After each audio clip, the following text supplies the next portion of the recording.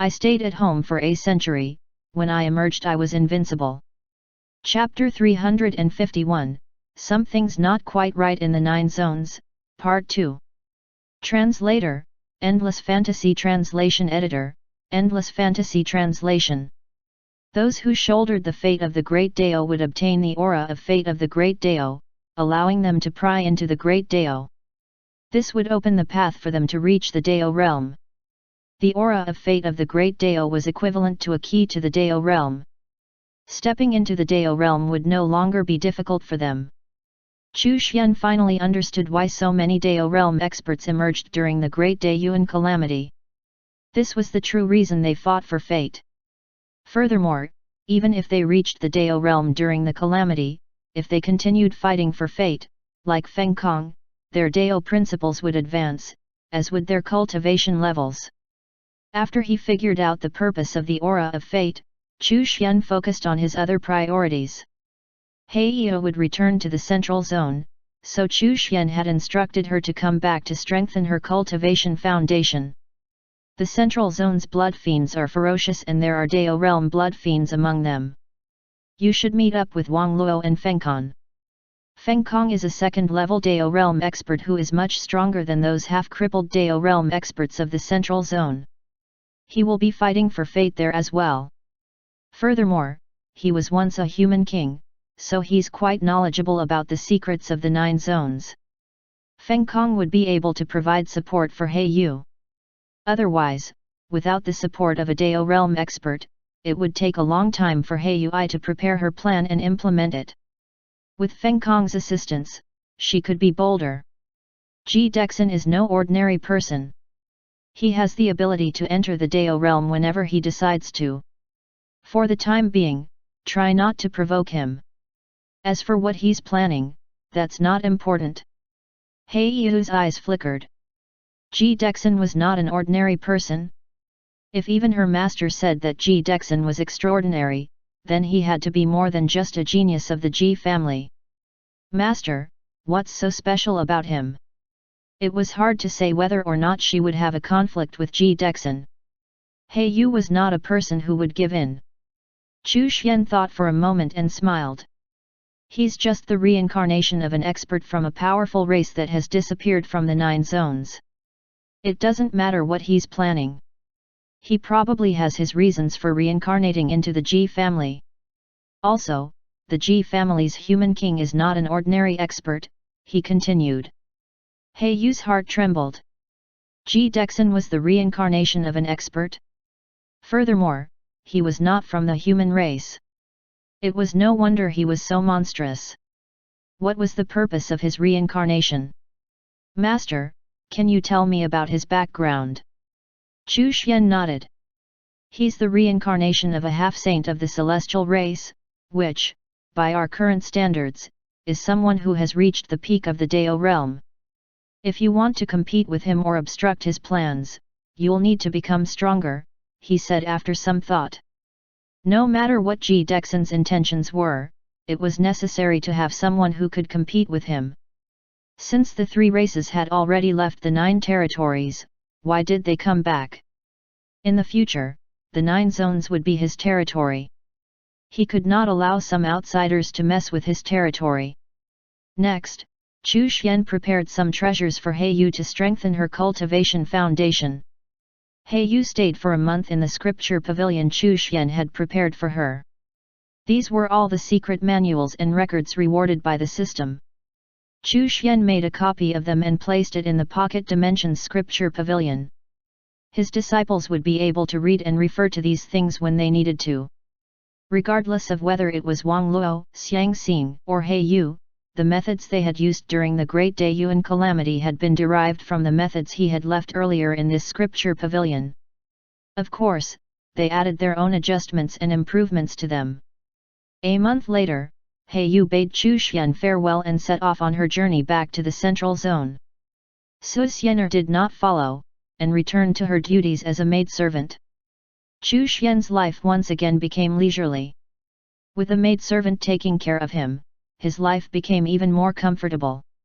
Your disciple, Qian Ming, has entered the divine realm. You have been rewarded with a lump of chaotic energy. A few days after Qianming reached the divine realm, Qin Ying also broke through. Your in-name disciple, Qin Ying, has entered the divine realm. You have been rewarded with a lump of chaotic energy. A few days after Qin Ying's breakthrough, the system's reward arrived again. Your nephew, Chu Pingfen, has displayed the might of the extreme Dao and killed many blood fiends. His fate has increased, and his cultivation level has skyrocketed. He has reached the heaven realm. Your fate Dao principle has advanced. As his fate Dao principle continued to advance, Chu Xian could already vaguely sense some changes. It seemed to be moving toward becoming a great Dao principle. Still, it was insufficient for him to pry into the changes happening to the fate of the 9 zones. He then thought of the strange black power of the great Dao. Would it spread to the 9 zones? Did it herald the beginning of the great Dao calamity? He Yu then returned to the central zone in a very low-key manner. Her return did not attract any attention. Chapter 352, Something's Not Quite Right in the 9 Zones, Part 3. Qian Region, Qian Mountain. Qian Mountain was the territory in which Qianming resided. He Yu, Wang Luo, and Feng Kong had all made their way here as well. For the time being, all three were keeping a low profile, especially Feng Kong. If he started killing the Dao realm blood fiends in the central zone, it would probably trigger changes in the Great Dayuan calamity. Therefore, Feng Kong was not in a hurry to make a move. He Yu was already making plans with the assistance of Wang Luo and Qianming. One blood-colored pillar after another was piled up on Qian Mountain. Mysterious runes were engraved on it. The modified blood-colored pillars were then buried in some of the Qian region's earth veins. This was done secretly in order to avoid attracting attention. The waters of the central zone ran deep, and there were countless ancient forces here, so it was easy for their actions to be exposed. Therefore, they acted personally.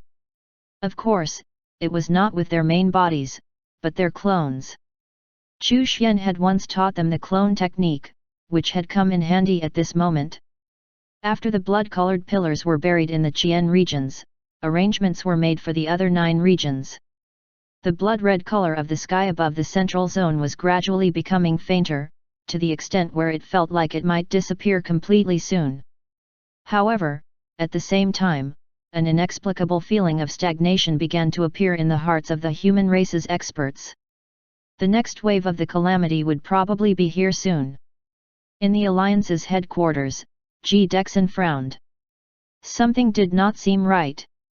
Why was the Great Dayuan calamity developing so quickly? How many years had it been? If this continued, there would probably be Dao realm experts entering the calamity soon. In reality, he did not know that if Chu Xian had not tricked Mo2 and the others to restrain the Dao realm cultivators in the primordial land, there would probably already have been Dao realm cultivators entering the calamity, even during the first wave. Ji Dexin felt a little uneasy. The 9 zones were currently full of unknown variables, and it was impossible to figure out what was going to happen. Even if this was the Great Dayuan calamity before the Great Dao calamity, things should not have progressed so quickly. Something was definitely wrong here. None of the previous Great Dayuan calamities he had experienced were like this. Did something change?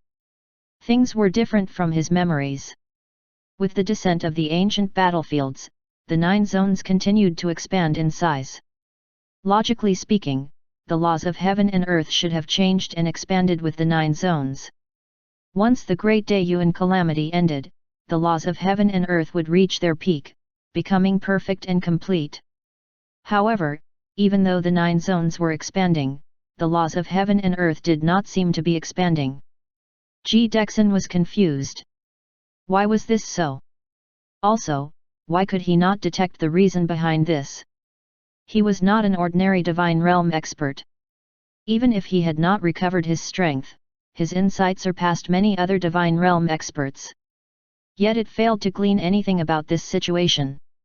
Focusing, he looked in the direction of the Qian region. For some reason, he felt that the Qian region was a little unusual. The aura of fate there was very strong, but, other than that, there were no other abnormalities. It was not unusual for such a situation to occur during the Great Daiyuan calamity. Is it related to that Qianming person? Qianming was a genius and very strong.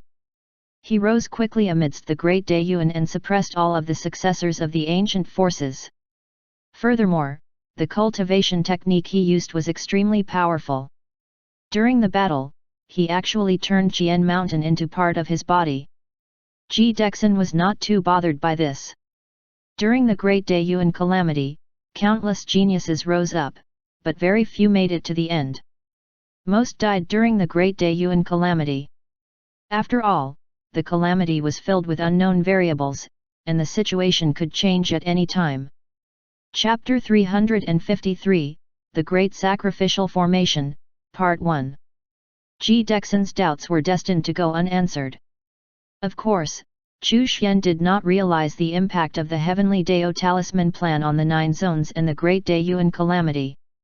He had thought that if he did it in secret, and did not interfere with the calamity, nothing would change.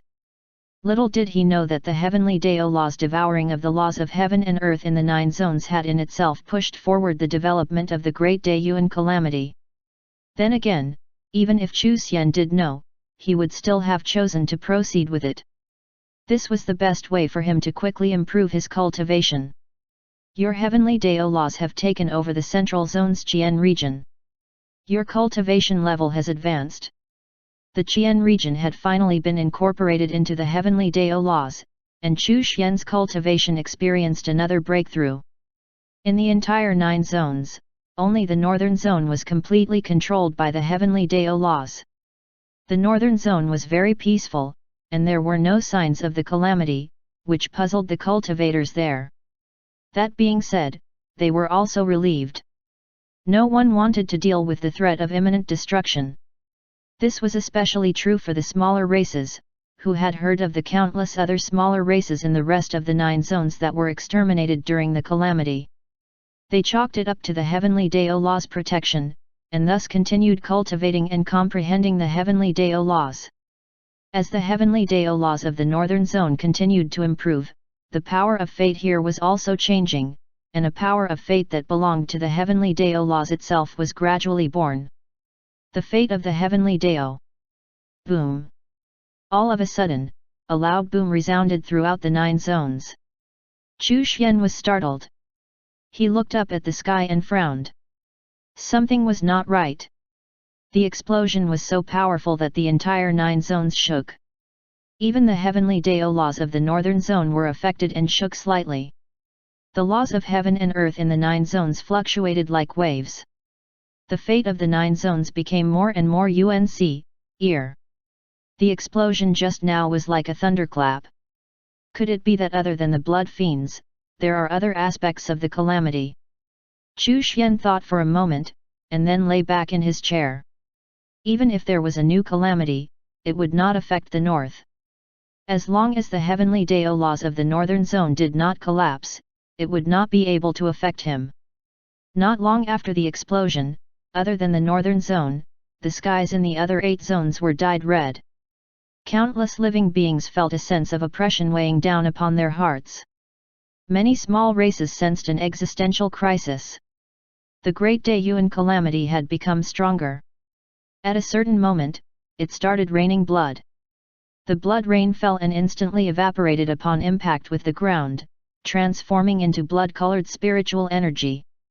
Chu Xian was shocked. It was hard enough to deal with the blood fiends, but now that this blood rain was descending, how could they deal with the blood fiends? Battles everywhere were indeed getting more and more intense. The Chaos Zone finally stopped fighting among themselves. The various races formed an alliance to deal with the blood fiends.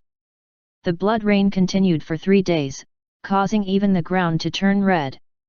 The blood fiends sprung up like bamboo shoots after the blood rain, constantly emerging in an unending cycle.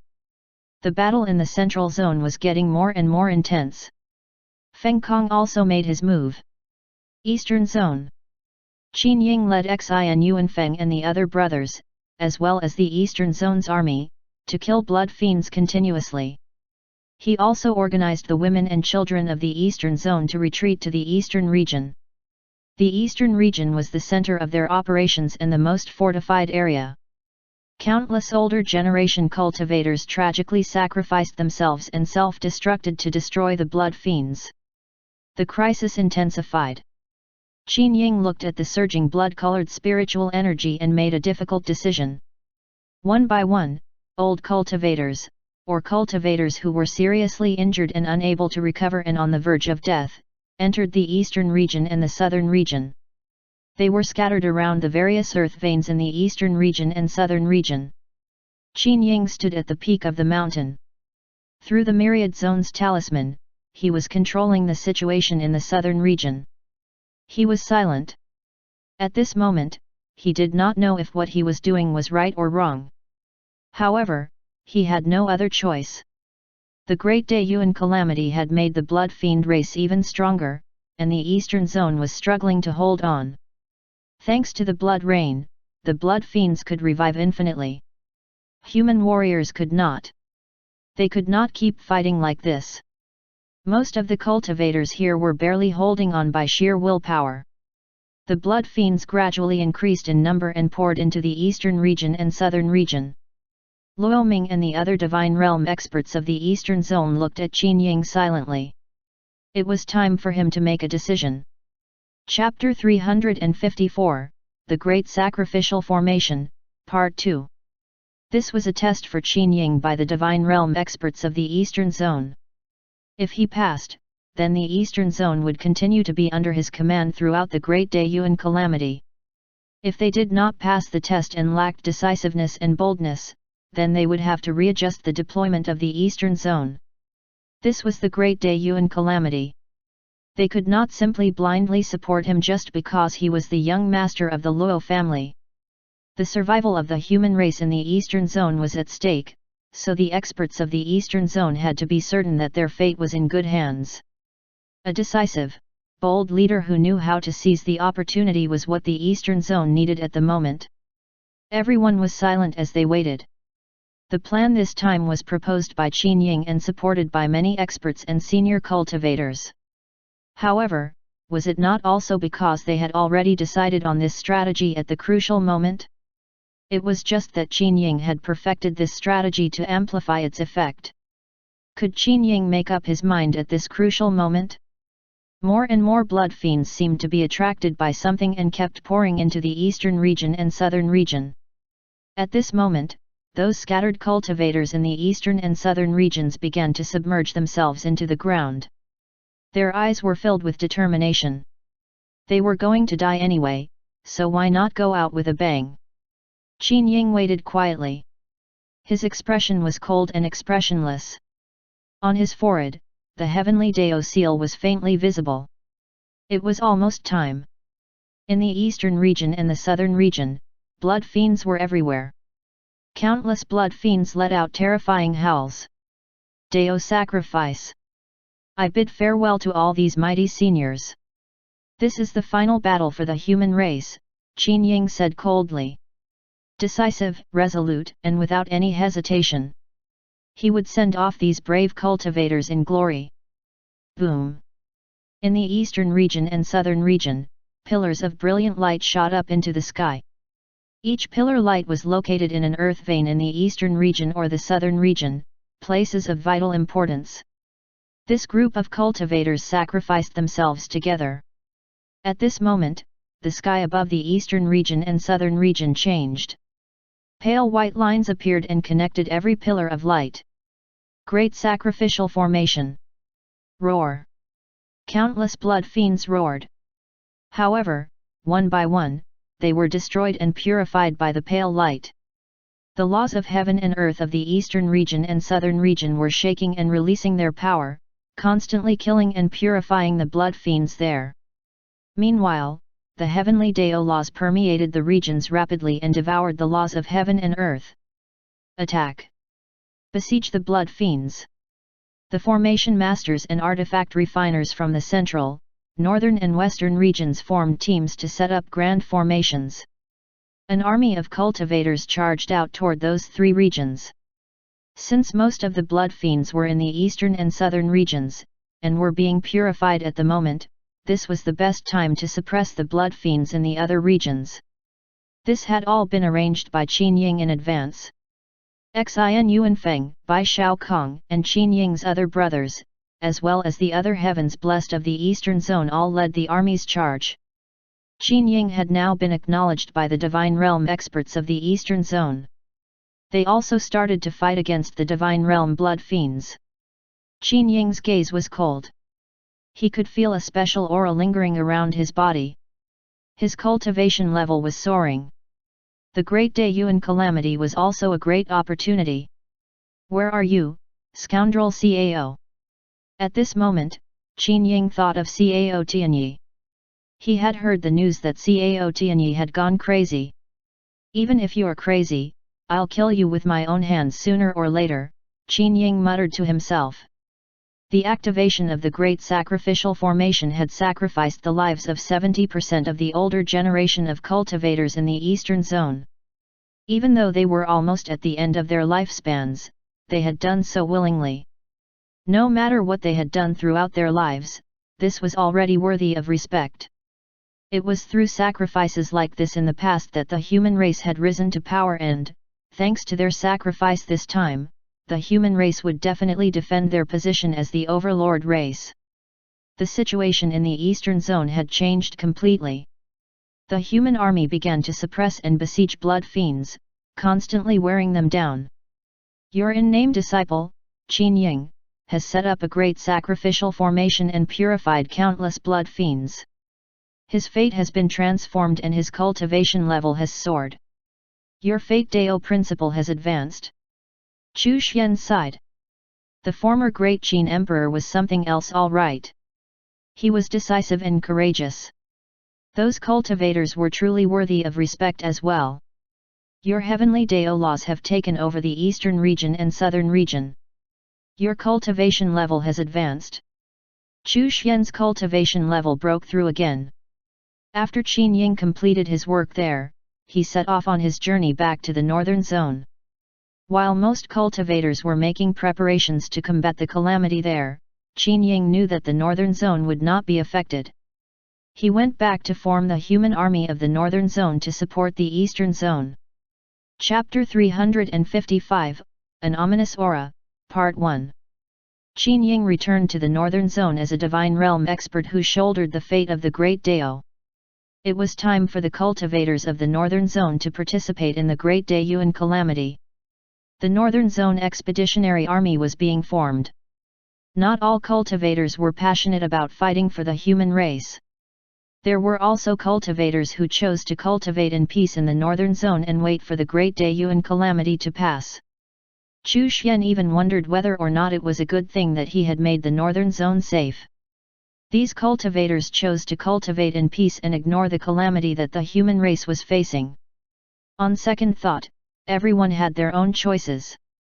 What was wrong with some people liking a safe environment and not participating in dangerous battles? There were all kinds of people, and it was not strange for some to be afraid of death. Still, Qin Ying was famous in the Northern Zone, so many cultivators flocked under his banner. Most cultivators knew that even though the Northern Zone was peaceful, if the human race was defeated in the Great Dayuan calamity and lost their dominant position, the human race in the Northern Zone would soon suffer the same fate. No matter what, they had to overcome the calamity and retain their status as an overlord race of the 9 zones. The Expeditionary Army of the Northern Zone soon set off. There were many formation masters and artifact refiners who had already made advance preparations to deal with the Blood Fiend race.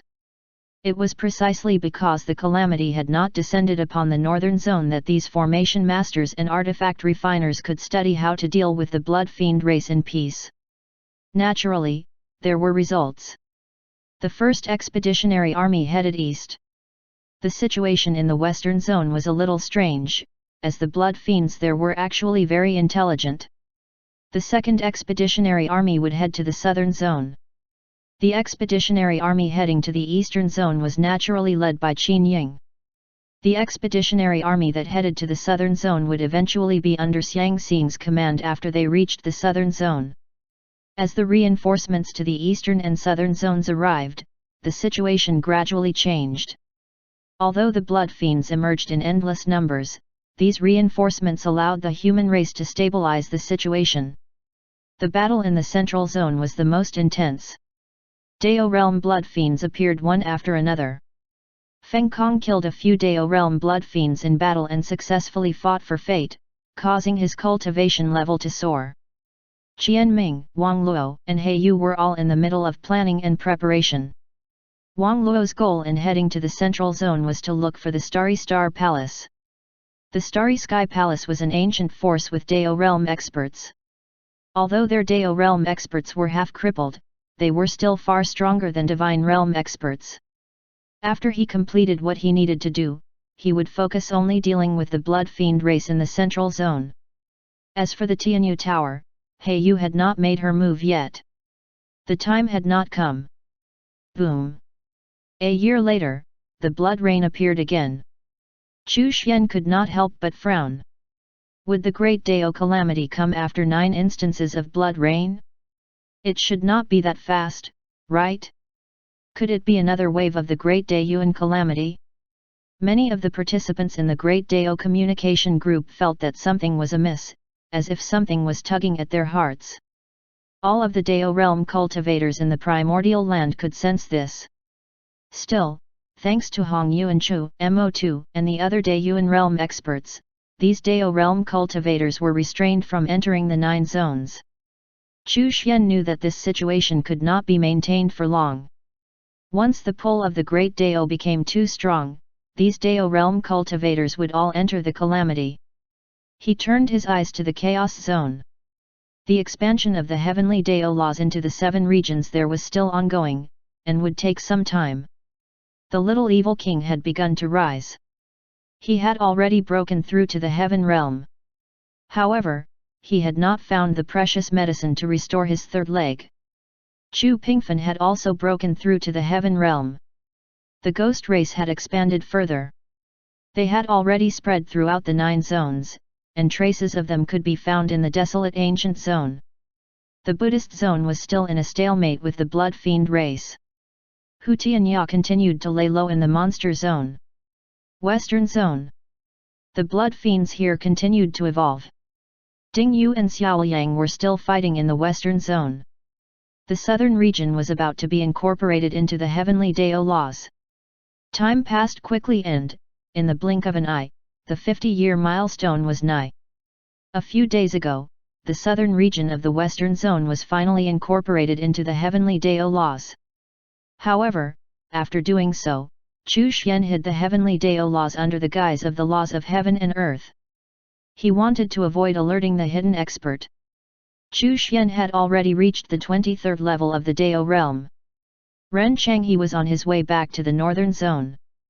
The current 9 zones had expanded by more than 3 times, including the northern zone.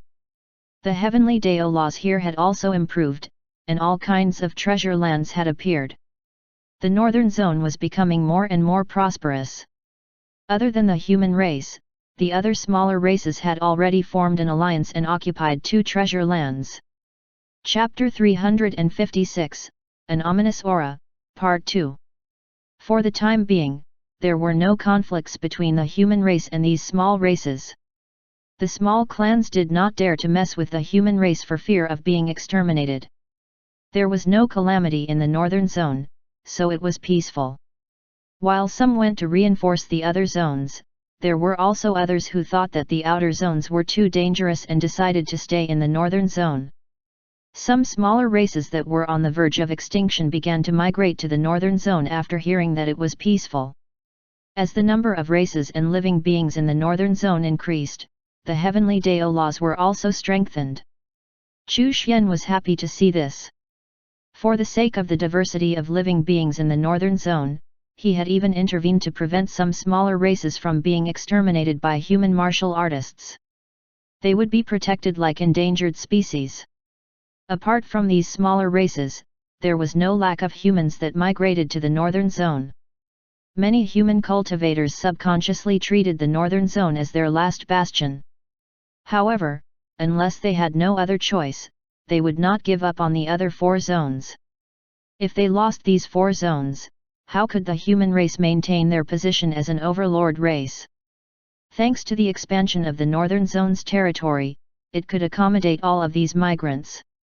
Chu Xian patiently waited for the 50-year milestone reward. In the desolate ancient region, Ren Changhe was making his way back to the northern zone. It was rare to see any divine realm cultivators here now. Almost all of them had returned to their respective zones to fight the blood fiends. Those that were here were either trapped in mystic and forbidden realms, or hiding like the defeated demon race. Even the crazy Cao Tianyi seemed to have disappeared. One day, Ren Changhe arrived at a large river called the Desolate Ancient Thunder River. In addition to the rumbling thunder, there were occasional lightning bolts in the river, and thunder fish jumping out of the water. The thunder fish was unique to this river, and was also how the river had received its name. The lightning bolts released by the thunder fish were no weaker than an Emperor Realm cultivator's attack. Furthermore, it was not a demonic beast, but just an ordinary beast. Its flesh contained the power of lightning and could temper one's body. It was effective even for Emperor Realm cultivators. Some Divine Realm experts would catch thunderfish and send them back to their families or sects once in a while to help their descendants cultivate and temper their bodies.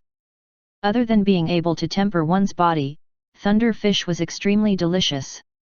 It was one of the tastiest things in the desolate ancient zone. Even Divine Realm experts who no longer needed to eat would sometimes catch a few thunderfish to eat. Voila!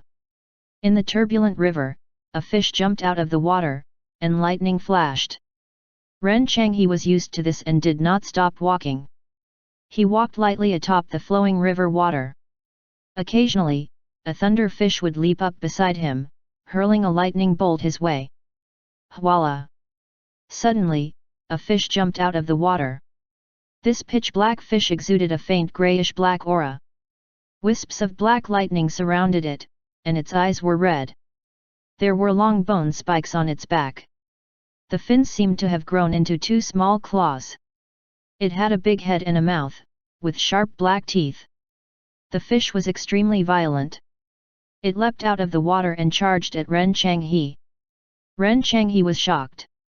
It appeared to be some sort of mutated thunder fish. What surprised him even more was that even the lightning bolts it released were black. Ren Changhe ignored the attack. An Emperor Realm attack was like an ant bite to him. He continued to move forward, and flicked his finger at the fish, destroying it. However, after the mutated thunder fish was destroyed, there was still a faint grayish-black gas left behind, which contaminated the power that Ren Changhe had released. As his power returned, Ren Changhe suddenly felt his heart palpitate, as if a great disaster was about to befall him. His expression changed slightly, and he immediately cut it off. After he cut it off, the grayish-black gas actually assimilated his power and grew a little stronger before submerging itself into the river.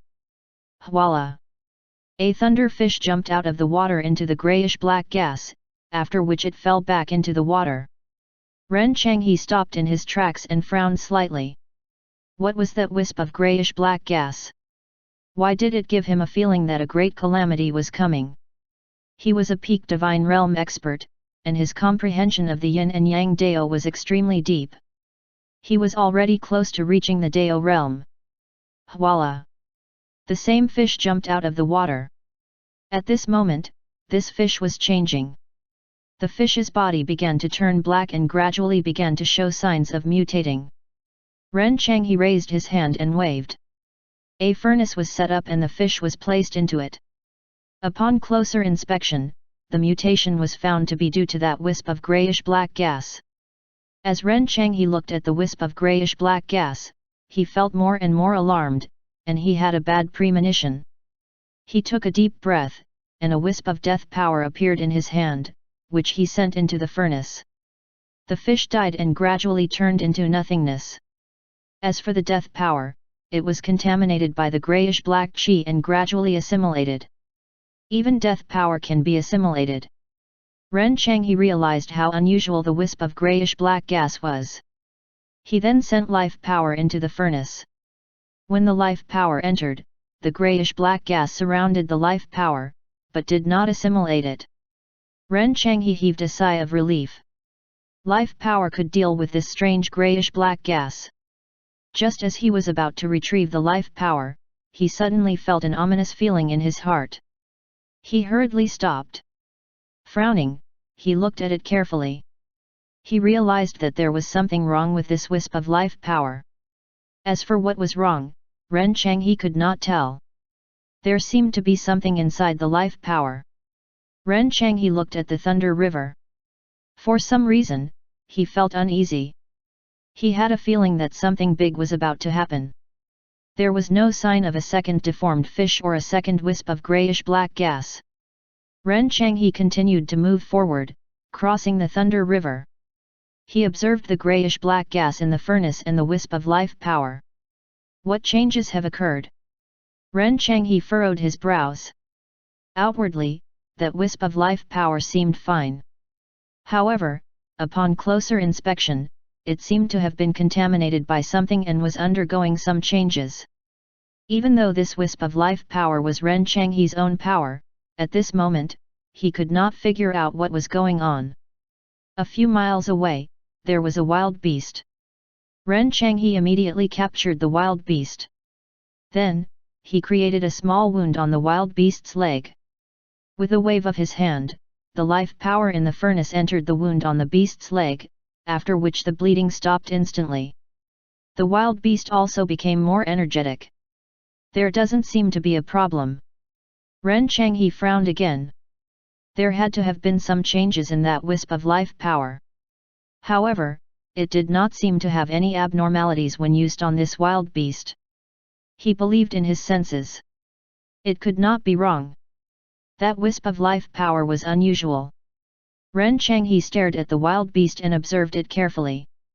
However, he did not notice that the furnace in his hand, which was filled with grayish-black gas, had gradually become contaminated with the grayish-black gas. It was shrouded in an unknown and ominous aura. Chapter 357, An Ominous Aura, Part 3. Ren Changhe observed the beast. As time passed, the beast gradually changed. Its eyes turned red, and it seemed to become irritated. What was even more terrifying was that fangs appeared, and bone spikes grew on its back. It was gradually mutating into a strange beast.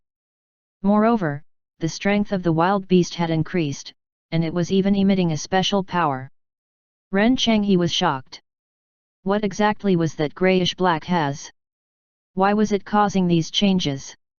Roar! The beast suddenly stared at Ren Changhe and let out a strange roar.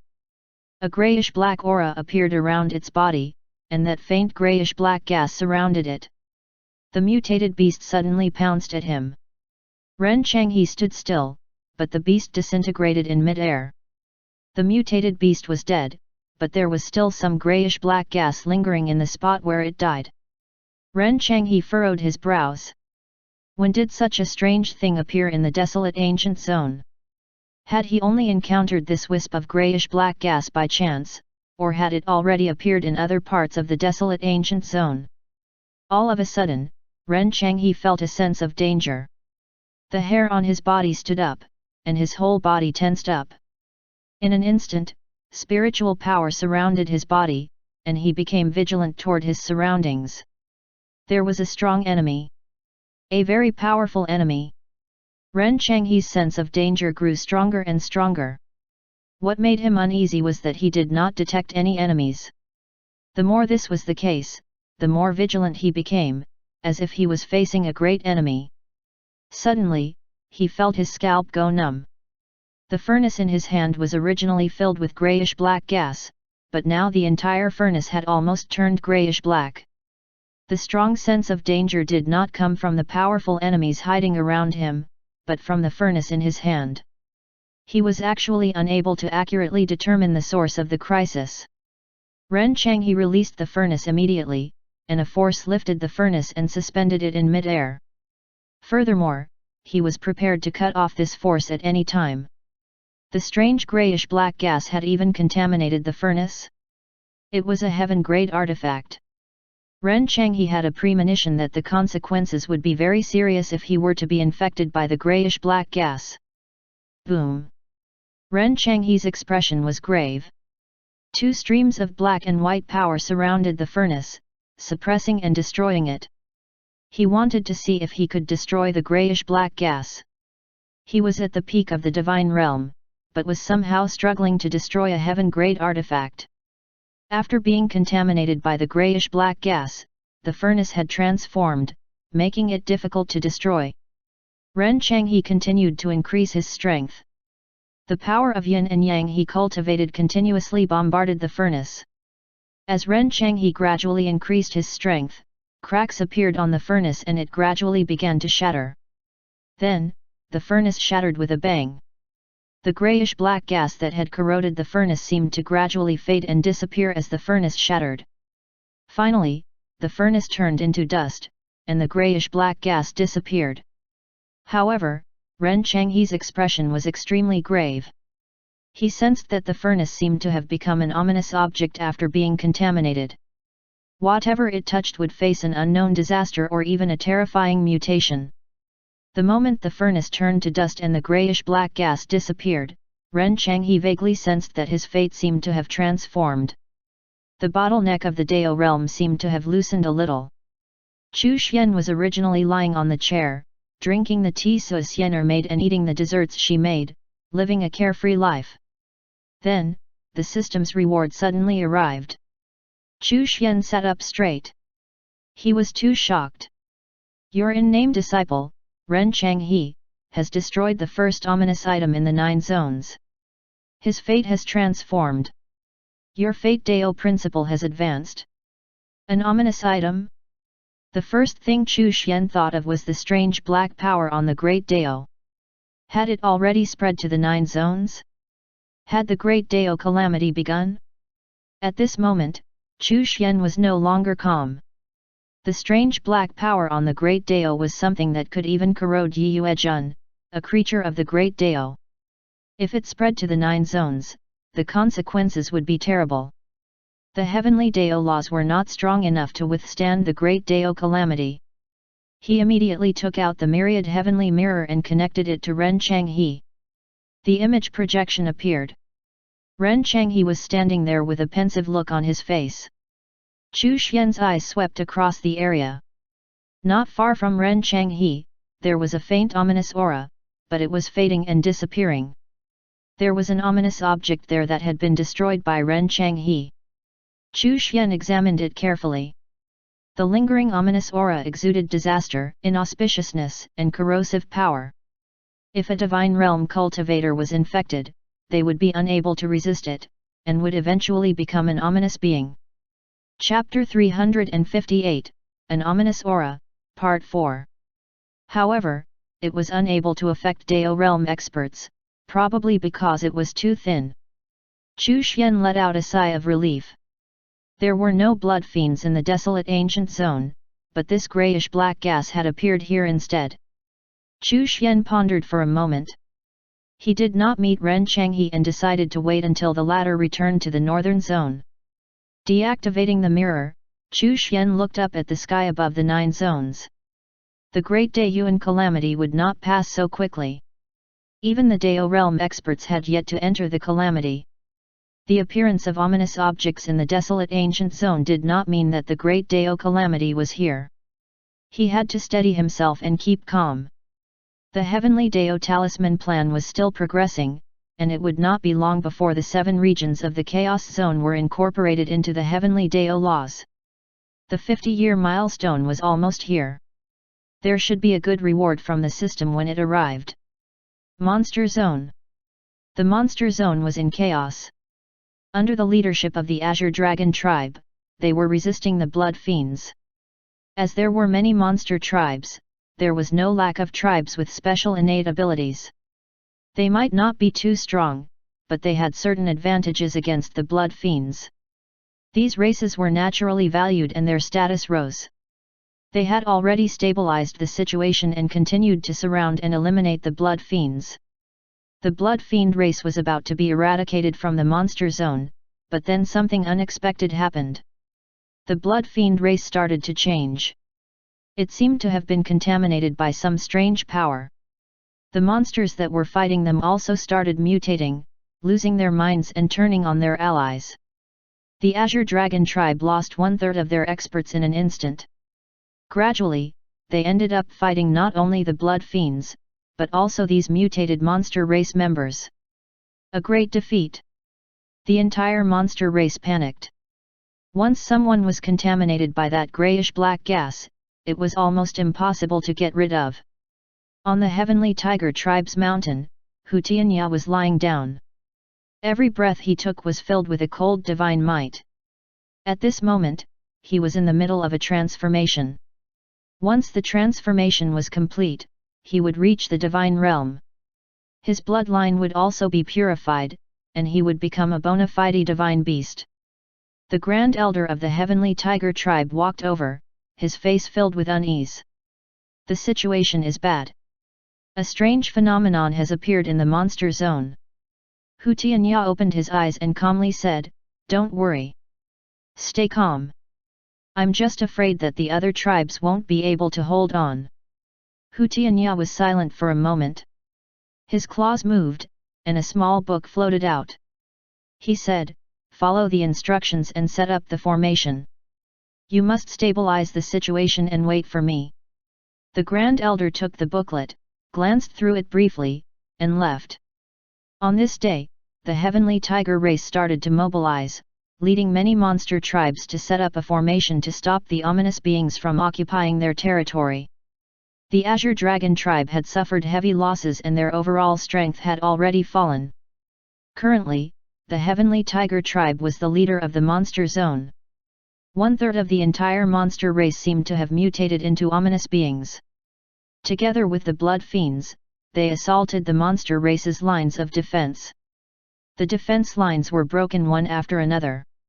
Those ominous beings continued mutating, to the point that one could not even recognize their original forms. None of the monsters dared to engage in close combat with these ominous beings for fear of being contaminated by the grayish-black gas. They could only attack from a distance, which limited the power of their attacks. Bang! All of a sudden, an ominous mutated being exploded, spewing out a grayish-black gas. It was not caused by an attack, but it seemed that it had automatically exploded and died. However, at the place where it exploded, the grayish-black gas became thicker. The monster race's lines of defense continued to be pushed back, and they lost more and more ground. They felt despair. Was the monster race going to be exterminated? These ominous beings were even more terrifying than the blood fiend race, and were even more difficult to deal with. The blood fiends could revive and become stronger. However, they would not corrode and mutate people. It was too terrifying. Even the methods that could purify the blood-colored spiritual energy were useless against the ominous beings. It seemed that they could only hope that the ominous beings all exploded and died before they could fully conquer the monster zone. The Heavenly Tiger tribe placed their hopes on Hu Tianya. The Grand Elder was here on the mountain again. Before he even got close, he could already feel a wave of pressure. Hu Tianya was clearly not as strong as he was. However, at this moment, the Grand Elder felt a sense of fear. It was as if there was a terrifying being in front of him. He advanced with great difficulty, but in the end, he still could not reach the peak. Hu Tianya's bloodline had suppressed him. Although his body was reacting this way, he was ecstatic. They had to hold on until Hu Tianya came out of secluded cultivation. He was the key to the Heavenly Tiger tribe's rise and also the monster race's salvation. The Grand Elder turned and left. The monster race's lines of defense retreated again and again. In a short span of time, 2/3 of the monster zone had been conquered. There were talks of abandoning the entire zone to occupy territory elsewhere, perhaps in the Chaos Zone. Just as the experts of the monster race were discussing their escape route and sending experts to the Chaos Zone to investigate the situation there, a vast wave of pressure swept out from the Heavenly Tiger tribe's mountain. Hu Tianya stood up. His entire body was surrounded by a white light. Roar! A tiger's roar shook the heavens. White Tiger Bloodline Awakening. Hu Tianya transformed into the White Tiger Divine Beast. With a roar, he leapt and headed toward the front lines of the battle. A roar came from afar, and he did not restrain his aura at all. In that instant, countless monsters turned pale with fright and revealed their monster forms. Hu Tianya looked awe-inspiring as he arrived at the front lines. The experts of the monster race, including those from the Azure Dragon race, could not help but tremble. The pressure they felt from their bloodlines and souls made them tremble. What was going on with Hu Tianya? The Heavenly Tiger tribe was overjoyed. Hu Tianya had completed his transformation. From now on, the Heavenly Tiger tribe would become the ruling tribe of the monster race. Hu Tianya let out a roar and charged toward the ominous beings. His killing intent surged forth, and a ring of white light enveloped his body. The grayish-black gas was actually unable to contaminate him, and the ring of white light seemed to cleanse it. Shua! With a wave of its claws, he instantly killed an ominous being. Chapter 359, An Ominous Aura, Part 5. Hu Tianya had transformed into the White Tiger Divine Beast. He had incredible power and was immune to the effects of the grayish-black gas. That being said, he was still a young divine beast, and would need time to fully realize the potential of his bloodline. Even so, he was still qualified to lead the monster race in their battle against the calamity. Your disciple, Hu Tianya, has transformed into the White Tiger Divine Beast. His fate has been transformed. Your fate Dao principle has advanced. Your disciple, Hu Tianya, exuded awe-inspiring divine might. He killed the ominous beings and has assumed the mantle of leadership over the monster race. You have been rewarded with the Might Dao principle. Obtaining 2 system rewards was beyond Chu Xian's expectations. However, it seemed that the ominous beings had appeared in the monster zone. This was concerning. Chu Xian received the rewards. His new Dao principle filled him with a sense of unparalleled power. It seemed that the Might Dao principle was also a nascent Great Dao principle. Now, Chu Xian's only limitation was his cultivation level. He had 3 nascent Great Dao principles, which would allow him to reach the Daiyuan realm at any time. Still, he did not want to rely on these to reach the Daiyuan realm. He wanted to create his own Great Dao, one that encompassed everything. Only in this way would he have the chance of surpassing the Great Dao. After Hu Tianya transformed into a divine beast, he led the monster race and began to suppress the ominous beings. Hu Tianya's divine beast body was actually immune to the effects of the grayish-black gas. Of course, this was because the density of the grayish-black gas in the monster zone was currently very thin. With the rise of Hu Tianya, the heavenly Dao laws also increased their rate of expansion into the monster zone. A few days later, the western region of the monster zone, where the heavenly tiger tribe was located, was incorporated into the heavenly Dao laws. Your heavenly Dao laws have taken over the western region of the monster zone. Your cultivation level has advanced. 24th level of the Dao realm. In the group chat, the soaring flood dragon king suddenly spoke up. I don't know what's going on, but I can faintly sense that the monster zone has undergone some changes. Hu Tai also spoke up, I've sensed it too. I've also noticed that the fate of my heavenly tiger tribe seems to have changed. The 2 monster race Daiyuan realm experts were very confused. The monster race's fate seemed to have become stronger, but there were also some other changes. It was as if the fate of the monster race had gathered in one place and was changing. Furthermore, Hu Tai felt his bloodline resonating with something. Of course, whenever these Daiyuan realm experts had any doubts, they would seek out Chu Xian, which was exactly what the soaring flood dragon king did. Chu Xian naturally understood why these changes occurred. After all, it was all related to his disciple Hu Tianya and his transformation into a divine beast. It's a good thing that the monster race has a person with great fate, Chu Xian said. They were overjoyed, and both were secretly hoping that the person with great fate was from their tribe. Chu Xian muttered in his heart, the white tiger divine beast is the ancestor of all tigers, so even Hu Tai would have to bow down to Hu Tianya once the latter became a Daiyuan expert. After all, these divine beasts had once ruled the monster race before they left the 9 zones. Although this is a good thing, don't act rashly. The great calamity can even use good things to tempt you to enter the calamity, so be careful. Thank you for your reminder, Brother Chu, they both said gratefully. Chapter 360, Demon Buddha's Turn. In their hearts, the terror of the great calamity deepened. This was Chu Xian's only method to delay the progress of the calamity. As long as the Dao realm and Daiyuan realm experts did not enter the calamity, its development would not get out of control. Chu Xian knew that his intervention would only be temporary, and that these experts would enter the calamity later on. After dealing with this matter, Chu Xian turned his attention to the monster zone, examining the grayish-black gas. His brows furrowed slightly. Chu Xian was certain that the grayish-black gas originated from the Great Dao Calamity. Other than the desolate ancient zone, the monster zone was the first zone that had been affected by this grayish-black gas. Chu Xian frowned. It seemed that this grayish-black gas also had the power to contaminate the laws of heaven and earth. Half of the laws of heaven and earth in the monster zone were tainted by the grayish-black gas. If the heavenly Dao laws devoured the laws of heaven and earth here, it would have to drive out or purify the grayish-black gas. Would that be considered as interfering with the Great Dao Calamity? Would it expose the heavenly Dao laws? Chu Xian pondered for a while and decided to hide the heavenly Dao laws. They would remain dormant in the monster zone.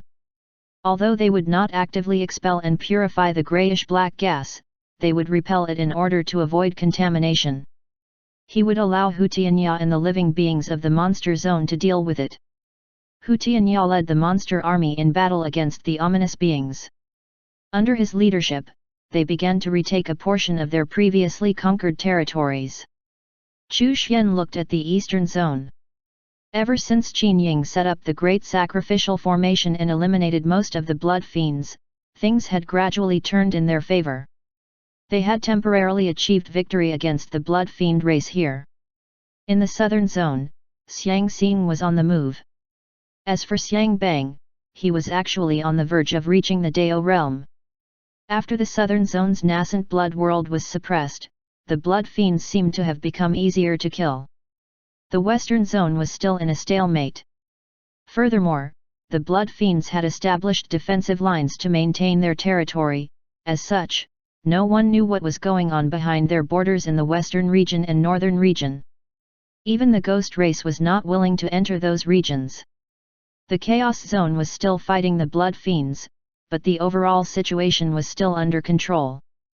The fiercest fighting was taking place in the central zone.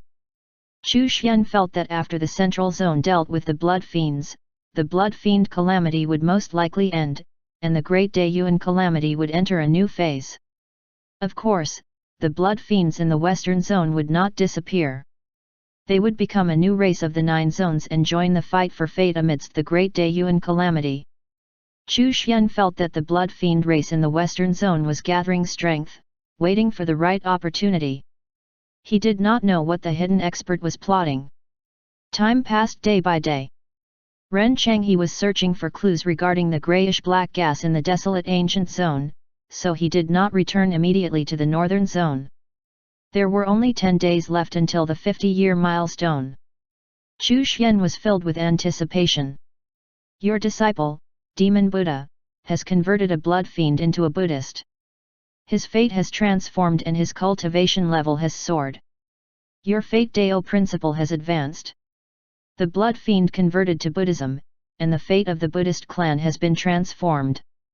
The Buddhist world has expanded, and the Buddhist Dao principle has advanced. Your Fate Dao principle has advanced. Chu Xian was stunned. What was going on? A blood fiend converted to Buddhism? Chu Xian was shocked by Demon Buddha.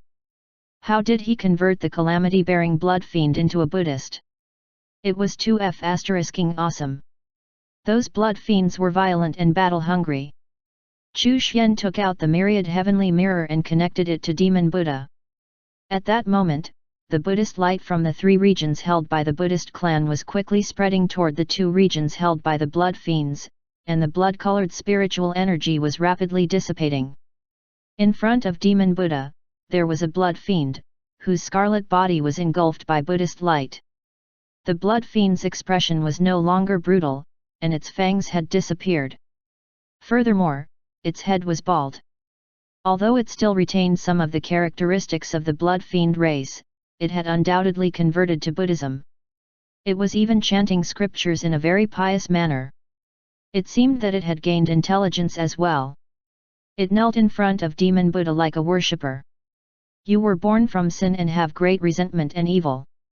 Let go of your past and your obsessions. Everything will be void. It's a great merit to convert to Buddhism. You've converted to Buddhism and found your way back to the light. From now on, you are no longer a blood fiend.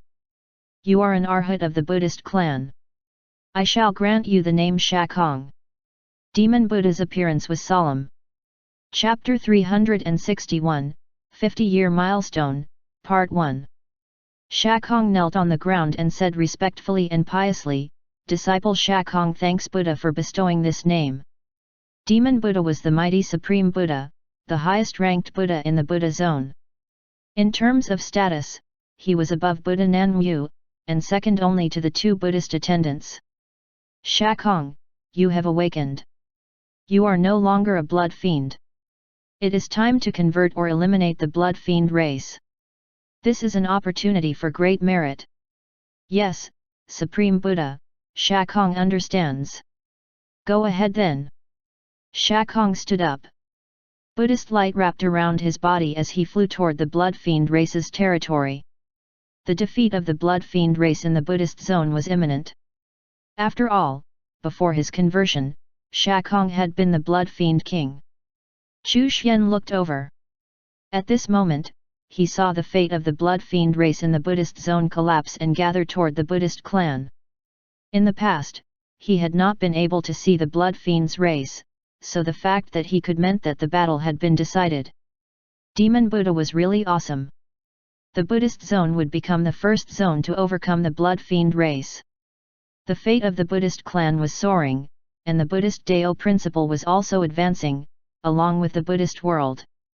Furthermore, Demon Buddha, Nanmu Buddha, as well as the Buddhist attendants, were getting stronger. Soon, a second zone would fall under the control of the heavenly Dao laws. Chu Xian deactivated the myriad heavenly mirror and turned his attention to Chu Yi and Chu Er. The 2 of them had yet to complete their transformation. They would only complete their transformation and reach the Dao realm after the Origin Dao crystal completed its upgrade. Once they stepped into the Dao realm, they would become living beings in the truest sense of the word, and would no longer be soul puppets. Chu Xian estimated that it would probably take about 10 years to upgrade the Origin Dao crystal, which would be around the time of the 60-year milestone. With the Origin Dao crystal as the foundation, he could open up a true great Dao. Alongside the heavenly Dao laws, he would have 2 great Daos. That would make him invincible within the Daoyuan realm, right? The Buddhist zone had been secured and the blood fiend race had been defeated. Chu Xian could sense that the Buddhist zone's heavenly Dao laws were improving rapidly. Demon Buddha was already at the peak of the divine realm, as was Buddha Nanmu. The Dao realm was just a step away. Once the Buddhist zone was incorporated into the heavenly Dao laws, Chu Xian's cultivation level would rise again. When the northern zone was incorporated into the heavenly Dao laws, he had received 36 Dao principles. Would he receive the same reward from the Buddhist zone? Or even more? The number of Dao principles Chu Xian had grasped was close to 200, which was far beyond any other Daoyuan realm cultivator. Finally, the 50-year milestone arrived. Chu Xian took a deep breath and waited for the system's reward. He sighed inwardly. Time really passed by so quickly. In the blink of an eye, 50 years had passed. He had not left the small courtyard for 50 years, but it was a small price to pay for his rapid increase in strength. You have remained in seclusion for 50 years and have hastened the progress of the heavenly Dao talisman plan, which accelerated the development of the Great Daeyuan calamity. Your plan was meticulous and ambitious. You have been rewarded with the Chaos Scripture. Something was wrong. Chapter 362, 50-Year Milestone, Part 2. Chu Xian fell into deep thought as he looked at the system notification. How had he accelerated the development of the Great Daeyuan calamity? Was it due to the expansion of the heavenly Dao laws and the erosion of the laws of heaven and earth in the 9 zones? This was an accident. It was not my intention. Chu Xian was helpless. He had thought that the reason the Great Daeyuan calamity had developed so quickly was due to the impending Great Dao calamity. However, he now knew that it was his own doing. In any case, Chu Xian would not stop the expansion of the heavenly Dao laws. Without it, there was no way to quickly improve his strength. He did not dwell on the matter, and instead chose to focus on the system's reward. The reward for the 50-year milestone was the Chaos Scripture.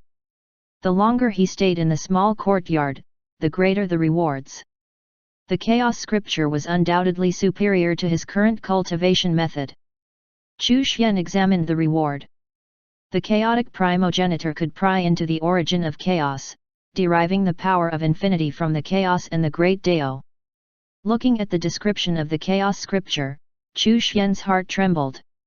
He would be able to understand the mysteries of chaos if he mastered it.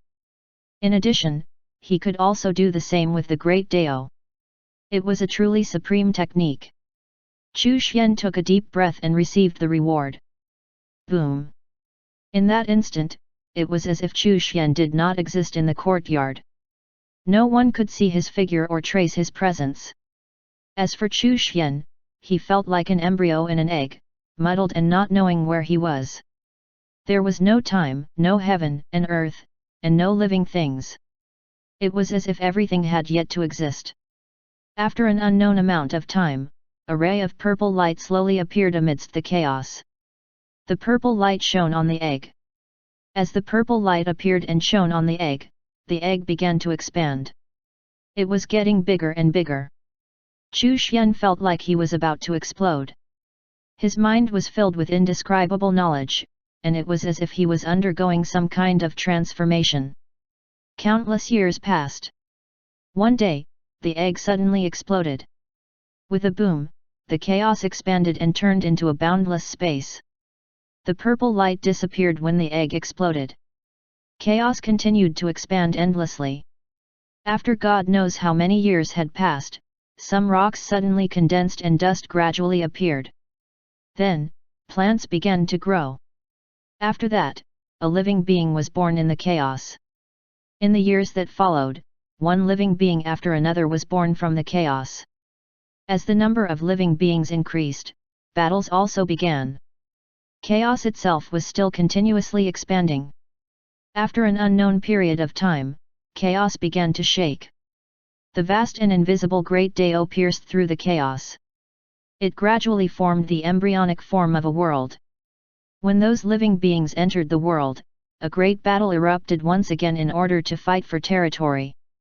Countless living beings fell, and their power was absorbed by the Great Dao. The Great Dao became stronger and stronger, invisible and omnipresent. The world was also changing, and there were more and more types of living beings. Gradually, the living beings born in the world began to fight against the living beings born from the chaos, and the battle lasted for a long time. Some of the creatures that were born from the chaos left the world and stopped fighting. Some were surrounded and killed. Gradually, the number of creatures born from chaos decreased until the last one in the world was surrounded and killed. Chaos continued to expand until, with a loud boom, the edge of the chaos collided with another chaotic force. Chu Xian suddenly woke up. Endless comprehension appeared in his mind. The mysteries of chaos appeared in his mind. He also seemed to understand the creation of the Great Dao.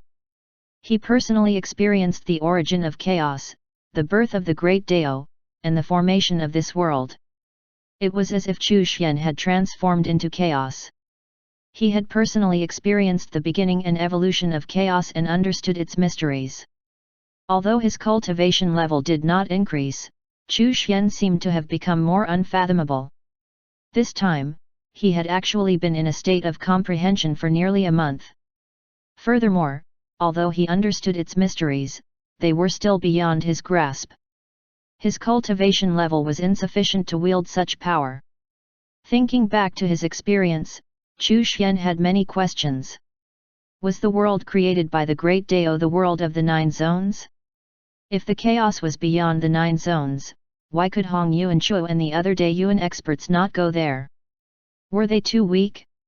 Was that where those powerful races had gone to? Also, was the 9 zones world the only one in the chaos? If there was more than one, could the chaos possibly have its own Great Dao? Chu Xian then thought of the chaotic creatures. A portion of them had been killed in the world, while the rest left to the chaos. Would a powerful chaos creature create a new world? Chu Xian had the earth creation scripture and the heaven-splitting brush, which allowed him to create a complete world in the chaos. As such, it did not seem too far-fetched that others could do it as well, even without these supreme artifacts. Although there were many questions, there were also many answers. He now had knowledge of the chaos. Furthermore, he felt that the 10,000-mile-long Dao path was a watershed. He was almost certain that only those who had reached that benchmark could travel to the chaos. Chu Xian then thought about Huanglong and the other creatures of the Great Dao. Would they be able to go to the chaos? What was the Great Dao's purpose anyway? Chapter 363, The 9 Zones Ocean, Part 1. Chu Xian left the questions alone for the time being. These questions would naturally be answered once he became strong enough. Cultivation was paramount, which meant that he had to stay focused on the Heavenly Dao Talisman plan. He turned his gaze to the Buddhist zone. The Heavenly Dao laws were about to take over the Buddhist zone, which would further increase his cultivation level. The Heavenly Dao laws were also making progress elsewhere. This was all due to his disciples' efforts in fighting for fate amidst the calamity. Still, now that he knew that the Heavenly Dao Talisman plan was what caused the acceleration of the Great Daiyuan calamity, he became more cautious. At the very least, he should restrain the Heavenly Dao laws from interfering with the ominous beings, as that might accelerate the Great Dao calamity, which was far more terrifying. Chu Xian was not ready for that, at least not until he reached the Daiyuan realm. Some time passed, and the final 2 regions of the Buddhist zone were finally incorporated into the Heavenly Dao laws. Your Heavenly Dao laws have taken over 2 regions in the Buddhist zone. Your cultivation level has advanced twice. The Heavenly Dao laws continued to expand into the rest of the Buddhist zone. There were still other small territories beyond the 5 regions that had yet to be incorporated into the Heavenly Dao laws, so the reward for taking over the Buddhist zone had not arrived yet. The northern region of the Buddhist zone bordered a vast ocean, and the Heavenly Dao laws began to expand in that direction as well. The ocean of the 9 zones were very special. Apart from the northern zone, the other 8 zones were all connected to the ocean. Even the central zone was somehow connected to an ocean. This was unknown territory for Chu Xian, and he quickly realized that the ocean was vast and likely contained countless secrets, as well as living beings. When the Heavenly Dao laws expanded into the ocean from the Buddhist zone, he discovered the ocean race, which was just a generic term that encompassed the living beings of the ocean. In terms of population and size, they were actually qualified to stand among the human, demon and monster races as an overlord race. Chu Xian discovered that the ocean was filled with faint blood-colored spiritual energy. The battle here was ongoing as well. Wait! The ocean also bordered the northern region of the western zone. Did the hidden expert focus his attention there instead of trying to conquer the western zone? This opened up many new possibilities, so he had to watch over the ocean of the 9 zones. Chu Xian felt that it was necessary to plant some pawns there to monitor the situation. The little evil king was currently the best candidate. The other disciples all had their own goals and plans, but he did not. His main goal was to take revenge on the evil son and restore his manhood. If the evil son was hiding in the ocean, would the little evil king go out to search for him? He definitely would. Chu Xian sent a message to Du Yuan, asking him to take the little evil king and the forces he had established out into the ocean. The opportunities out there would naturally be plentiful as well. Du Yuan was a 9th level Divine Realm cultivator currently. However, it was impossible for him to break through to the Dao realm given his level of talent. Chapter 364, The Nine Zones Ocean, Part 2. The only way he could do so was if his fate was transformed. There was not much hope for that in the Chaos Zone. The Blood Fiend race had basically been wiped out by He Yu. However, there were possibilities in the ocean. The little evil king was already a Heaven Realm expert. He too needed to fight for fate to break through to the Divine Realm, otherwise, he might not be strong enough to defeat the evil sun. There's no longer a need to stay in the Chaos Zone. The evil sun might have gone out into the ocean. Du Yuan spoke to the little evil king in a low voice. The little evil king was taken aback. Let's go out into the ocean. It was only after Du Yuan mentioned it that he realized that there was a vast ocean. There were countless opportunities in the ocean, and some undiscovered islands might contain valuable treasures. Some creatures in the ocean might have special abilities. Perhaps he would be able to fix his third leg. Du Yuan stared blankly for a moment. He had originally prepared an excuse, but it was no longer needed. The little evil king ventured out into the ocean with the experts of the evil warding palace aboard 2 heaven-grade warships. The vast ocean was full of dangers. As soon as they ventured out, they were attacked. The blood fiends were in the ocean. Chu Xian did not pay too much attention to the little evil king and Du Yuan. He had sent them there to see if the hidden expert had made any moves in the ocean. If it was as he expected, then he had to be wary. When the heavenly Dao laws expanded into the ocean, he had to be careful to avoid being discovered. Chu Xian had already discovered some powerful ocean race creatures through the heavenly Dao talisman, as well as the blood fiend race that permeated the ocean. There were even ancient ruins and battlefields in the ocean. Chu Xian looked on silently. The ocean had lost some of its beauty due to the Great Dayuan calamity. He could even see the corpses of some fish in the sea. Chu Xian even saw the corpse of a giant turtle floating on the sea. The corpse was surrounded by the blood-colored spiritual energy. It had clearly died at the hands of a blood fiend. However, why was it not devoured by the blood fiend? He also saw a big fish that looked like a whale. It was hundreds of meters long, but it was swimming in the ocean on its last breath. The big fish was just an ordinary ocean creature, but its huge body was sufficient to indicate that it was physically strong. He could not tell why the big fish was dying. It did not seem to be injured or sick. Chu Xian saw another ocean creature comparable to a heaven realm expert. It was a shrimp-like creature, and one of its pincers had already been broken.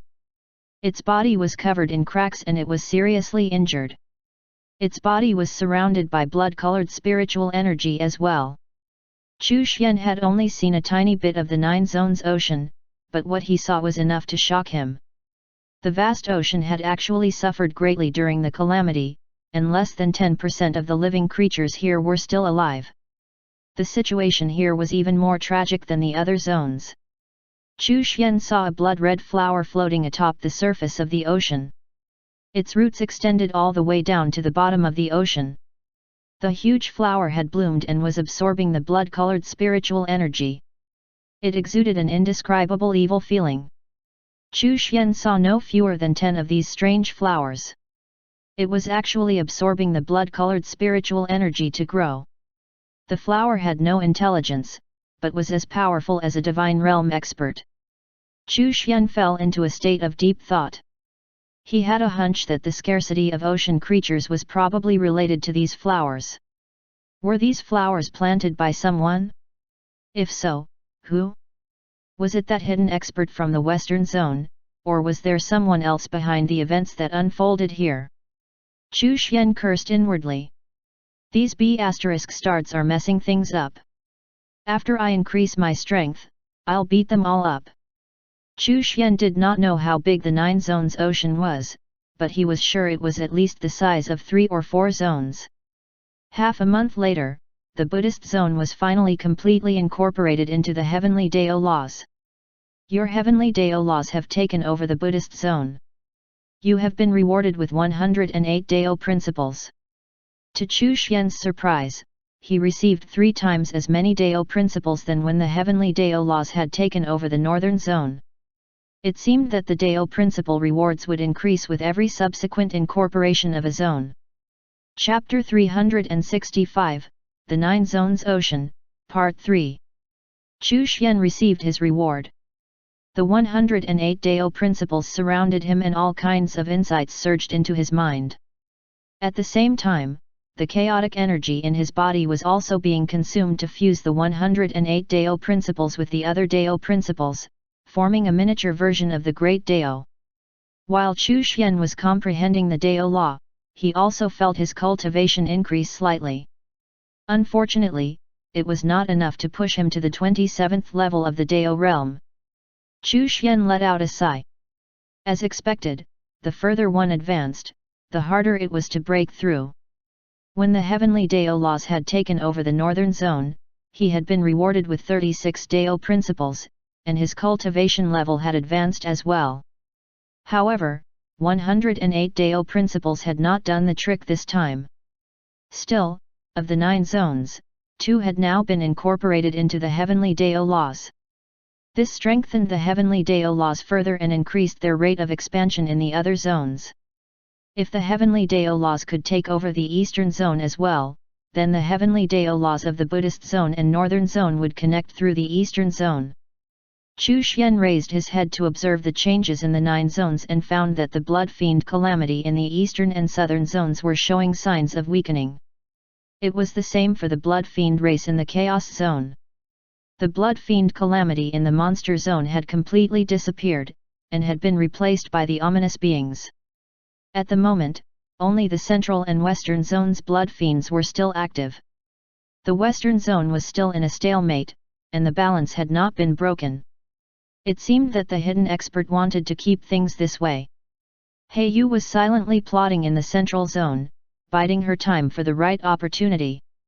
Her enemy was the Tianyu Tower, an ancient force with a long history in the central zone. With her current strength, she was not strong enough to take revenge. Moreover, she still had to compete with Ji Dexin and the Ji family to vent her anger. Chu Xian frowned. The blood fiend race had weakened for no reason, as if they were going to fade away and disappear from the 9 zones. This was not a good thing. This meant that a new calamity was coming. Chu Xian's expression turned serious. The ominous beings were much harder to deal with than the blood fiends. If the grayish-black gas became a little thicker and stronger, even Dao realm cultivators would end up contaminated. He had to reach the Dayuan realm in the next 10 years. He sat back in his chair and continued to relax. Other than the desert, there was another place in the western zone's northern region that was connected to the ocean. Waves crashed onto the shore. The water was a faint blood-red color, and within that blood-red color, there was a faint grayish-black gas. On a rocky island in the sea of the northern region of the western zone, a person was sitting cross-legged. Black gas surrounded him, and his face was filled with pain. A faint painful roar escaped his throat, but it was soon suppressed. The black gas became thicker and thicker. Blood began to ooze out of his body, and new blood was being produced. The new blood was tinged black. Chapter 366, The Ancestor of the Demon Race. The figure on the rocky island trembled. As blood gushed out and new blood produced, his roars began to grow louder. It was like shedding one's skin and bones, the pain was extreme. It was not just his blood that was being replaced, but his bloodline as well. With the transformation of his bloodline, his strength was also increasing. He quickly sensed an invisible barrier. It was a barrier that countless experts could not cross. There were many divine realm experts, but almost none of them broke through to the Dao realm. Being able to even touch this barrier was unbelievable. As the black blood became denser, the invisible barrier began to thin. Hold on. I have to hold on. The invisible barrier was getting thinner and thinner. It seemed that a light poke would break this thin barrier. However, his face and body were twisted. He had reached the limit of his endurance. A voice rang out in his ears. You've already reached your limit, but you'll be able to break through in time. The black gas disappeared, revealing the face of the man on the rocky island. It was the Grand Elder of the demon race. The Grand Elder knelt on the ground and said respectfully, Ancestor, my talent is limited. The demon race has gone through a great change, and there are still a few descendants with superior talent. I hope that Ancestor can awaken their bloodlines. The voice was silent for a long time before a mumble could be heard. Buddhist clan. Ancestor, those traitors have betrayed our demon race. They must be killed, the Grand Elder said through gritted teeth. Thick demonic power flowed through his body. He had become much stronger. He had almost lost all hope and thought that the demon race would never rise up again, and might even be exterminated. The former demon kings were just sitting by and doing nothing. In fact, he even heard one demon king chanting Amitabha. During that moment, his entire body turned cold and he was filled with despair. While he was fleeing, he accidentally stumbled into the northern region of the western zone. It was then this mysterious existence suddenly contacted him. He was the true ancestor of the demon race. He discovered that the current demon race was only from the side branch of the demon race. Their bloodline was not pure, so they could not display the full potential of the demon race. He begged the ancestor to help. Due to some reasons, the ancestor could not act personally, but could purify his bloodline and increase his strength and talent. It was a pity that he was limited by his talent. The bloodline he could awaken was limited and he could not directly break through the barrier of the Dao realm. Our demon race is incomparably powerful. How could we suffer such a fate? The so-called Buddhist clan but an ant. When I return, I will destroy them with a flip of my hand, the mysterious voice said coldly. However, the time is not right yet. You can pick a talented junior and send him to me. I will instill demonic power into him and purify his bloodline. You all have to make some preparations for my return. The voice rang out in the Grand Elder's mind. It was filled with dignity and dominance. This world will eventually belong to us demons. How can mere ants like the human race be the overlord of the 9 zones? The Grand Elder trembled in excitement. Ancestor, don't worry. We'll do everything we can to prepare for your return, even if we have to give up our lives. The demon race ancestor was going to return. The Buddhist clan and human race, just you wait. The 9 zones will eventually belong to us. And those former demon kings, you'll pay for ignoring the demon race's plight. Just you wait. The Grand Elder said respectfully, Ancestor, there were many Dao realm demon kings of the past, but they just watched as the demon race was destroyed. I begged for help many times but they didn't do anything. They even betrayed us and became Buddhists. Ancestor, please punish these unfilial descendants and traitors. His voice was filled with anger.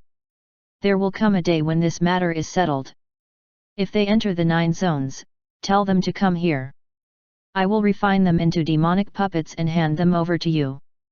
The demon race Grand Elder was overjoyed. Thank you, Ancestor.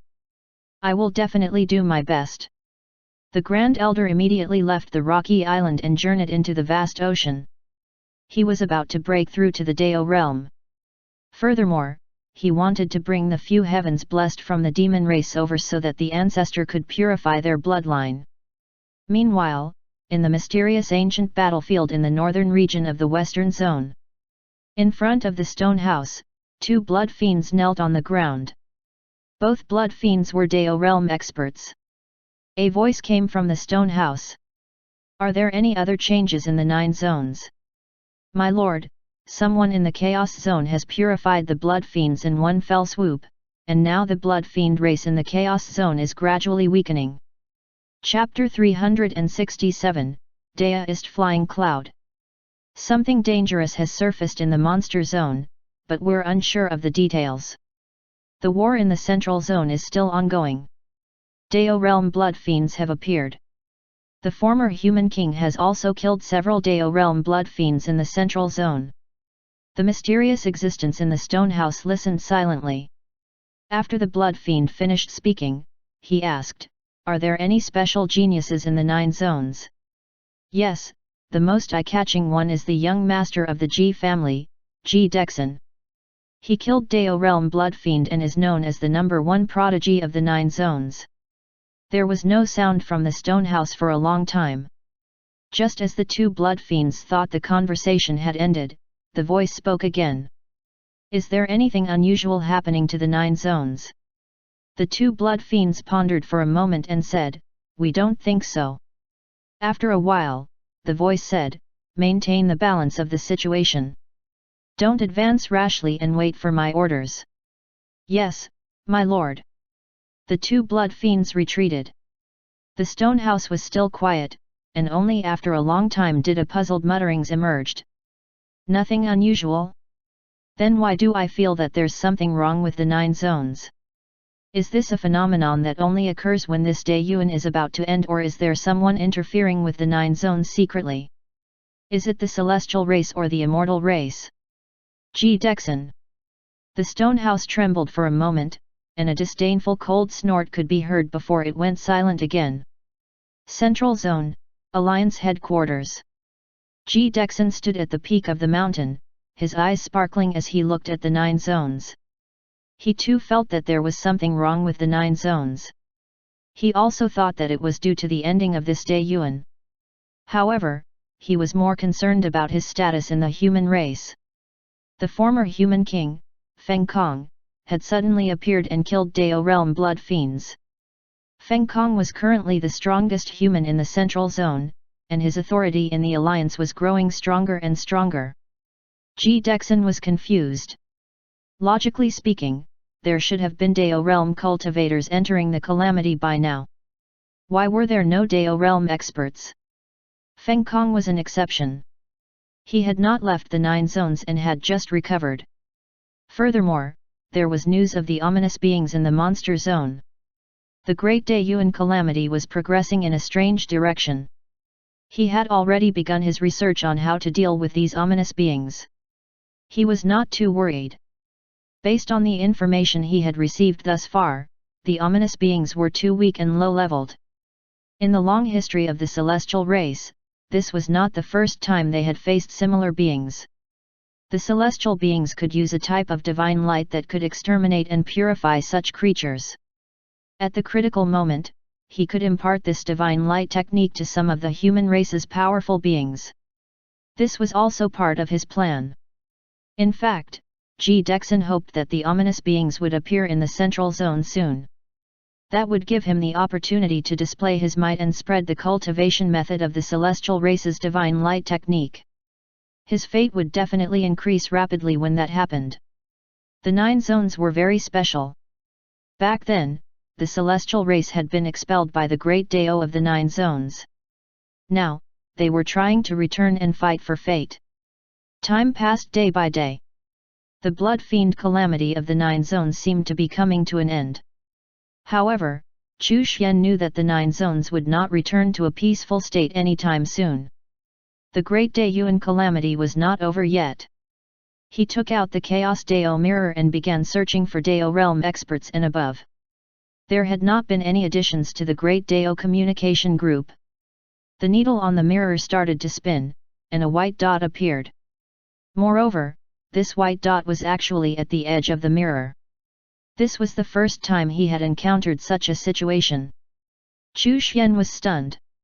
Did this mean that the expert detected by the Chaos Dao mirror was at the limits of its detection range? The white dot began to grow bigger. Then, an image projection appeared. However, the scene was a little blurry. Chu Xian was unsure whether this was due to it being so far away, or because there was some kind of interference. The image was of a sage-like old man. At first glance, he gave off a carefree and otherworldly feeling. The moment Chu Xian saw the old man, his first instinct told him that this person was a member of the celestial race. He had actually stumbled on a celestial race expert. Chu Xian's heart tightened. Could the other party have entered the 9 zones? The person's information slowly appeared on the Chaos Deo mirror. Flying Cloud, a celestial race saint and an ancient cultivator. He has transcended the Great Deo calamity and opened his Deo path for longer than a Great Deo era.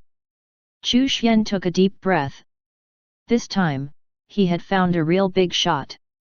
The celestial race's saints were equivalent to Daeyuan realm experts. This Daeist Flying Cloud was incredible. He had transcended the Great Deo calamity. He was definitely a top-notch expert.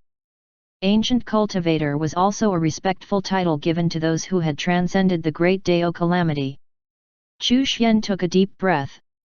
He would not be exposed by this expert, right? Would this person be able to locate the Origin Deo crystal and then attack him? Chu Xian took a deep breath. Although Flying Cloud was powerful, the Origin Deo crystal was a special item created by the system. Moreover, from the information he had obtained so far, the immortal, celestial, and demon races had been expelled by the Great Deo of the 9 zones and could not enter. If the other party was outside the 9 zones, the chances of him being able to locate the Origin Deo crystal were slim. However, he could not deceive such an expert. Flying Cloud was an ancient cultivator who had transcended the Great Deo calamity. He would not be easy to deceive. Still, Chu Xian was not flustered. He had once transformed into chaos and experienced its birth and evolution, so his horizons had been expanded. He had comprehended the mysteries of chaos and the Great Deo, so his knowledge rivaled even these ancient cultivators. What he lacked was an understanding of the immortal, celestial, demon, and other races at the beginning of the 9 zones and the first few Great Deo eras. If one lacked some knowledge, it would be easy for flaws to appear and be detected. Chu Xian began to absorb a wisp of the other party's aura into the Origin Deo crystal to establish a connection with him. Of course, he did not add him into the group. With such a big shot in the group, if he wanted to fool Hong Yuanchuo and the others, he would have to think twice. He also had to be on guard against the other party exposing him. At the very least, he had to at least grow stronger before adding him into the group. In any case, there was truth mixed into his lies. The so-called Great Deo calamity really did exist. It was not something he conjured out of thin air. This time, the absorption of the wisp of Deo aura took some time. From this, one could see how strong Flying Cloud was. This also made Chu Xian realize that the Chaos Deo mirror's level was not high enough and had a limit. The reason it could absorb the wisp of the aura of Flying Cloud was probably because the other party allowed it. Otherwise, the Chaos Deo mirror would not be able to forcefully extract it. Of course, this was also due to the limitations of Chu Xian's own strength. Chapter 368, Probing and Exchanging Information, Part 1. Fellow Daeist, how are you? Chu Xian established a connection with Flying Cloud. Are you a fellow Daeist from the ancient world or the 9 zones? Flying Cloud asked Chu Xian a question. The ancient world? Chu Xian was helpless. This was the disadvantage of lacking knowledge. He did not even know what the ancient world the other party was talking about was. Another world beyond the 9 zones? Chu Xian paused for a moment, and Flying Cloud seemed to understand. Since you are not from the ancient chaos world, you must be from the 9 zones, he continued. The ancient chaos world. This meant that the 3 races went to the ancient chaos world after leaving the 9 zones. However, he did not know where the ancient chaos world was, nor what it was. Another world? Chu Xian recalled the process of him being transformed into chaos. During the evolution of chaos, before the appearance of the 9 zones, there were even giant rocks, like meteorites and asteroids in the chaos. On some of these, chaotic plants and life forms grew.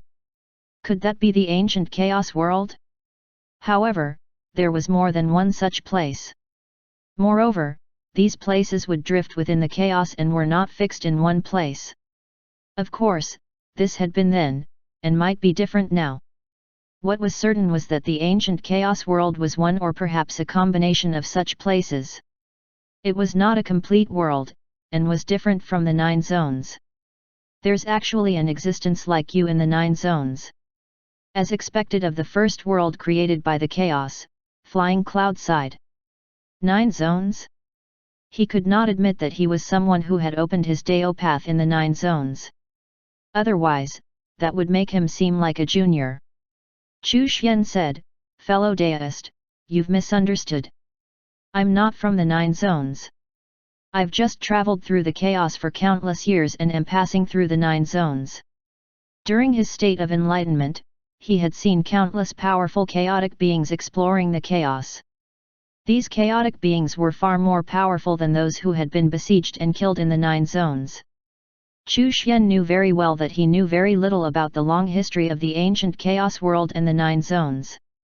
Common knowledge in the eyes of existences like Flying Cloud were undiscovered secrets to Chu Xian.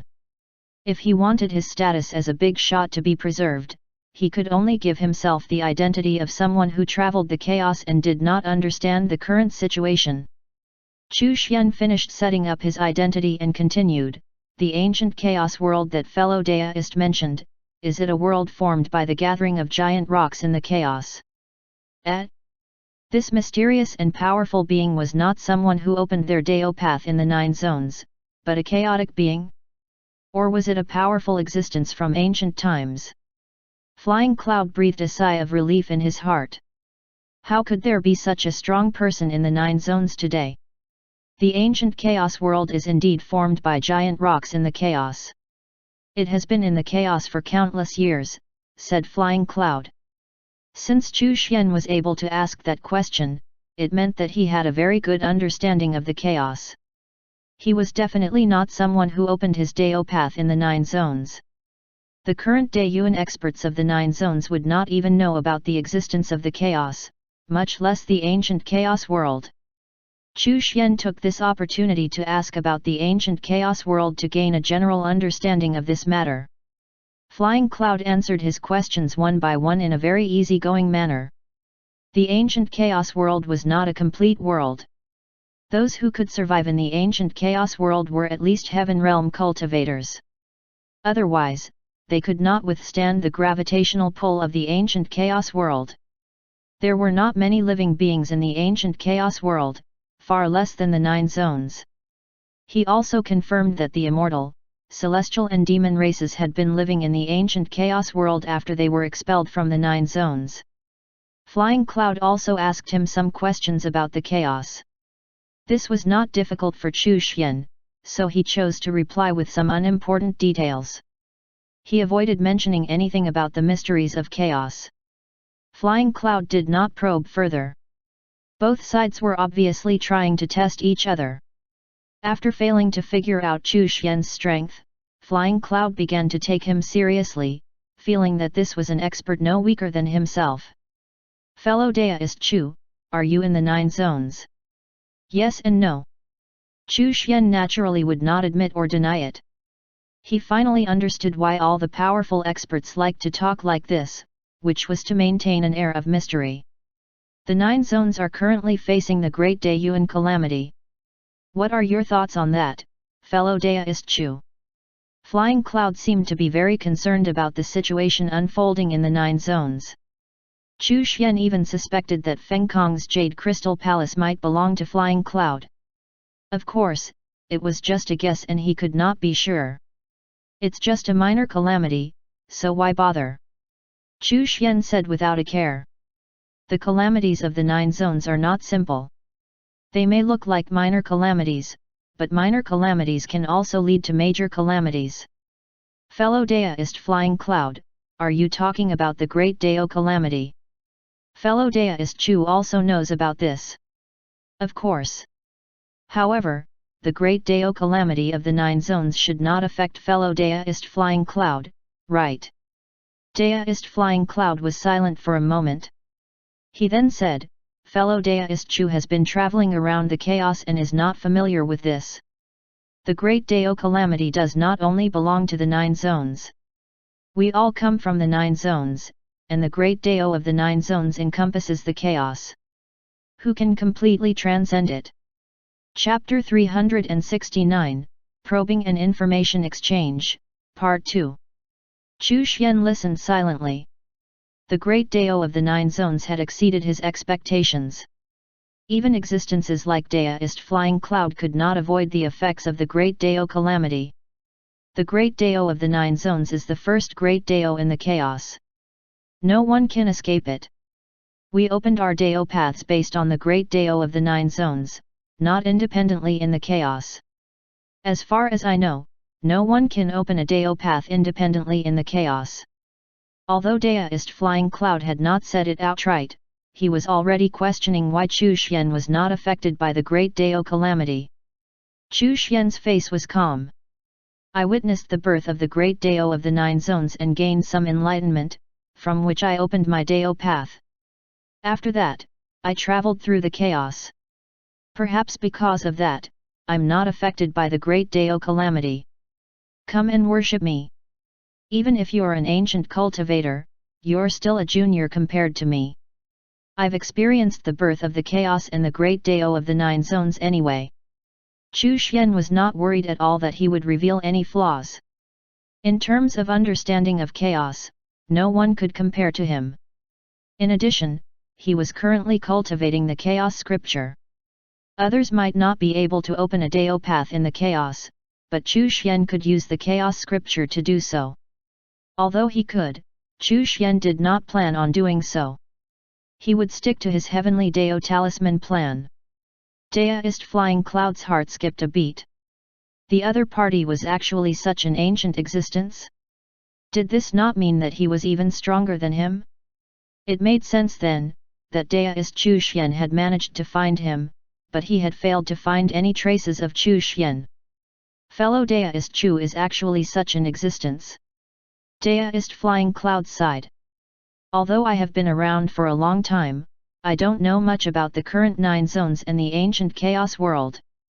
I hope fellow Daoist Flying Cloud can enlighten me. Exploring the chaos is extremely difficult, and sometimes I even feel like it's a waste of time. Chu Xian sighed. Then, the two of them continued to talk about the Nine Zones, the ancient chaos world, and the mysteries of chaos. It was inevitable for them to test each other. Chu Xian learned that Daoist Flying Cloud could not enter the Nine Zones. The immortal, celestial, and demon races could not set foot in the Nine Zones, and would be rejected if they got too close.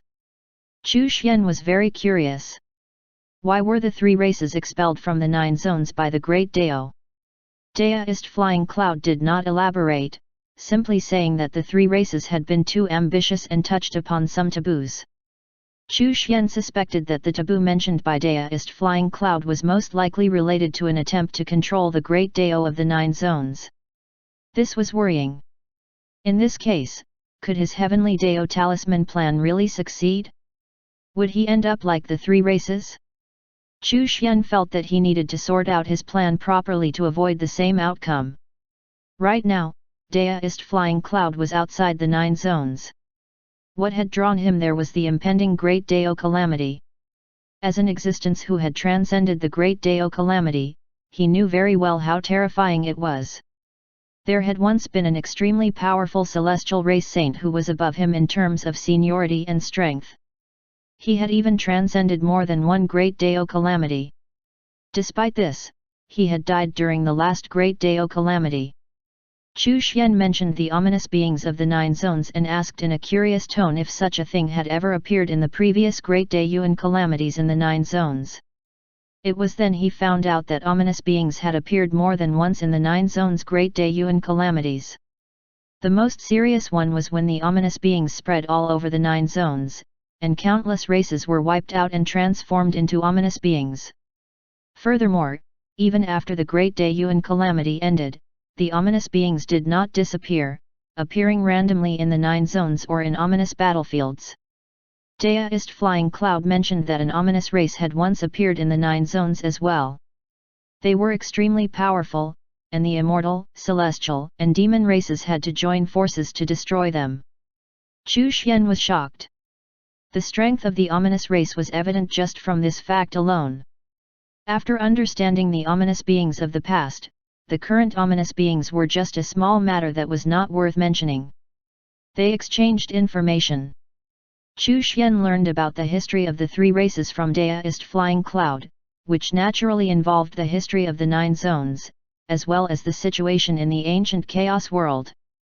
In return, Daoist Flying Cloud asked him about the mysteries of the chaos. Chu Xian gave out some relatively unimportant ones.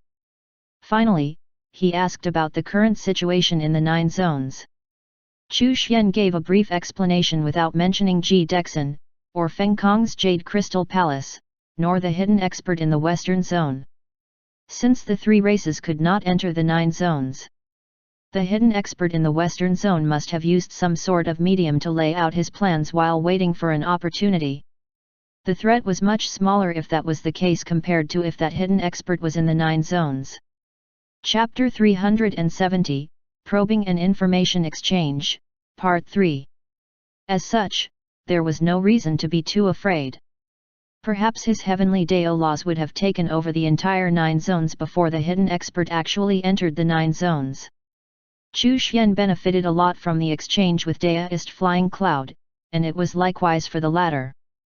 Chu Xian did mention some of the mysteries of the chaos that the other party could gain some insights from. For example, the topic of opening an independent Dao path. Chu Xian was sure that if Daoist Flying Cloud wanted to escape the Great Dao Calamity, he had to open up his own Dao path in the chaos. After a series of exchanges, both of them had gained something and were satisfied. They also gained a good impression of each other. After this exchange, Chu Xian summarized the information he had obtained from Daoist Flying Cloud. First off, the 9 zones were the first world born from the chaos, and the Great Dao of the 9 zones was also the first Great Dao in the chaos, which made them special. For example, it would be easier to comprehend the Great Dao if one cultivated in the 9 zones. Second, the three races had once controlled the laws of heaven and earth of the 9 zones, and even established the laws of heavenly punishment. However, they had merely controlled the laws and not replaced them. The main reason was that the three races held each other back, forming a balance. After a few Great Dao eras, the three races and some of the other overlord races tried to join forces to control the Great Dao and completely eliminate the Great Dao Calamity. In the end, they failed and suffered a backlash. Their entire races were expelled by the Great Dao. Third, the ancient chaos world was not only inhabited by the three races, but also the indigenous beings of the ancient chaos world. Now, it was relatively peaceful there.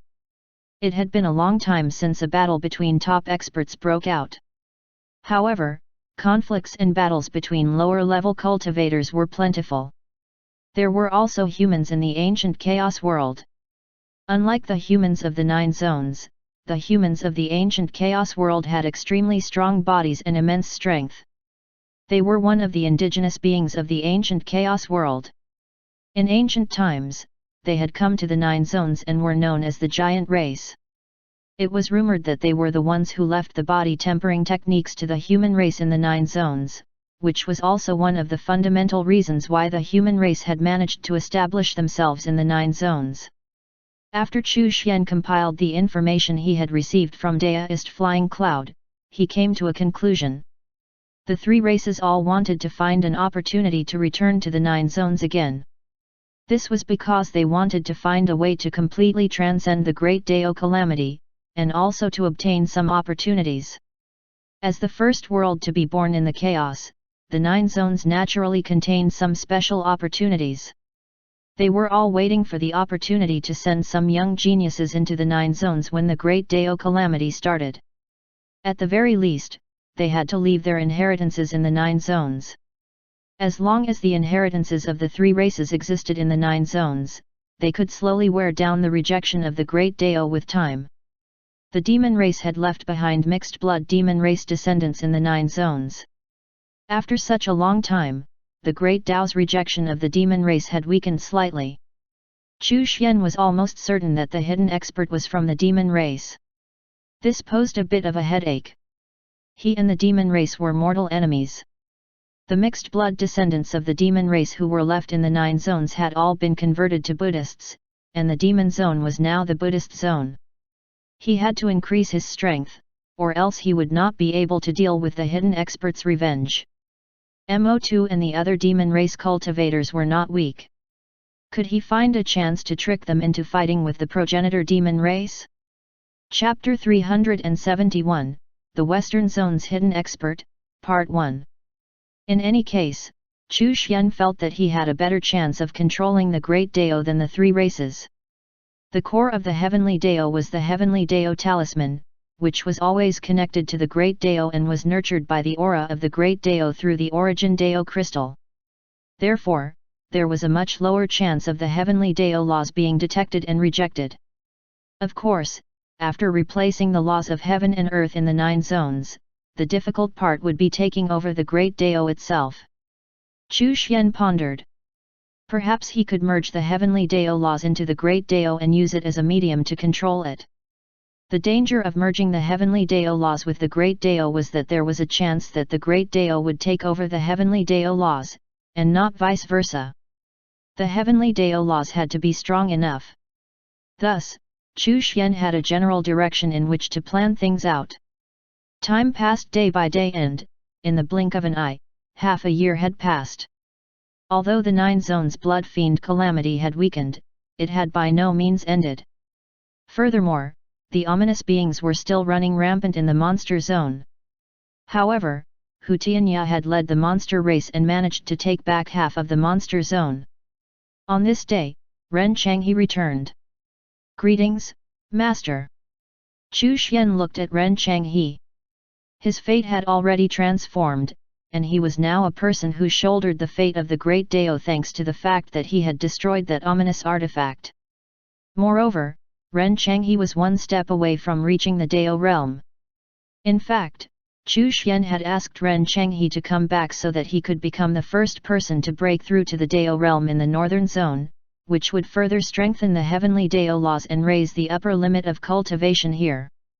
You already have the opportunity to break through. If you have anything you don't understand, you can ask me, Chu Xian said. Many thanks, Master. Ren Changhe then asked the questions he had about breaking through to the Dao realm. Chu Xian answered them one by one and explained some of the insights of the Heavenly Dao to him. After clearing up his doubts about cultivation, Ren Changhe said respectfully, Master, while I was returning, I encountered a strange thing in the desolate ancient zone. Ren Changhe explained in detail about the mutated thunderfish he had encountered and the strange grayish-black gas. Chu Xian was surprised.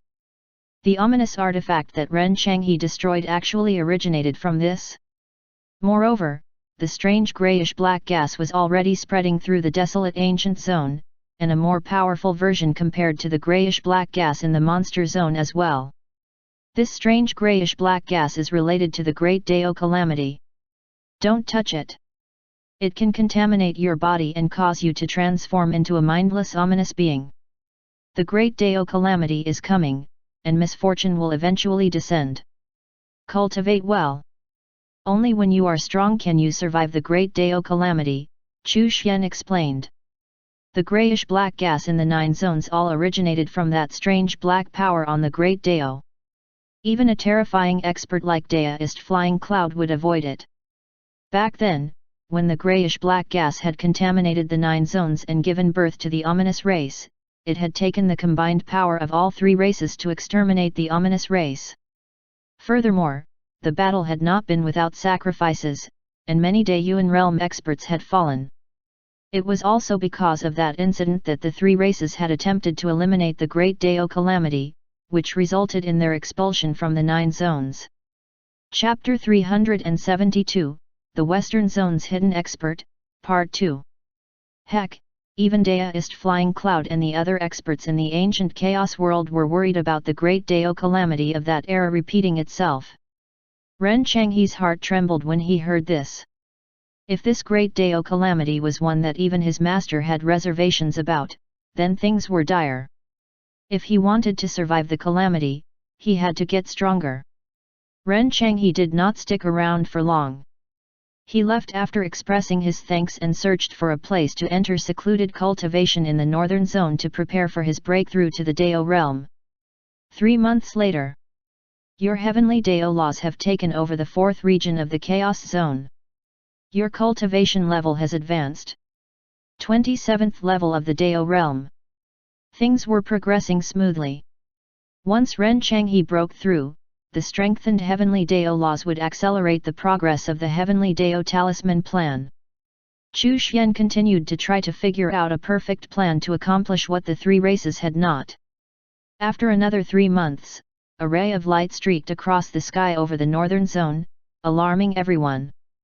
Was the Great Dayuan calamity finally about to descend upon the northern zone? If that was the case, then they might be in trouble.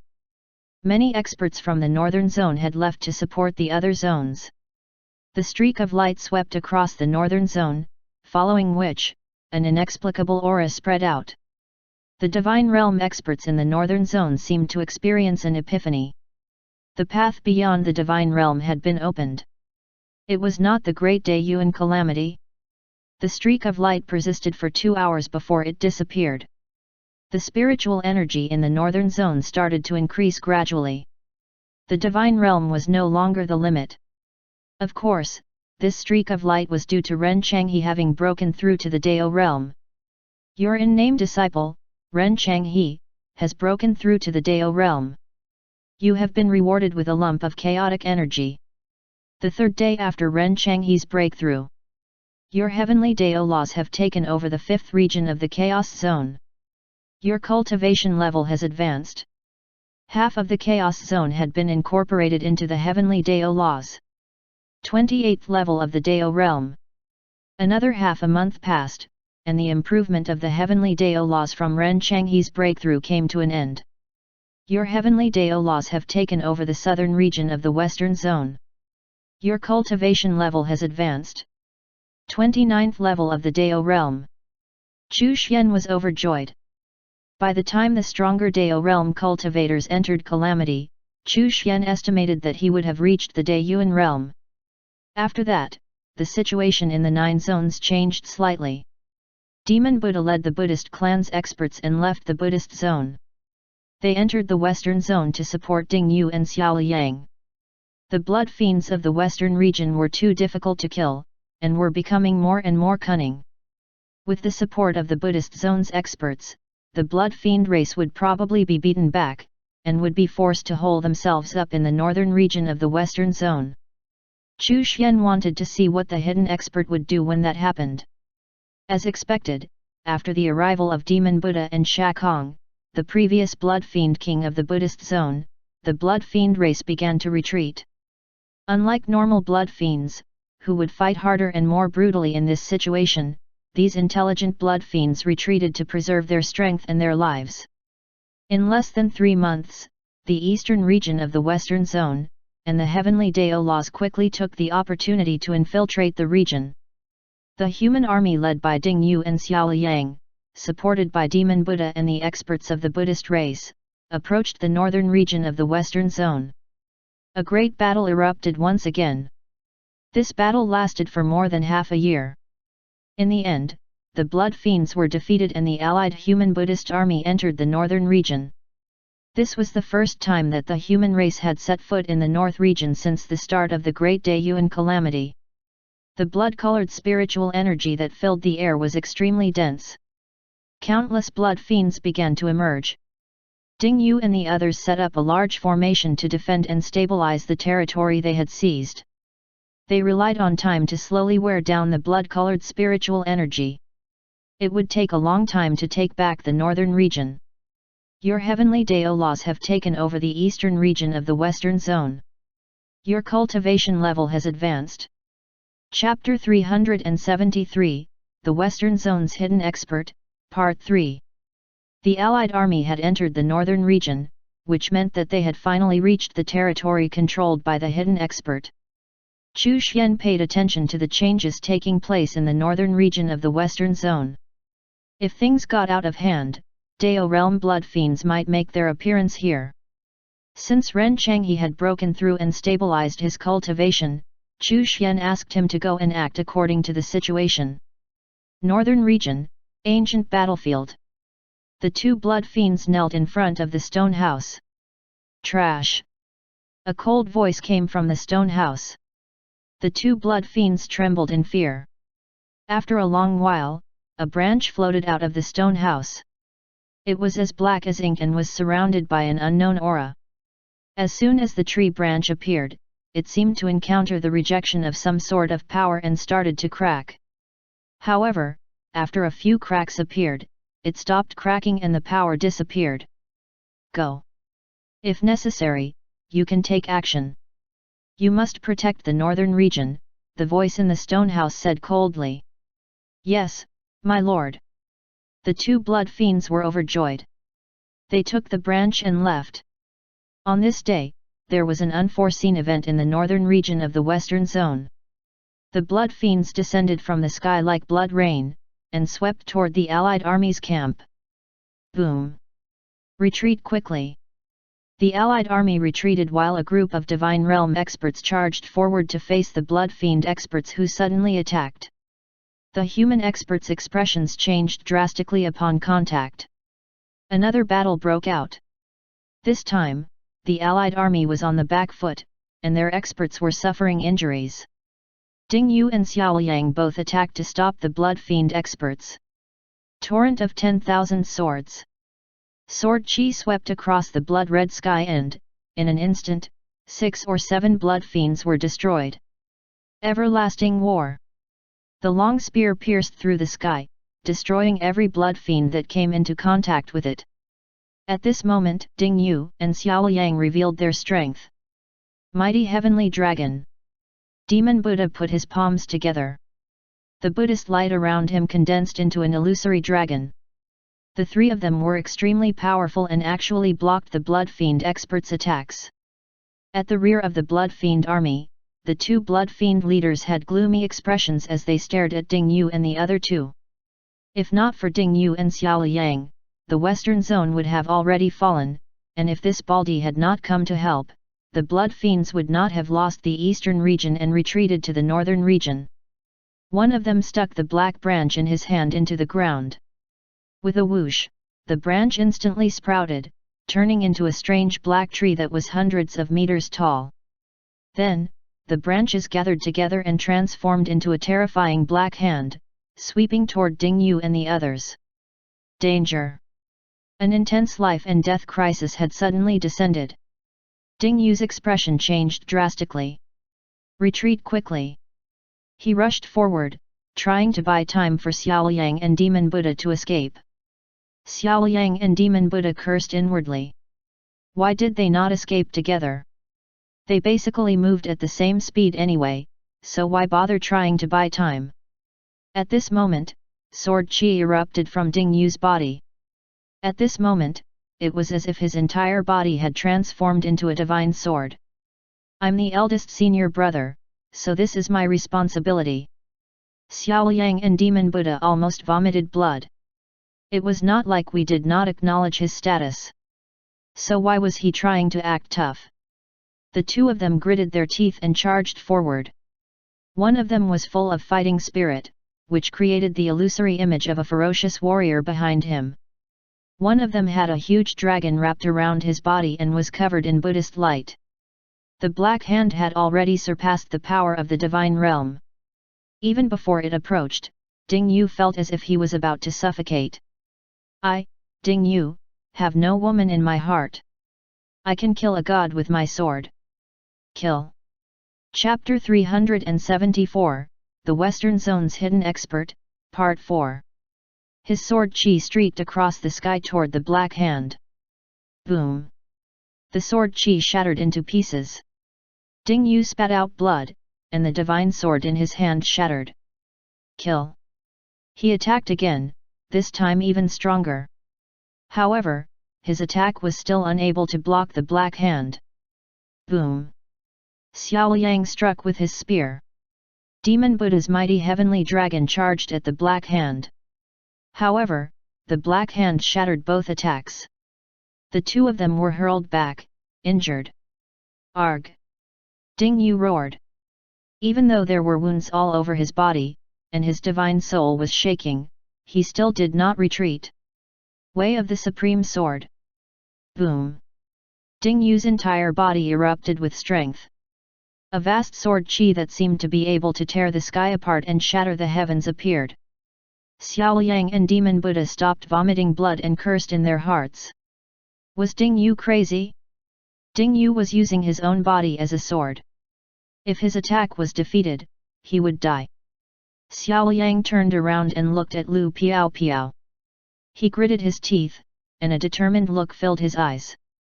Among Chu Xian's disciples, Ding Yu and Xiao Yang were the strongest in terms of combat talent and pure combat power. Ding Yu turned his body into a sword, so how could he lose to Ding Yu? His fighting spirit boiled, and a long spear instantly appeared in the sky.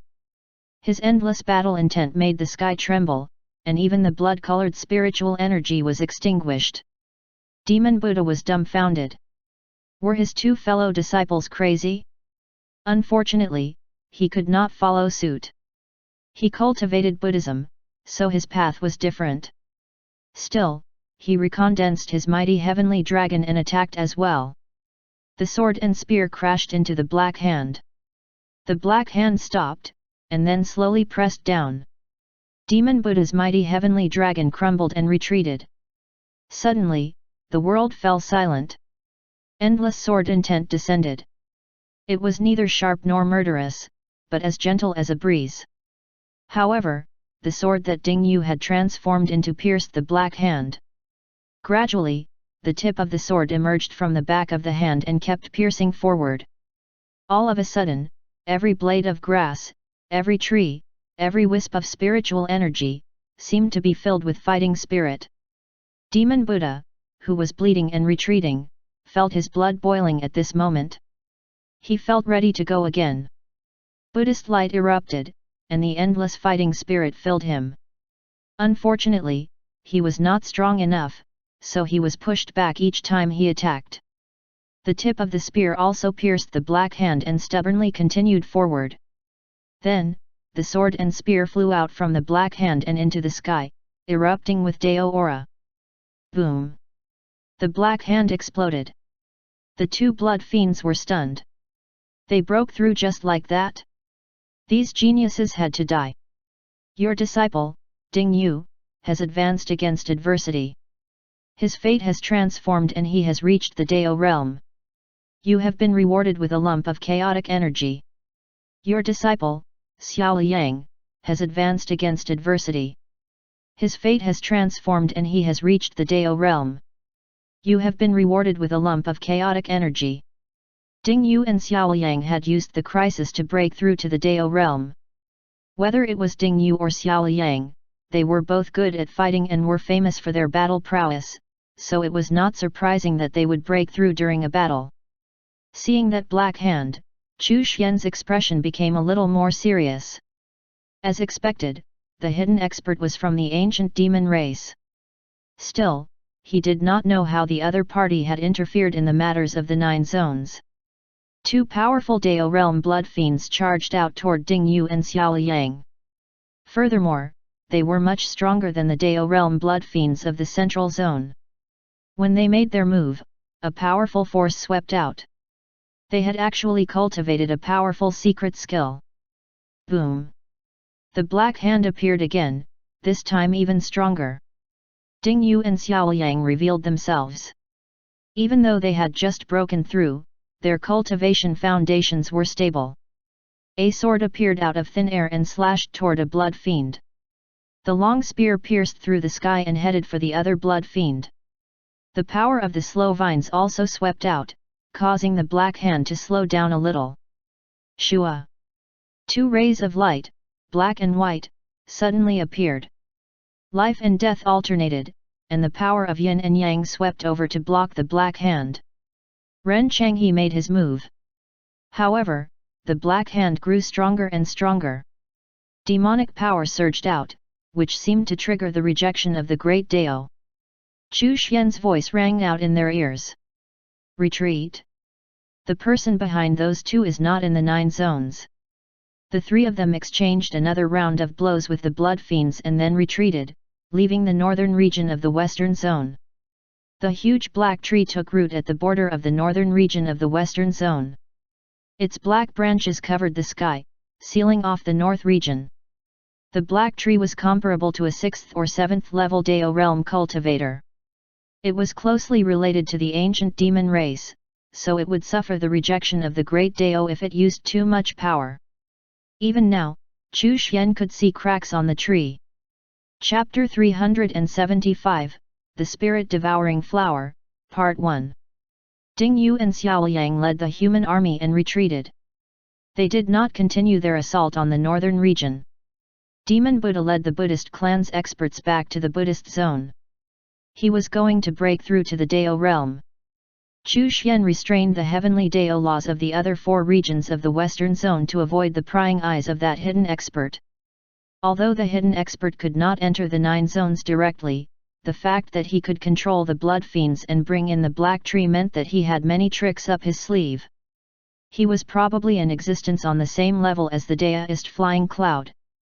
Speaking of the black tree, Chu Xian's thoughts drifted to the spirit-devouring flower. This special plant seemed to be able to devour anything. Chu Xian pulled out the spirit-devouring flower. The northern zone had no blood fiends, so Chu Xian was not sure if it liked to devour blood-colored spiritual energy.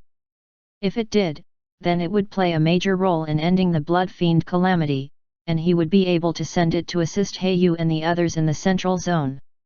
If it could even devour the grayish-black gas, then it would be even more amazing. If the spirit-devouring flower could devour even that, then would it be able to devour the aura of the great Dao as well once it grew stronger? There are no blood fiends in the northern zone, so go to the eastern zone or the southern zone and look for Qingying or Xiangxing. If you can devour the blood-colored spiritual energy, this will be your opportunity. The spirit-devouring flower had only reached the divine realm. The heavenly spirit cat and the sky-shaking golden rock had both reached the Dao realm. The difference between them was somewhat large. Perhaps this would be its opportunity to catch up. The spirit-devouring flower's beautiful petals flickered. It was not too sure what the blood fiends were. After all, it had never seen or eaten it. The blood-colored spiritual energy is an upgraded version of the blood lakes in the Azura ancient land. It gives birth to living beings called blood fiends. The blood-colored spiritual energy is 10 times denser than the blood lakes, Chu Xian explained. All of the spirit-devouring flowers bloomed. They were extraordinarily gorgeous and colorful. There were rustling sounds as they flickered continuously. It was very excited and happy. It seemed that it could actually devour the blood-colored spiritual energy, and probably found it delicious to boot. Since that's the case, go. Chu Xian waved his hand. With the spirit-devouring flower's assistance, the heavenly Dao law's expansion would progress even faster. He would soon reach the Daiyuan realm.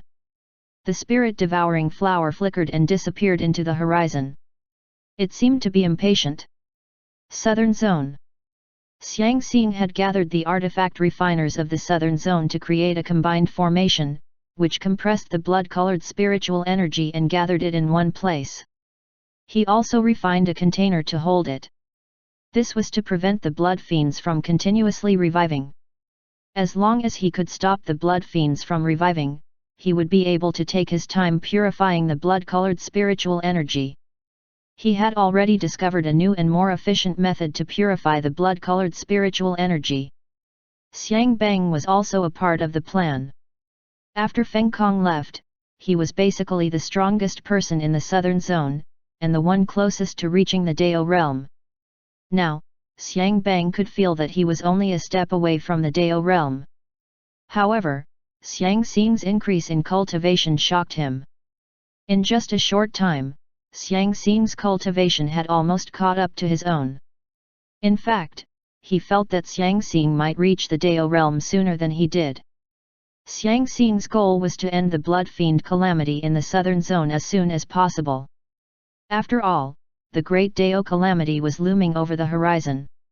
Furthermore, he wanted to go to the central zone as well. Ji Dexin. This was a genius that even his master had praised. Moreover, as a fellow disciple, he should help Heiyu with her revenge. There were too many experts in the central zone, and too many ancient forces with long histories. Unless Heiyu asked master to intervene, it would be difficult for her to exact revenge alone. Xiang Xing also wanted to compete with the geniuses of the ancient forces of the central zone and see how capable they were. He had also heard that there was a successor of an ancient force who coveted Jianming's cultivation method. Great Formation, activate. The formation was a scarlet barrier that covered more than half of the southern zone. Inside it, the blood fiends and blood-colored spiritual energy was being refined by the crimson flames it produced. After suppressing the nascent blood world, he had mobilized the forces and resources of the entire southern zone to set up the formation, as well as to gather the blood fiends together. The formation was a success. Although the blood fiends would continue to revive, once the blood-colored spiritual energy within the barrier was refined, it would all be over. Chapter 376, The Spirit-Devouring Flower, Part 2. Xiang Xing heaved a sigh of relief. He had finally succeeded. Fortunately, the blood fiends in the southern zone were not like those in the western zone. Otherwise, he would never have been able to gather them together. The blood fiends' lack of intelligence and violent nature were perhaps their only weaknesses. Your disciple, Xiang Xing, confined the blood fiends and blood-colored spiritual energy within a great formation and created an opportunity to end the blood fiend calamity in the southern zone. His cultivation level soared and his fate was transformed. Your Fate Deo principle has advanced. Not long after the spirit-devouring flower left, the system's reward suddenly arrived. Chu Xian was not surprised. His disciples were capable people, and would naturally excel during the Great Daeyuan calamity. By now, all of his disciples had transformed into those who shouldered the fate of the Great Dao. Chu Pingfan's strength was growing steadily, and his reputation in the eastern zone was growing. Moreover, when he killed a blood fiend, he would be annihilated completely, and would not be able to revive. This was the power of the extreme Dao, and his pathway to fight for fate amidst the Great Daeyuan calamity. The blood fiend calamity was coming to an end, and a new calamity was about to arrive. Xiang Xing did not leave immediately. Instead, he continued to oversee the formation to prevent any accidents from happening. At the same time, he would impart knowledge to the artifact refiners of the southern zone. In terms of the Dao of refining, no one in the entire 9 zones could compare to him. Shua! Suddenly, a flash of light appeared in the sky, and a strange tree descended. The flowers on the strange tree were colorful and extraordinarily gorgeous, and also flickered with light. It charged toward the formation the moment it appeared. Block it quickly! What kind of strange tree is this? The southern zone's experts who were maintaining the formation all paled. This strange tree might be here to destroy the formation. Xiang Xing was momentarily stunned. Was that not Master's spirit-devouring flower? What was it doing here? It seemed really happy too, as if it had seen something delicious. Delicious? Xiang Xing suddenly remembered that the spirit-devouring flower had absorbed the blood lake in the Azura ancient land. Was it here to do the same? He immediately stopped the experts who were about to attack and opened a corner of the formation to let it in. Xiang Xing was not worried at all that the spirit-devouring flower would be harmed by the formation. As the creator of the formation, all he needed to do was to leave a mark on the spirit-devouring flower, and the formation would not target it. The spirit-devouring flower was extremely excited as it hurriedly rushed into the formation. When it passed by Xiang Xing, one of its branches patted him on the shoulder. It seemed to be praising Xiang Xing for doing a good job. After it entered the formation, it instantly spread its roots and turned into a towering tree. Countless flowers bloomed, and a beautiful light shimmered. Its roots seemed to encompass the ground below the entire formation. Several vortexes appeared that sucked the blood-colored spiritual energy toward the spirit-devouring flower, which it promptly devoured. The spirit-devouring flower swayed in a very pleased manner. The roots spread out and stabbed themselves into the bodies of the blood fiends. Soon, the blood fiends were devoured as well. All of the experts of the southern zone were shocked. This plant could devour blood fiends and blood-colored spiritual energy? Chapter 377, The Spirit-Devouring Flower, Part 3. The experts of the southern zone were all shocked by the spirit-devouring flower. This strange tree was devouring the blood fiends. Would it become more powerful after it finished devouring the blood fiends? Also, what would happen if it turned into a blood fiend itself? Would that not be an even greater calamity? Xiang Bang looked at Xiang Xing with a frown. The rest of the experts also looked over. Xiang Xiang did not look worried at all. Don't worry. It won't be affected by the blood fiends, and will completely annihilate them. What kind of existence is it to be able to do so? Xiang Xing, do you recognize this strange tree? The group of experts asked many questions. Xiang Xing waved his hand. All you need to remember is that you shouldn't attack it. Otherwise, you'll have to bear the consequences. It won't attack people, and it won't do anything to harm the southern zone. It will leave after devouring the blood fiends. Don't be greedy and try to take it for yourself. Otherwise, you'll regret it, Xiang Xing warned them. Xiang Bang thought to himself, this strange tree probably belongs to Xiang Xing's mysterious master. Xiang Xing was preparing to leave the southern zone. Chu Xian observed the spirit-devouring flower as it rapidly devoured the blood fiends and increased in strength. It seemed that those blood fiends were very nutritious. After a few days, the spirit-devouring flower broke through to the Dao realm. Chu Xian suddenly had an idea. Since the spirit-devouring flower could devour anything, and especially liked dark and evil energy, it could become the heavenly Dao's divine tree, which would purify and devour filth for the heavenly Dao laws. Moreover, by doing so, it would strengthen the heavenly Dao laws. With that thought in mind, Chu Xian activated the heavenly Dao seal within the spirit-devouring flower, completely integrating it into the spirit-devouring flower. This caused it to become connected to the heavenly Dao talisman. At the same time, he injected a wisp of the heavenly Dao's fate into the spirit-devouring flower. He waved his hand, and the heavenly Dao talisman flew over. At this moment, the pattern of a large tree with beautiful flowers appeared on the heavenly Dao talisman. The spirit-devouring flower was happily devouring the blood fiends and growing stronger. Suddenly, it felt some changes in its body, and its growth rate slowed down. It was as if the nutrients it devoured were not only for its own growth, but also for the growth of something else. The heavenly Dao laws? Its flowers swayed and rustled, and it was so aggrieved that it almost cried. It actually had to nurture the heavenly Dao laws? Chu Xian's voice rang out in its consciousness. Don't be ungrateful. Right now, you're only providing assistance. When the heavenly Dao laws are perfected, it'll be time for you to reap the rewards. You're the heavenly Dao divine tree now. You are in charge of purifying all of the filth of the heavenly Dao and will absorb it for yourself. You should be satisfied with that. The spirit-devouring flower protested that it did not want to become the heavenly Dao divine tree. At least not right now. It would take up that position when the heavenly Dao laws were perfected. Chu Xian ignored its protest. There was no way he would give it such a good deal.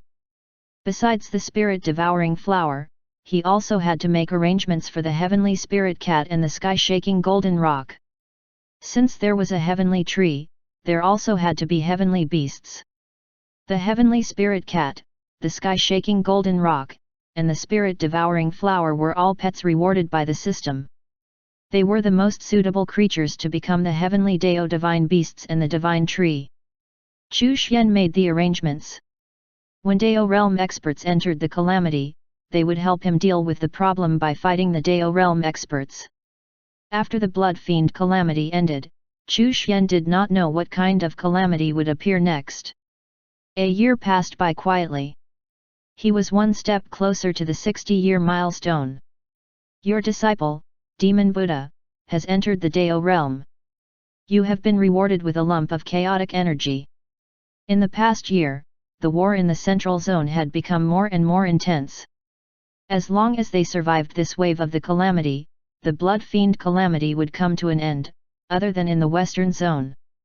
Countless human experts in the central zone had fallen, and the population of the central zone had been reduced by 20%. Half a month after Demon Buddha's breakthrough, your disciple, Wang Luo, killed a Dao realm blood fiend with a blood core formation. His fate has transformed and he has reached the Dao realm. Your fate Dao principle has advanced and you have received a lump of chaotic energy. Wang Luo had also broken through to the Dao realm. A month later, Xiang Xing also broke through. He had broken through in the central zone. Among his disciples, only He Yu and Qianming had not broken through to the Dao realm. Chapter 378, The Master of Qian Mountain, Part 1. 3 months later, the spirit-devouring flower finished refining the blood fiends and left the southern zone. It had even devoured the nascent blood world. Your heavenly Dao laws have taken over the southern region of the southern zone, and your cultivation level has advanced. Chu Xian received his reward. 31st level of the Dao realm. He was getting ever closer to the Dayuan realm. Only one more region in the southern zone had yet to be incorporated into the heavenly Dao laws, after which, another zone would be incorporated into the heavenly Dao laws. The spirit-devouring flower went to the eastern zone. Most of the blood fiends in the eastern zone had been purified by Qin Ying's great sacrificial formation. Even though new blood fiends were born later, the number of blood fiends was still greatly reduced. The arrival of the spirit-devouring flower simply sealed their fate. After that, the spirit-devouring flower would naturally head to the central zone.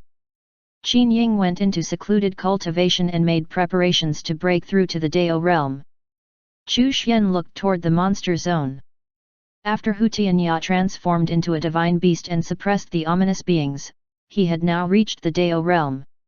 However, the grayish-black gas in the monster zone seemed to be getting denser and denser, so it was impossible to completely eliminate them.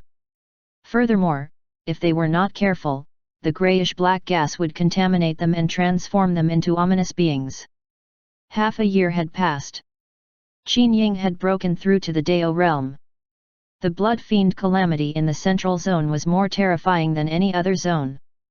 There were more than 10 Dao realm blood fiends. At this moment, in the Qian region, Qianming had a falling out with an ancient force, the Heavenly Temple. He was so talented that he overshadowed the young master of the Heavenly Temple and became the #1 heaven's favorite in the Qian region. In fact, in the entire central zone, he was only second to Ji Dexin. His cultivation method naturally attracted the covetous eyes of some people. However, as the Great Dayuan calamity was in progress, most forces would not do anything to harm the human race's geniuses before the Great Dayuan calamity was over. The Heavenly Temple was the first to show their ugly side, taking advantage of the fact that the crisis had eased up a little to try and take advantage of Qianming. Like those in the Chaos Zone, they tried to use the moral high ground to get Qianming to share his cultivation method with them. Qianming's current status was that of the master of Qian Mountain, which had become the holy land of the Qian region. Cultivators would often see Qian Mountain turn into a terrifying giant and charge into the sky to kill blood fiends. Qian Mountain was no longer a simple mountain. Qianming's cultivation technique had nurtured it to the point where it was as strong as a heavenly artifact, and it was in the midst of transforming into a divine artifact. After Xiang Xing and Wang Luo arrived, they helped Qianming refine it further, turning it into a powerful weapon. Qianming coldly looked at the other party, without the slightest intention of feigning civility. You are all not qualified to practice my cultivation technique, nor become my disciples. The master of the Heavenly Temple's face darkened, and his eyes were filled with killing intent. Qianming, do you think that you can be so arrogant just because you performed well during the Great Dayuan calamity? Do you think that my Heavenly Temple is weak? It's been a long time since my Heavenly Temple has displayed its might. I'm afraid the world has forgotten who's truly in charge of the Qian region. Qianming chuckled. So what? Do you think that your heavenly temple is invincible? Are you really going to pick a fight with an ally amidst the calamity? Humph. Perhaps it's time for Qian Mountain to disappear from the Qian region. The master of the heavenly temple turned around and left. An old figure suddenly appeared on Qian Mountain. It was the heavenly temple's Dao realm expert. Young man, I'll give you another chance. Join the heavenly temple and you'll be the grand elder. How about it? Humph. You're just a half-crippled Dao realm cultivator. Where does your confidence come from? Qianming looked contemptuously. The old man's face darkened and his eyes turned cold. Do you think you can ignore my heavenly temple just because you have some inheritance? Summon your backer. I'd like to see which Dao realm expert dares to ignore my heavenly temple. He knew that Qianming had a backer, but he was not afraid. The heavenly temple had a long history and countless experts. Even Dao realm cultivators did not dare to offend the heavenly temple. So what if you are from the heavenly temple? Anyone who acts so despicably in the face of the calamity is clearly evil. Someone else had spoken up. The old man's expression instantly changed. He looked at Wang Luo, who had appeared on Qian Mountain, and said in a deep voice, "Are you trying to interfere in the heavenly temple's business?" Wang Luo, the human genius who suddenly appeared in the central zone. He had just broken through to the Dao realm not long ago and was extremely powerful, and a peerless alchemist to boot. His formations had killed 3 Dao realm blood fiends, one of which had almost reached the 2nd level of the Dao realm. His origins were rather mysterious, as he was from a different zone. Although he might not be as strong as Ji Dexin combat-wise, he definitely surpassed the latter when it came to alchemy. Furthermore, he had the support of Feng Kong. In order to fulfill someone's last wish, he had gone to the Starry Sky Palace and offended the Great Elder of the Starry Sky Palace. In the end, the Great Elder was suppressed by Feng Kong. After Wang Luo broke through to the Dao realm, he personally went to the Starry Sky Palace to challenge the Great Elder and managed to severely wound him. Chapter 379, The Master of Qian Mountain, Part 2. What? Wang Luo looked at the old man playfully. Your heavenly temple is so brazen as to come and snatch my junior brother's cultivation technique, yet you're accusing me of interfering in your affairs. The old man's expression changed. Qianming was Wang Luo's junior brother? The relationship between Wang Luo and Feng Kong was extraordinary. Some people even felt that Feng Kong was Wang Luo's guardian. Feng Kong was the strongest person in the 9 zones currently. It was said that he had broken through to the 3rd level of the Dao realm. Now, they discovered that Qianming was Wang Luo's junior brother. Although the heavenly temple had a long history and had Dao realm experts, Feng Kong was a human king. He was not someone the heavenly temple could mess with. Aside from his identity as a human king, Feng Kong's status in the human alliance was very high. In fact, it was even higher than Ji Dexin's. Furthermore, if they did such a thing during the calamity, the alliance would condemn them, and might even join forces to punish them. The old man's expression changed again and again. Finally, he cupped his hands and said, "Brother Wang, this is a misunderstanding. My heavenly temple will compensate you." He admitted defeat. In terms of strength, he was inferior to Wang Luo. In addition, the heavenly temple was in the wrong. Wang Luo looked at the other party with ridicule. Just a misunderstanding. May I know what your request is? The old man's expression was dark. We don't care about your heavenly temple's rubbish treasures of techniques. Wang Luo chuckled and a tiny pill engraved with the image of a cauldron appeared in his hand. I'll leave this matter to the alliance to handle. They will teach you a lesson. The old man's expression changed drastically. If this matter was reported to the alliance, the heavenly temple would not be able to suppress it. Once this news spread, the heavenly temple's reputation would be ruined, and they would be ridiculed and hated by the cultivators of the central zone. There was a good chance that the heavenly temple would be ganged up on and made an example of. Do you really want to do this? When the elders of my heavenly temple return, this matter won't end so easily. Wang Luo sneered. Was he threatening him? He was taking things too far. Wang Luo flicked the pill in his hand at the old man. It transformed into a large cauldron that enveloped the old man. Boom! The old man's aura erupted, but he was still suppressed.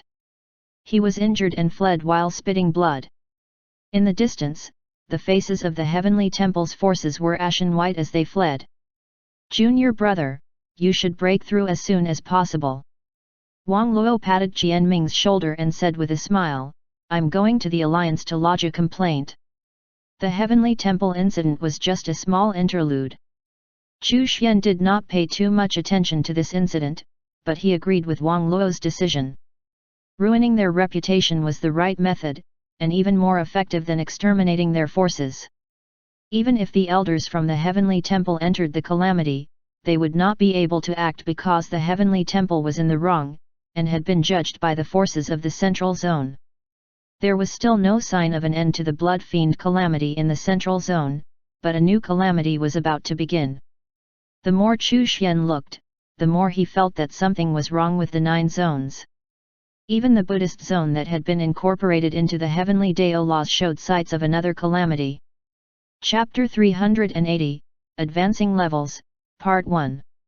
The Dao realm elder from the heavenly temple was quickly captured and judged by the alliance, and Feng Kong personally carried out the execution. The heavenly temple's reputation was ruined, and many disciples and cultivators announced their withdrawal from the heavenly temple. Just like that. An ancient force with a long history, one that had controlled the Qian region for countless years, became the first ancient force to decline amidst the Great Dayuan calamity. Half a year later, the spirit-devouring flower did not go to the central zone, but to the chaos zone instead, which was slightly out of Chu Xian's expectations. Perhaps the spirit-devouring flower did not feel confident enough to deal with the blood fiends in the central zone, and wanted to further strengthen itself before heading over. Another half a year passed. Your heavenly Dao laws have taken over the southern zone's eastern region. Your cultivation level has advanced. The last region of the southern zone had been incorporated into the heaven Dao laws. Now, all that remained was the ocean region of the southern zone, which bordered the eastern region. 32nd level of the Dao realm. There were only 4 levels to go. As he got closer and closer to the Dayuan realm, Chu Xian's confidence grew. The remaining 5 regions in the Chaos Zone would soon be incorporated into the heavenly Dao laws as well. I should be able to break through to the Dayuan realm when the 60-year milestone arrives, Chu Xian thought. A month later. Your heavenly Dao laws have taken over the southern zone. You have been rewarded with 360 Dao principles. From the 36 Dao principles that he had received from taking over the northern zone, to the 108 Dao principles from the Buddhist zone, the reward had now grown to 360 Dao principles. It seemed that this number would only continue to grow with each successful zone incorporated into the heavenly Dao laws. Chu Xian received the reward, and more Dao principles were added to his miniature Great Dao. Another half a year passed. Your heavenly Dao laws have taken over the 6th region of the Chaos Zone. Your cultivation level has advanced. Chu Xian had reached the 33rd level of the Dao realm. After the spirit-devouring flower left the Chaos Zone, it went straight to the Central Zone. However, once there, it kept a low profile and only acted when it was completely safe. With the arrival of the spirit-devouring flower, Heiyu's plan would be able to be better implemented. She wanted to take down the central region of the Central Zone and use that opportunity to break through to the Dao realm. Once that was complete, the central region and the Qian region would be under the control of the heavenly Dao laws, and she would be able to properly utilize the heavenly Dao scripture to her advantage. Tianyu Tower was an ancient force with a long history. Its strength should not be underestimated. Chu Xian had some understanding of the grudge between Heiyu and the Tianyu Tower. Her mother used to be the saintess of the Tianyu Tower. Incidentally, saintesses were not allowed to marry. Heiyu's mother had an ill-fated relationship with Ji Tianbei. In the end, the relationship failed, and her mother returned to the Tianyu Tower, but was forced to commit suicide. Chu Xian looked down on Ji Tianbei. He should not have just sat back and watched. This was also the reason why He Yu did not have the slightest favorable impression of her father. Chu Xian felt that it was better to destroy a melodramatic force like the Tianyu Tower. What kind of archaic rules were those? The blood fiend calamity in the central zone was finally coming to an end, and many cultivators heaved a sigh of relief. After the prolonged battle, everyone was exhausted. Of course, Chu Xian knew that another calamity was coming. There was something wrong with the 9 zones. There were even traces of the calamity in the northern zone. It was as if a mysterious force had seeped in and was trying to control the fate of the northern zone.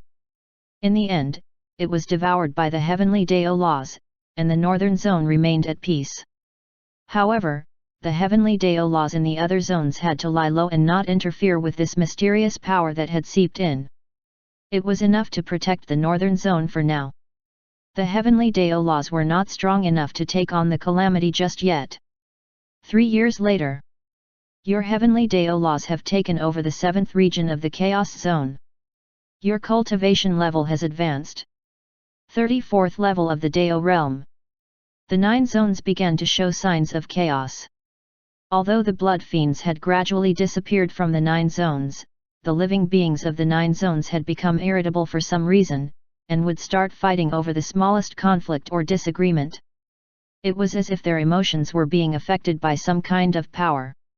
There were even some small races that suddenly erupted due to the oppression of certain human cultivators, massacring an entire human city. This would have been unimaginable in the past. No small race would dare to massacre a human city. Chapter 381, Advancing Levels, Part 2. The human race was the overlord race of the 9 zones. Such behavior was equivalent to provoking the human race. To a small race, it was suicidal behavior. The human experts were furious. In just 3 days, that small race disappeared from the 9 zones entirely. The body of that small race's divine realm expert was hung on the city wall, left to bleed out and die in order to intimidate the other races. Chu Xian frowned. He found that the human cultivators involved in the extermination of the small race seemed to have a special aura around them. It seemed to be related to the calamity. Why did this happen? Was the great Dao punishing them for exterminating the small race? Chu Xian had a feeling that the great Dao calamity was getting closer and closer. Many of the cultivators in the great Dao communication group felt the tug to enter the calamity, but restrained themselves due to Chu Xian's warning. Ying Kong, who was the weakest among them, could barely restrain himself. He told the group chat that there seemed to be a voice telling him that there was a great opportunity in the 9 zones, guiding him to leave the primordial land. Chu Xian knew that there would be Dao realm experts appearing in the 9 zones very soon. Hong Yuanchuo and the other Dayuan realm experts also looked solemn. They all felt a sense of pressure. The great Dao calamity was about to arrive.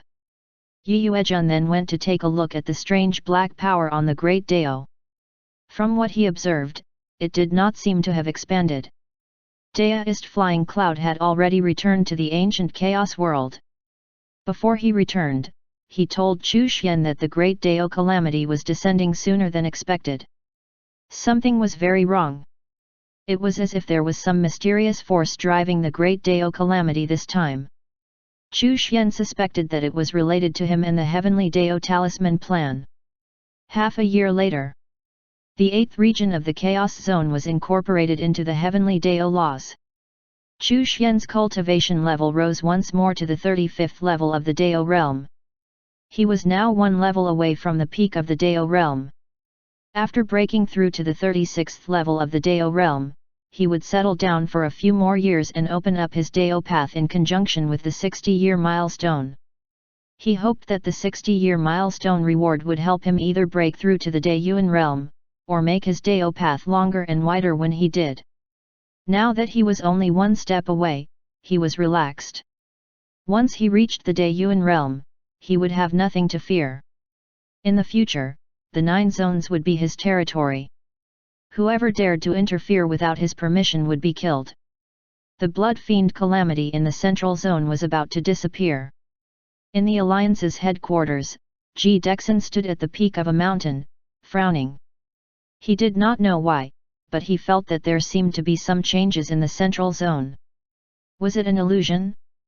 Was a new calamity coming? Something was wrong with this great Daeyuan calamity.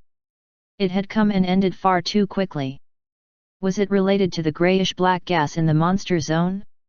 Ji Dexin could not figure it out. Even with the memories from his previous life, nothing seemed right this time around. Chapter 382, Innate Divine Soul. Ji Dexin had already reached the first level of the Dao realm.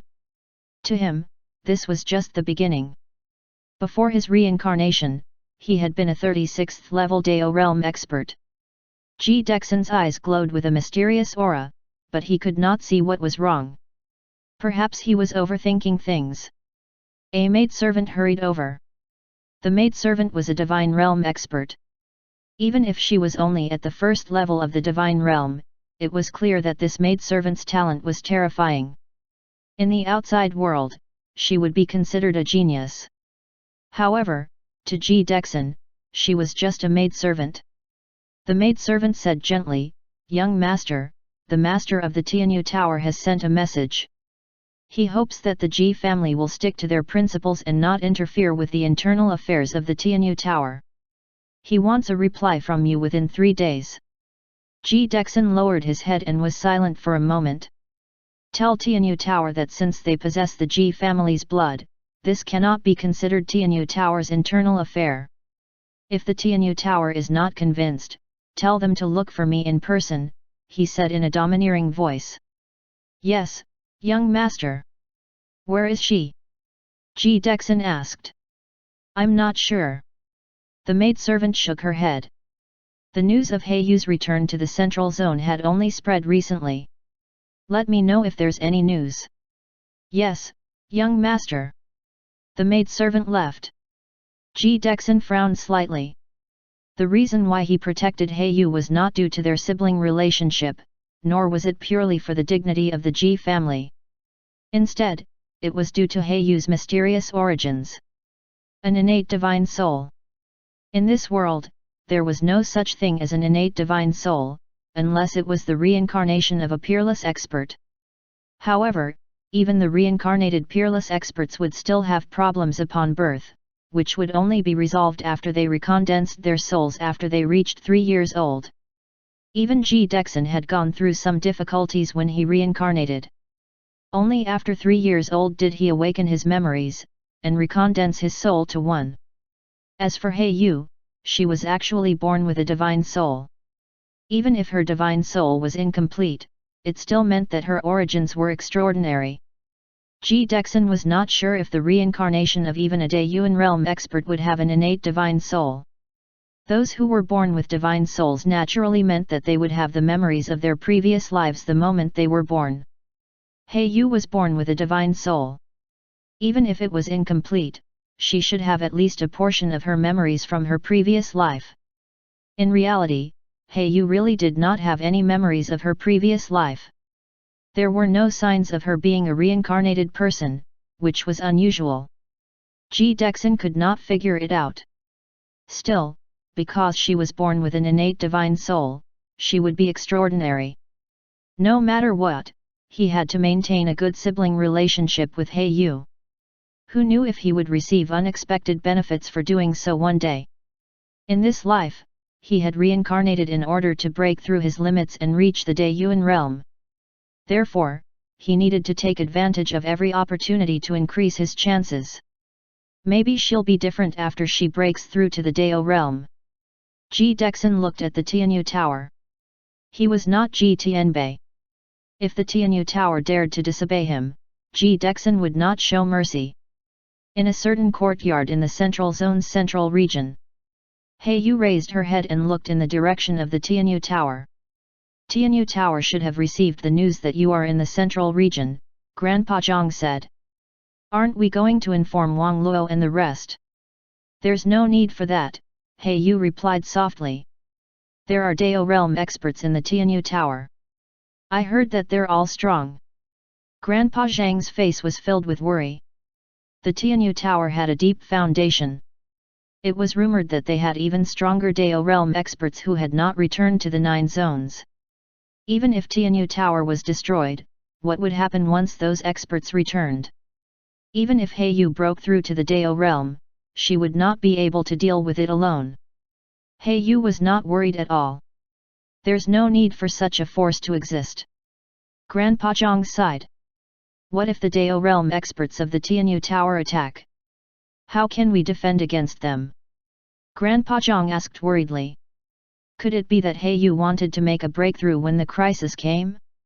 Would she be able to do so in time? I think it's better to inform your 2 senior brothers. Wang Luo and Xiang Xing were both Dao realm experts. Moreover, they were much stronger than the current Dao realm experts of the Tianyu Tower. Grandfather, I've made the necessary preparations. Chapter 383, The Giant in the Ocean. Heiyu was not worried at all. She stroked the spirit-devouring flower and said, "It doesn't matter whether the Tianyu Tower takes action or not. I just want to see a certain someone's attitude." Grandpa Zhang was silent. He thought of that person who did not care about his granddaughter's life. That man was cold and ruthless. Why should we care about his attitude? Grandpa Zhang asked in a hoarse voice. Grandfather, he's not important. I'm talking about Ji Dexin. Ji Dexin? Heiyu's half-brother? He had a general idea of what Heiyu was thinking. As the number 1 genius of the human race and the unspoken leader of the alliance, Ji Dexin's attitude was indeed important. Grandpa Zhang's heart was heavy. If Ji Dexin opposed Heiyu, it would be even more difficult for her to take revenge. He had the power to alienate Heiyu from the alliance and the forces in the central zone. Heiyu's expression was calm. Ji Dexin's attitude would only determine how she would take her revenge, not if. No one could stop her. In the end, no one from the Tianyu Tower showed up. Heiyu received the news that Ji Dexin had warned the Tianyu Tower. No matter what Ji Dexin's reasons were, or if he had any ulterior motives, Heiyu did not care. It was time for the Tianyu Tower to be destroyed. Heiyu stroked the spirit-devouring flower with one hand and said softly, "It's time. You can start." The petals of the spirit-devouring flower flickered with anticipation and excitement. Chu Xian was already a 35th level Dao realm expert. He was so close to the Daiyuan realm. There were still 3 regions in the Chaos Zone that had yet to be incorporated into the heavenly Dao laws. This meant that he would be able to break through to the 36th level of the Dao realm within a year. Chu Xian was curious as to whether he would continue receiving system rewards for the heavenly Dao's expansion into other regions after he reached the 36th level of the Dao realm. If so, what would the reward be? The fate of the 9 zones had changed, and the grayish-black gas seemed to be increasing. Hu Tianya kept getting stronger and stronger as his bloodline became more pure. Thanks to that, he was still able to suppress the ominous beings. In terms of strength, Hu Tianya's strength was definitely ranked among the top among Chu Xian's disciples. With the might of his divine beast bloodline, other than Ding Yu and Xiao Yang, no one was his match. Then, the successor of your lucky mystic realm, the little evil king, has obtained the fate of the great Daiyuan calamity. His fate has transformed, and his cultivation level has soared. He has advanced to the divine realm. Your fate Dao law has advanced, and you have received a lump of chaotic energy. The system's reward suddenly appeared. Chu Xian was startled. The little evil king had risen up? The successor of your lucky mystic realm, the little evil king, has transformed his body, restored his 3rd leg, and transformed his fate. His cultivation level has soared. Your fate Dao principle has advanced. The system gave him another reward. Physical transformation? Chu Xian was stunned. The little evil king had successfully restored his 3rd leg. What kind of fortuitous encounter did he encounter? Curious, he took out the myriad heavenly mirror and connected it to the little evil king. The image projection shimmered. When the scene unfolded, it was actually at the bottom of the ocean. At this moment, atop a shattered mountain at the bottom of the ocean, there were corpses lying around. The little evil king was sitting cross-legged in a blood-red pit. On the other side, Du Yuan was also sitting in a similar hole not far away. His injuries were not light. A mysterious power kept the water out of the mountain. Howls and roars could be heard faintly in the distance. There were some ferocious monsters gathered around the underwater mountain. Upon a closer look, one could vaguely see that these monsters were originally members of the ocean race. However, they had mutated and were now ominous beings. The little evil king's group had encountered ominous beings. There were quite a few divine realm ominous beings among them, but they were all blocked by the mysterious force around the mountain. There were only 2 living people on the entire mountain: Du Yuan and the little evil king. The rest were all dead. Chu Xian looked around and suddenly realized that there was something wrong with this underwater mountain. The mountain seemed to have been shattered by impact. Furthermore, that object was still embedded in the mountain peak. It seemed to be a person. A huge person had crashed into the mountain peak, and his body was embedded in the mountain peak. The holes that little evil king and Du Yuan were sitting cross-legged in seemed to be the eyes of the giant. Chu Xian was startled and hurriedly zoomed out to see more of the surroundings. Hiss! It really was the corpse of a giant. Moreover, the mysterious power was the remnant Dao aura emitted by the corpse. The giant had been a Dao realm expert when he was alive, and a pretty strong one to book. It was likely that the giant was a 10th level Dao realm expert or stronger. Chu Xian recalled what Daoist Flying Cloud had said. There were humans in the ancient chaos world who had strong physical bodies and power. They had once been to the 9 zones and were known as the giant race. The first body tempering technique of the human race in the 9 zones had been taught to them by the giant race, which had allowed the human race to establish themselves in the 9 zones. This corpse might have been one of the giants who had come to the 9 zones. In the distant past, this ocean area used to be a continent. However, thanks to the constant calamities, the continent was submerged underwater and became an ocean. Moreover, the mountain at the bottom of the ocean had probably only reappeared due to the Great Dayuan calamity. No one knew how long the giant had been dead, but the corpse still contained a surging and powerful qi and blood essence. The little evil king's body had transformed because he had absorbed the surging blood essence from the giant's corpse. Du Yuan was also in the process of absorbing and refining the blood essence.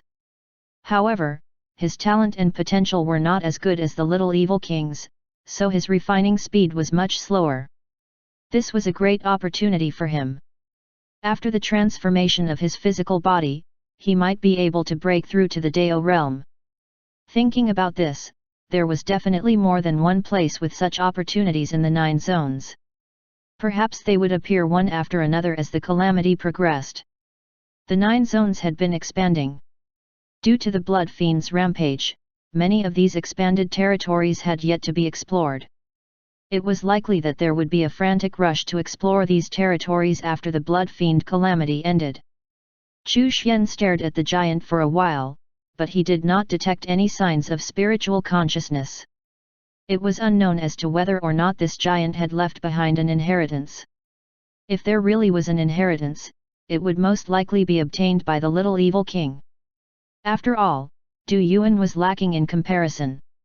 Chu Xian was curious. Would the giant race return to the 9 zones again?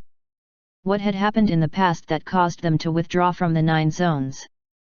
Daoist Flying Cloud had not mentioned it, but Chu Xian knew that something must have happened. Despite the giant race contributing the first body tempering technique to the human race, and having been around for quite some time, there were no legends or records about them in the 9 zones. In fact, were it not for Daoist Flying Cloud, Chu Xian would not have known about their existence. There were too many secrets in the long history of the 9 zones. Chapter 384, Fate of the 9 Zones. Chu Xian deactivated the mirror and received the system reward. Chu Xian's heart was filled with joy as he felt the changes in the Fate Dao principle. It was gradually transforming from a Dao principle to a Great Dao principle. Gradually, an extremely mysterious nascent Great Dao principle emerged. At this moment, Chu Xian gained a deeper understanding of fate. His understanding and control of fate had reached a new level. The Fate Great Dao principle. Once Chu Xian's cultivation reached the 36th level of the Dao realm, he could use this Fate Great Dao principle to open his Dao path and break through to a Daoyuan realm cultivator. The mysterious Fate Great Dao principle surrounded Chu Xian's body, and he gazed at the 9 zones again. Finally, he saw something that he had never seen before. The 9 zones were divided into 9 different types of fate. Each zone possessed a different fate, and the 9 fates were both independent and united. The northern zone's fate seemed to be slightly different from the other 8 zones. It was, after all, the origin and birthplace of the heavenly Dao laws. Furthermore, the northern zone's heavenly Dao laws were still in operation, while the heavenly Dao laws in the southern and Buddhist zones were in a state of dormancy. The central zone's fate was extremely strong, but it seemed like something had seeped in and was about to change it. The fate of the monster zone was dark, as if it had been contaminated by something. From a glance, Chu Xian saw many things. For example, the fate of the northern region of the western zone was emitting a faint black light, as if it wanted to seize the fate of the western zone. The more Chu Xian looked, the more shocked he was. The fate of the 9 zones was very strange, especially the desolate ancient zone, where darkness and light existed together. The future of the 9 zones was full of uncertainties. Chu Xian looked at it for a while and then hurriedly retracted his gaze. After prying into the fate of the 9 zones, his Fate Great Dao principle began to shake under the pressure. He wondered if should also hide the heavenly Dao laws of the northern zone. Anyone who could pry into the fate of the 9 zones could tell that something was wrong with the northern zone. Furthermore, things would be exposed if Dao realm experts entered the northern zone. Chu Xian pondered for a moment and made a decision. The northern zone's heavenly Dao laws could not be concealed. If necessary, he would prevent the Dao realm experts from entering the northern zone. In any case, he was about to reach the Daoyuan realm, so it was not too concerning. Given the current level of the heavenly Dao laws, it would be able to stop 10th level Dao realm experts and below from entering, and it would only get stronger with time. Chu Xian separated a wisp of chaotic energy to temper and stabilize the nascent Fate Great Dao principle. Thinking back to the scene he had just seen, Chu Xian could only sigh. He had seen other things as well. The grayish-black gas seemed to be related to the strange black power on the Great Dao, but there was actually a scheme behind it. There were many hidden experts who had extended their hands into the 9 zones. Some people intended to obtain opportunities here and break through the insurmountable barrier. Others wanted to return and monopolize the 9 zones and the Great Dao for themselves. Unfortunately, it was destined to be in vain. Chu Xian had the upper hand. The heavenly Dao laws had already been established and were continuously expanding, and the 9 zones would eventually be his territory. Furthermore, these hidden experts were being cautious due to the unusual circumstances surrounding this great Daoyuan calamity, which was unwittingly caused by Chu Xian through the heavenly Dao talisman plan. Chu Xian was also thinking about what made the great Dao of the 9 zones so special. Since the creation of the 9 zones, there had been countless living beings and races. Countless races had died out in the 9 zones over the years, but there were also countless races that were born to replace them. Over the years, how many had reached the Daoyuan realm? Furthermore, every Daoyuan realm expert had opened their Dao path based on the 9 zones Great Dao. Even if they left the 9 zones, their Dao path still strengthened the 9 zones Great Dao. Chapter 385, Chaos and the 9 Zones, Part 1. It was similar to how the heavenly Dao laws were strengthened. However, the heavenly Dao laws were more direct. No living beings could be stronger than the heavenly Dao laws. Any living being under the heavenly Dao laws, no matter how they cultivated, would never be able to escape the control of the heavenly Dao laws. The Nine Zones' great Dao was not so overbearing. After all, it was born from chaos and not created by a person. However, the great Dao calamity would cause the great Dao to collapse and reform to re-establish balance in the Nine Zones. Chu Xian thought of many things at this moment. Daoist Flying Cloud said that they were rejected by the great Dao and could not enter the Nine Zones, so they lived in the ancient chaos world.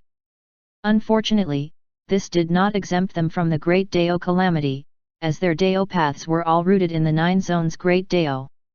Chu Xian was 90% sure that the hidden experts from the ancient chaos world were here to resolve this issue, perhaps by destroying the source of the great Dao itself. However, the price of doing so would definitely be huge.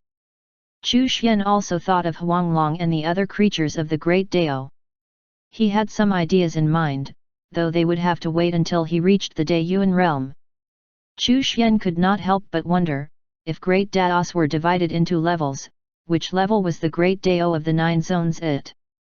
Were there any other great Daos in the chaos? If the Nine Zones' great Dao was a naturally formed great Dao, did that mean that there were artificially formed great Daos? Could some experts have separated their Dao paths from the great Dao of the Nine Zones and opened their own worlds? The Buddhist Great Dao principle of the Buddha world and the Ghost Great Dao principle of the Buddhist world were probably examples of this. They had had nothing to do with the Great Dao of the Nine Zones. Even though they were connected to the Nine Zones, Chu Xian could still cut off the connection at any time. ABC. There was also his pocket dimension.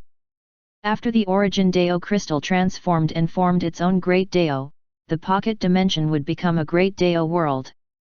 Chu Xian was excited at the thought. He was on the right path to invincibility. With so many great Dao principles, who could rival him? Once he devoured the great Dao of the Nine Zones, who would be his match? Stop! I can't be overconfident. I have to remain low-key and stable. The stable Dao principle surrounded Chu Xian, calming him down. Even if he reached the Daoyuan realm, there were bound to be other powerful existences out there. The great Dao communication group started to become lively again. Daoist Brother Chu, there are some Dao realm brats in the primordial land that can't be restrained anymore and want to enter the Nine Zones. What should we do? Hong Yuanchuo asked in the group chat. The calamity had progressed to the point that some Dao realm experts were influenced by the calamity, becoming irritable and no longer afraid of the Daoyuan realm experts. This was especially true for 5th level Dao realm experts and below. Hong Yuanchuo and the others were very worried. This situation showed that the effects of this calamity were unfathomable. There had never been such a phenomenon during the past Great Daoyuan calamity. Chu Xian pondered for a moment. If he continued to enforce the restrictions, there would definitely be problems. It was better to channel them than to block them. None of these low-level Dao realm experts would be able to threaten him anyway. Let's loosen the restrictions then. Those 5th level and below may enter the calamity in 3 months. Those above will have to wait until the situation allows for it. Chu Xian gave an answer. As for why he needed 3 months, that was because within 3 months, the heavenly Dao laws would be able to take over another region, and he would reach the 36th level of the Dao realm. Moreover, based on Chu Xian's understanding of Hong Yuanchuo and the others, they would not let so many people leave at once. They would probably release them in stages, starting from the weakest. Thank you, Daoist Brother Chu, for your permission. Hong Yuanchuo and the others knew what to do. Then, they asked a few more questions. Slowly, they tried to lead the questions to the mysterious Great Dao calamity. They wanted to know what kind of calamity it was. There was no need to hide anything now. Besides, Chu Xian had a better understanding of the Great Dao calamity now. Hong Yuanchuo and the others were the Daoyuan experts of the 9 zones, so he could gather them under his banner under the guise of protecting the 9 zones. There were countless experts in the ancient chaos world. The ancient demon race had reached their hands in. Sooner or later, they would target Mo2 and the others. He could not allow them to fall under their control. Chapter 386, Chaos in the Nine Zones, Part 2. Moreover, many Dao realm demons had become bald and turned into Buddhists. Mo2, Mo Zhan, and a few other demon race Dayuan realm experts were more powerful, so the Buddhist scripture had limited influence on them, and they did not become Buddhists. Still, if he guided them along, they might willingly give up their identity as demons. After all, in the eyes of the ancient demons, they were mixed-blood descendants of a lower status. They were all experts, so they naturally had their own pride. Faced with the arrogance of the ancient demon race, it would be strange if Mo2 and the others could stomach it. No one was willing to be a second-class citizen. Of course, he could not act rashly. He had to observe the situation and the attitude of the ancient demons before doing anything. Chu Xian had some ideas in his mind, but he needed to reach the Dayuan realm before he could implement them. Since you asked again, I won't hide anything. After the Great Dayuan Calamity, the Great Dao Calamity will descend. Every 9 Dayuan is a Great Dao era. This is the 9th Dayuan Calamity. This Great Dao era is about to end, and the Great Dao Calamity is coming. The group chat fell silent. Hong Yuanchuo and the others were shocked. So that was how it was. It was the Great Dao Calamity. No wonder it could affect Dayuan realm experts. They felt a strong sense of danger. Chu Xian continued. Anyone who opened their Dao path based on the Great Dao of the 9 zones, no matter how long or wide their Dao path is, or whether they are in the 9 zones or in the ancient chaos world, cannot avoid the Great Dao Calamity. When the Great Dao Calamity descends, some experts will set their eyes on the 9 zones in order to transcend the calamity. They intend to return to the 9 zones and find ways to completely cut off the source of the Great Dao of the 9 zones. Hong Yuanchuo and the rest felt as if their horizons had been broadened. The sense of danger was getting stronger. There were too many secrets that had just been revealed. At that moment, Hong Yuanchuo and the others felt that they were indeed novices. Right now, many parties are trying to interfere in the affairs of the 9 zones. Chu Xian exaggerated again, saying that those people would pose a threat to Hong Yuanchuo and the others. In fact, it was not entirely an exaggeration. The threat was inevitable. Hong Yuanchuo and the rest understood. This was a battle between local experts and foreign experts. They started to worry inwardly. They were too weak. Where had all the previous Dayuan realm experts of the 9 zones gone? Were they enemies or allies? The ancient demons have already set up a trap. Fellow Daoist Mo2 and the others will probably become their pawns. After all, mixed-blood descendants are no different from slaves in their eyes. In the end, Chu Xian deliberately mentioned the ancient demons and their mixed-blood status. Mo2 and Mo Zhan were shocked. Chess pieces? How could they be someone else's chess pieces? Mixed blood? No different from slaves? The two fell silent. Chu Xian's words were not without substance. In the eyes of the ancient demons, they were probably no different from slaves. Just like the current heavenly demon tribe, that treated the other demons like slaves. This was the nature of the demon race. Therefore, they were certain that Chu Xian was not lying to them. Mo2 and the others were unwilling.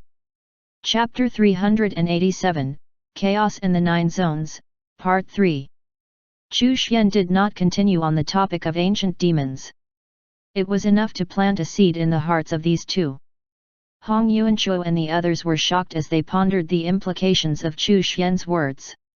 Daoist brother Chu, what is the ancient chaos world? Hong Yuanchuo asked curiously. This was the first time they had heard of the ancient chaos world. A world in the chaos. It has existed for a long time and countless powerful races live there. Creatures in the ancient chaos world are born as heaven realm cultivators, Chu Xian explained.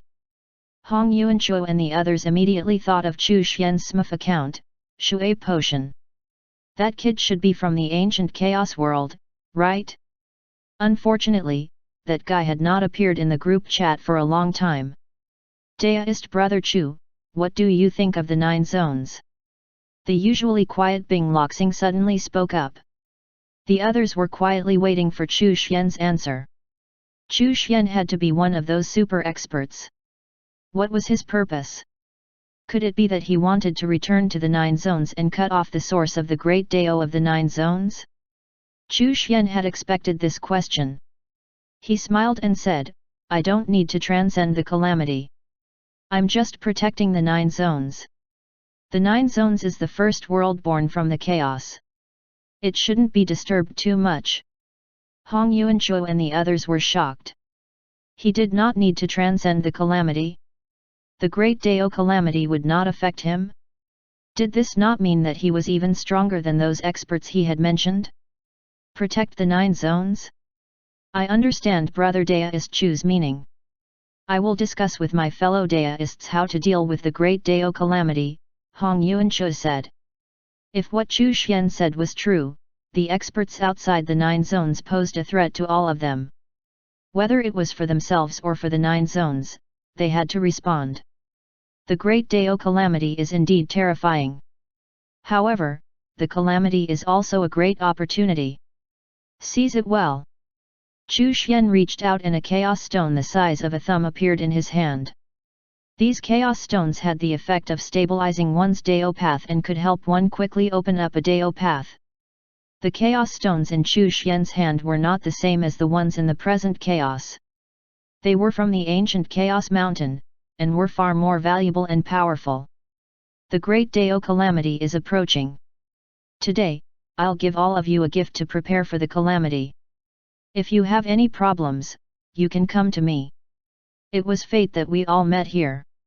We all have the desire to protect the 9 zones. Fellow Daoists, if you have any difficulties or doubts, seek me out. As Chu Xian spoke, he passed the chaos stones to Hong Yuanchuo and the others. If one wanted to reap a big harvest, it was necessary to sow seeds. The seeds had been planted. Now, he just had to wait for them to sprout. Chu Xian was waiting for Mo2 and the others to seek him out. Hong Yuanchuo and the others received the chaos stones and were shocked. It could actually stabilize their Dao paths and make it easier for them to further their Dao paths. The difficulty of furthering a Dao path lay in one's comprehension, and also in the instability of the Dao path one opened. Whenever the Dao path was extended, the new borders of the Dao path would be unstable. Therefore, Daoyuan realm cultivators had to take it slow and stabilize the Dao paths before continuing.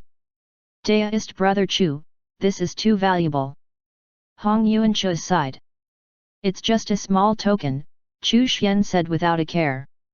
Recently, a fellow Daoist from the ancient chaos world approached the 9 zones, but was rejected by the great Dao and left, he added. Hong Yuanchuo's heart skipped a beat. An expert had approached the 9 zones? There had to be a reason why Daoist Brother Chu mentioned this. Did he want them to patrol the great Dao occasionally and show off the strength of the 9 zones? Unfortunately, they did not know where the borders of the great Dao were, and they had never seen the chaos. Forget it. They would just patrol the great Dao itself then. Thank you for your reminder, Daoist Brother Chu. We'll patrol the great Dao from time to time. Chu Xian nodded in satisfaction. He wanted to create a sense of crisis for Hong Yuanchuo and the others, so that they would avoid paying attention to the 9 zones. This was to prevent these guys from entering the 9 zones with a clone or something on a whim. After planting a seed in the hearts of Hong Yuanchuo and the others, Chu Xian did not continue the conversation. Instead, he contacted Daoist Flying Cloud. Did the first batch of Daoyuan realm experts from the 9 zones manage to separate their Dao paths from the great Dao of the 9 zones? Daoist Flying Cloud was not the first to reach the Daoyuan realm. He had only opened his Dao path during the last great Dao era. In the long history of the 9 zones, he was actually considered a junior. Chu Xian saw some special fate energy around the corpse of the giant where the little evil king and Du Yuan were. He guessed that the giant race had prepared a scheme in the 9 zones. He was very curious as to why the giant race had left the 9 zones. Had they lost a war, were they in conflict with the human race, or was it something else? Deist Flying Cloud, do you know if there were any conflicts between the giant race and the human race? Chu Xian asked. His character was a big shot who had returned from exploring the chaos. It was normal for him to not understand the history of the 9 zones. If he asked about it in a roundabout way, it would only arouse suspicion. I've heard of some conflicts, but I'm not too sure about the details. Of course, it was just some minor stuff, and not to the extent of becoming enemies. Chapter 388, Chaos in the 9 Zones, Part 4. Chu Xian was confused. Since they were not enemies, why did the human race of the 9 Zones not have any legends about the giant race? Fortunately, Deist Flying Cloud knew the answer to this. When the giant race entered the 9 Zones, they were extremely powerful. They occupied large swathes of territory and protected the weak human race at that time. This was not unnatural, as giants and humans looked identical other than the size difference. Furthermore, after the human race had cultivated the body tempering technique of the giant race, their bodies had started to become stronger, as well as larger, which reduced the differences even further. The human race was born weak, but they were indomitable. They somehow survived the various calamities. After that, a peerless heavens blessed appeared in the human race. He cultivated the techniques of the immortal, celestial and demon races, and taught those techniques to other humans. Some even transformed into those races. Thanks to this, the 3 races discovered that some of the human race's prodigies were talented. Thus, they began to spread their cultivation techniques and select prodigies from the human race. This was viewed as a lucky opportunity for those humans, who would otherwise have to work hard on tempering their bodies. In a sense, it was a form of ascension to a higher race. Naturally, the giant race would not allow this to happen. They would not allow the human race to cultivate other cultivation techniques.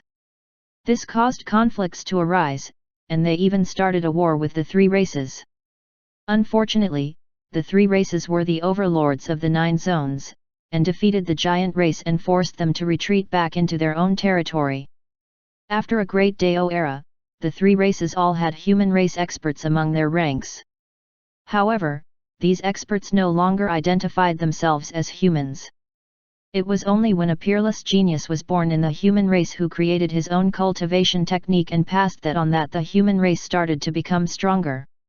Unfortunately, none of the other races wanted to see this happen, and the peerless genius was hunted down. There were also rumors that the giant race worked together with the other races to do this. The genius was blessed by fate, but was chased into hiding for 3 Daiyuan, after which he became the human race's first Daiyuan realm expert. He then embarked on a path of revenge and started a great war in the 9 zones. Many races were exterminated, and the giant race was also defeated in this war. For some reason, the giant race was even rejected by the great Dao of the 9 zones, and were forced to leave. In that battle, the human race suffered heavy losses and they temporarily became a weak race again. Chu Xian sighed. That human genius was indeed awesome. Has that person died? He probably was, right? How could the 3 races allow him to live? Although Deist Flying Cloud did not mention the 3 races' involvement, Chu Xian was sure that the 3 races were behind the war against the humans. In the historical records of my race, that person was severely injured and disappeared. He did not appear for the next few eras, so there's a high chance that he died, Deist Flying Cloud said with uncertainty. Chu Xian was enlightened. Protagonists could not be considered dead just because they had gone missing. Such characters would eventually mount a comeback. The current overlord race of the 9 zones is the human race. It is even possible that they will unify the 9 zones after this great Daiyuan calamity. How much does fellow Deist Flying Cloud know about the human race's pioneers? They were not in the 9 zones now. Had they gone to the ancient chaos world? Deist Flying Cloud pondered for a moment before saying, in the last Daiyuan, a human saint appeared in the ancient chaos world. He was extremely powerful and might have already opened up a 30,000-mile Dao path. The human absolute saint fought a great demon and then left. Pausing for a moment, he continued, the human race is ostracized. Those who are ostracized are unable to enter the ancient chaos world. Chu Xian was stunned. The human race was excluded from the ancient chaos world? Why did you ostracize the human race? It is all due to fate. I can't explain it clearly. Chu Xian rolled his eyes. If you don't want to tell me, then just say so. Why bother making up excuses?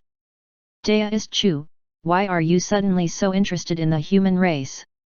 Daoist Flying Cloud asked curiously. I saw something interesting. I saw the corpse of a giant in the 9 zones, as well as the scheme of some people. Chu Xian chuckled, as if he was hinting at something. Daoist Flying Cloud was silent. I'm very interested in the human race. Can Daoist Flying Cloud tell me some secrets about the human race? Chu Xian suddenly realized that the human race was not as simple as they looked on the surface. It was weak, yet seemingly indomitable. Where did all the human experts go? At this moment, Chu Xian even wondered if those people who had stretched their hands into the 9 zones and secretly devised schemes were targeting the human race.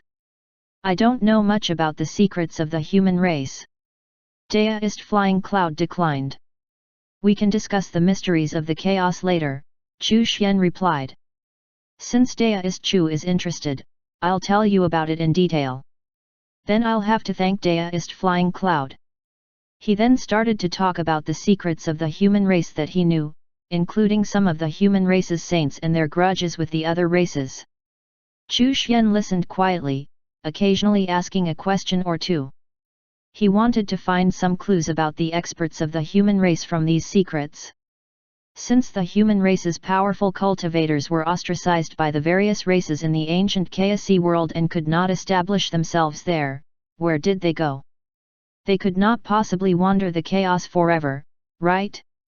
The Daeyuan realm experts who remained in the 9 zones were all juniors, and did not even know of the existence of their seniors.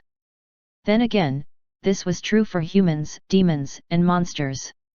There had to be a reason for this. For some reason, Chu Xian felt that there was a giant game of chess being played in the 9 zones. Was there really no one who knew about his heavenly Dao talisman plan? Chu Xian suddenly felt a little worried. If someone knew about it, but did not stop him, what did they want to do? Would they seize the fruits of his labor at the final moments? If that was the case, he had to keep a low profile and not reveal his strength. Even after he reached the Daeyuan realm, he had to remain vigilant. Chapter 389, Heiyu's Advancement. After ending his conversation with Daoist Flying Cloud, Chu Xian took out the Chaos Dao mirror, and infused his Dao aura into it. He wanted to deduce whether anyone had sensed traces of his heavenly Dao talisman plan. In addition to his Dao aura, he also circulated his Fate Great Dao principle. Then, after encountering some resistance, a few words appeared on the mirror. The heavenly Dao talisman plan remains hidden. Chu Xian heaved a sigh of relief. He had kept things a secret this entire time. Even his disciples were unaware of the plan. Heiyu, who was directly involved in implementing the plan, mistakenly believed that the heavenly Dao laws and the laws of heaven and earth existed side by side. Moreover, since the higher-level Dao realm experts had not entered the 9 zones, it was difficult for anyone to detect the abnormalities. Still, patience was necessary, and so was prudence. Chu Xian continued to stay at home, waiting for the heavenly Dao laws to take over another region and finally increase his cultivation level to the 36th level of the Dao realm. There was a region in the Chaos Zone that was about to be incorporated into the heavenly Dao laws in 1 or 2 months. After that he would be able to open his Dao path. Perhaps the system's 60-year milestone reward would help with this. Settling down for a few more days, he would be able to start opening the path. Sir, how do I break through to the Dao realm? Su Xianer walked over. She was already at the peak of the divine realm, but she still could not break through to the Dao realm, which made her a little anxious. Chu Xian glanced at her. Su Xianer was already someone who was shouldering the fate of the great Dao. It was not too difficult for her to break through to the Dao realm, and her level of talent was sufficient. She was only lacking in terms of her cultivation foundation. As his maidservant, it would not be good if she was too weak. Of course, Chu Xian did not expect his maidservant to fight. It was merely for the sake of posterity. Don't be anxious. After stabilizing and strengthening your cultivation foundation, you'll naturally break through when the time comes. Chu Xian thought for a moment. Go to Chu Yi and Chu Er's place to cultivate. It'll help you break through. All right, she said and nodded. A month later, the 8th region of the Chaos Zone was on the verge of being incorporated into the Heavenly Dao laws. Chu Xian was filled with confidence. 13th brother, I'm back. Chu Yun had returned from her travels. She had been traveling around the northern zone and had entered many secret realms and ancient battlefields. As a result, she had encountered many opportunities. 13th brother, I've reached the heaven realm. Her talent was actually not bad. However, compared to Ding Yu and the others, she seemed to be somewhat lacking. That being said, in the entire 9 zones, she was still a top-tier heavens blessed. Pretty good. After chatting with Chu Xian for a while, Chu Yun went to the pocket dimension to look for Su Xianer. Chu Xian raised his head again and looked at the 9 zones. The spiritual energy in the 9 zones had started to become chaotic, and the fate of the 9 zones was once again impossible to ascertain. Chaos was coming. People were no longer fighting with the blood fiends, but killing each other to fight for opportunities instead. Many living beings in the 9 zones had become agitated and easily provoked. There were also people from the northern zone who could not stand the loneliness and went to other zones to look for opportunities. Du Yuan and the little evil king were still cultivating atop the giant's corpse. Their bodies were transforming, and their strength was increasing. It would take some time before the transformation process was completed. Your disciple Heyu used his soul as a bridge and connected the heavenly Dao and the great Dao. His fate and soul have been transformed and she has reached the Dao realm. Your fate great Dao principle has advanced. Your disciple, Heyu, has used the heavenly Dao scripture and innate divine soul to guide the great Dao to the heavenly Dao. Her fate has been transformed and she has advanced to the 2nd level of the Dao realm. Your fate great Dao principle has advanced. Chapter 390, 36th level of the Dao realm. Your heavenly Dao laws have taken over the central region of the central zone. Your cultivation level has advanced. As your pet, the spirit-devouring flower, assisted your disciple Heyu in connecting the heavenly Dao with the great Dao, its fate has been transformed. Your fate great Dao principle has advanced. Your pet, the spirit-devouring flower, has matured.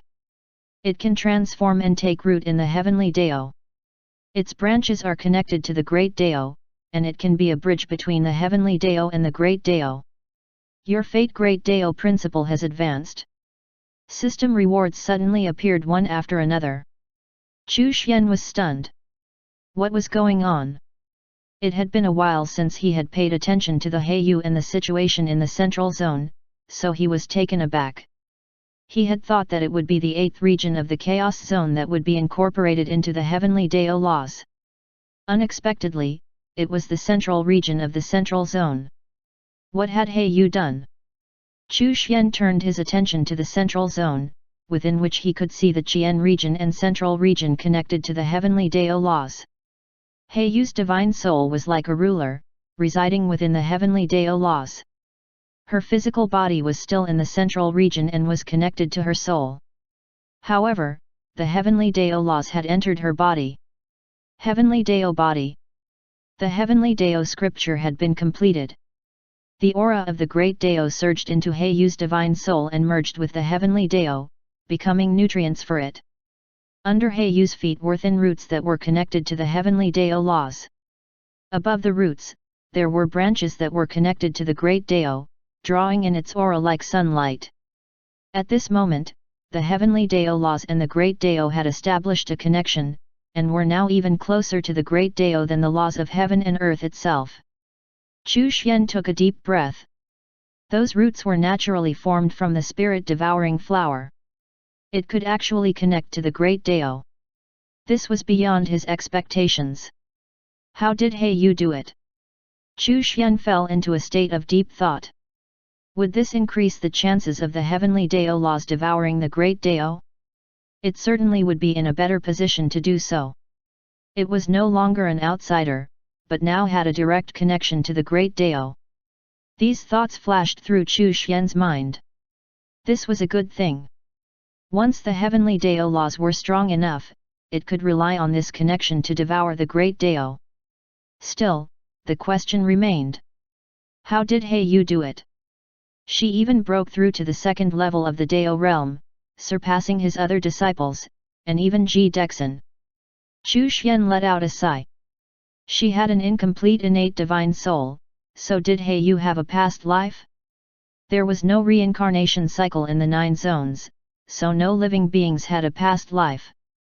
Only the strong could reincarnate using secret techniques. However, if she had a past life, her memories of the past life would definitely be awakened.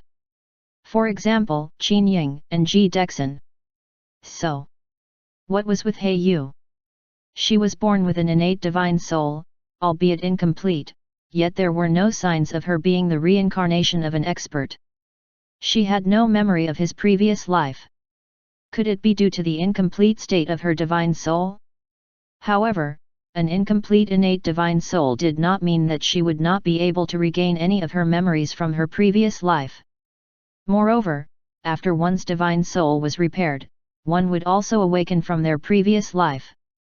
Could it be that He Yu was a Dayuan realm expert in her previous life, which was why she was so special?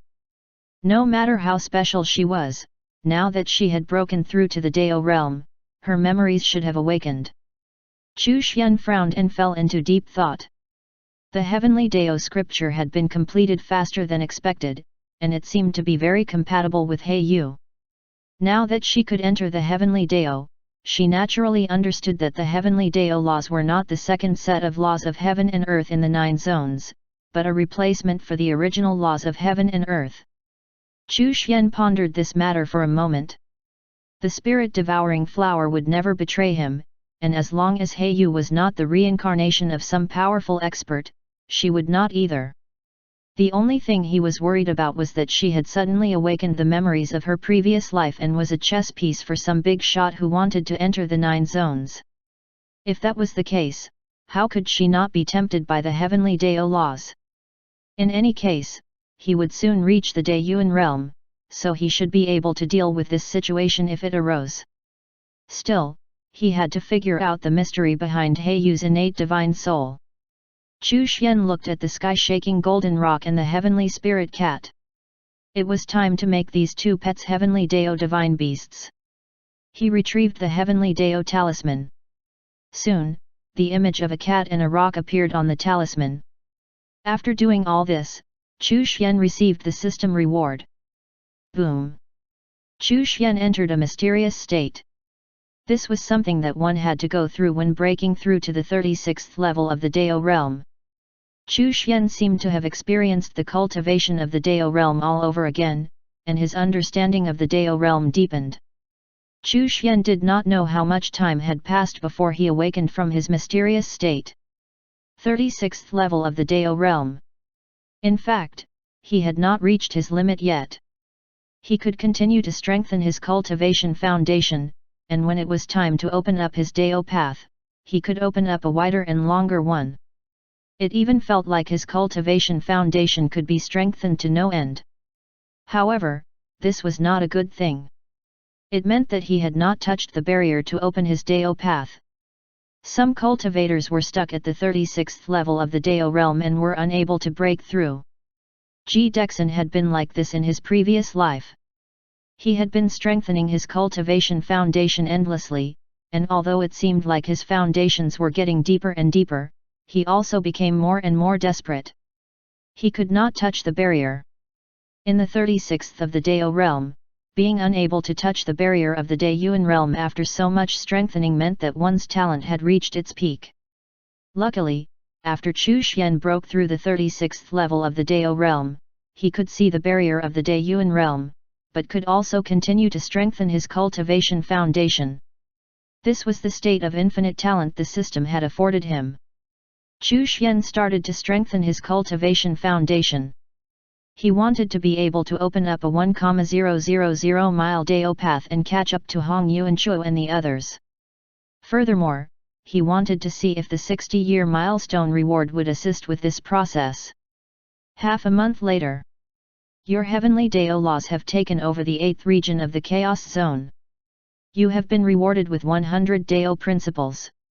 After reaching the 36th level of the Dao realm, the cultivation advancement reward had changed to Dao principles. Chapter 391, Heiyu's Revenge, Part 1. Central Zone, Central Region. The Blood Fiend calamity was finally coming to an end, and countless cultivators heaved a sigh of relief. Ever since the Blood Fiends descended, they had been fighting day and night. Countless cultivators had died. In the war, many families and sects with long histories had fallen. More than 1/10 of the Central Zone's population had been wiped out, and even many Divine Realm experts had fallen. The ghost race had probably benefited the most from the Great Dayuan calamity. There were now countless ghosts, and many of them were experts. The Fengdu Ghost King was already a Dao Realm expert, and Uer had already reached the Divine Realm. With the increasing number of ghosts cultivating the ancient netherworld scripture, the ghost world expanded and the ghost Dao principle was strengthened. As a result, the strength of the entire ghost race rose rapidly. In a certain courtyard in the central region, no emotion could be seen on Heiyu's expressionless face. Grandpa Zhang had newfound respect for his granddaughter, as he saw the changes happening to her. She had broken through to the Dao realm? You've broken through. I've broken through, Heiyu said softly. She raised her head and looked at the Alliance headquarters. Her eyes gradually turned cold. I am going to the Tianyu Tower. Grandpa Zhang took a deep breath. He had waited for this day for too long. It was time to take revenge for his daughter. Many experts were gathered at the Alliance headquarters, hailing from the ancient and super forces in the Central Zone. They were all concerned about how the human race would deal with the upcoming calamity. No one believed that the Great Dayuan calamity would end after the Blood Fiend race was defeated. From the records, the Great Dayuan calamity would last at least 10,000 years. The ominous beings in the Monster Zone were still wreaking havoc, and traces of ominous beings had already been discovered in the desolate ancient zone. This might affect the Central Zone and other human zones in time. In the main hall, Ji Dexin was undoubtedly the core figure, and the other experts all silently agreed with his words. Feng Kong was from the older generation and, after that incident, his prestige as the human king had been affected. Even though he had returned, and was the strongest person in the Central Zone at the moment, they felt that he had been gone for too long and was perhaps unaware of the current state of the 9 zones. Thus, although they respected him, they preferred to rely on Ji Dexin for decisions. In any case, Ji Dexin was a worthy successor of the human race. Qian Ming, Xiang Xing, and Wang Luo were also here. They were waiting for Heiyu to arrive. Ji Dexin was about to say something when he suddenly looked out of the hall, after which, everyone turned to look in that direction as well. The expert from the Tianyu Tower was shocked and shouted angrily, "Impudent!" He rushed out, and the others soon followed closely behind.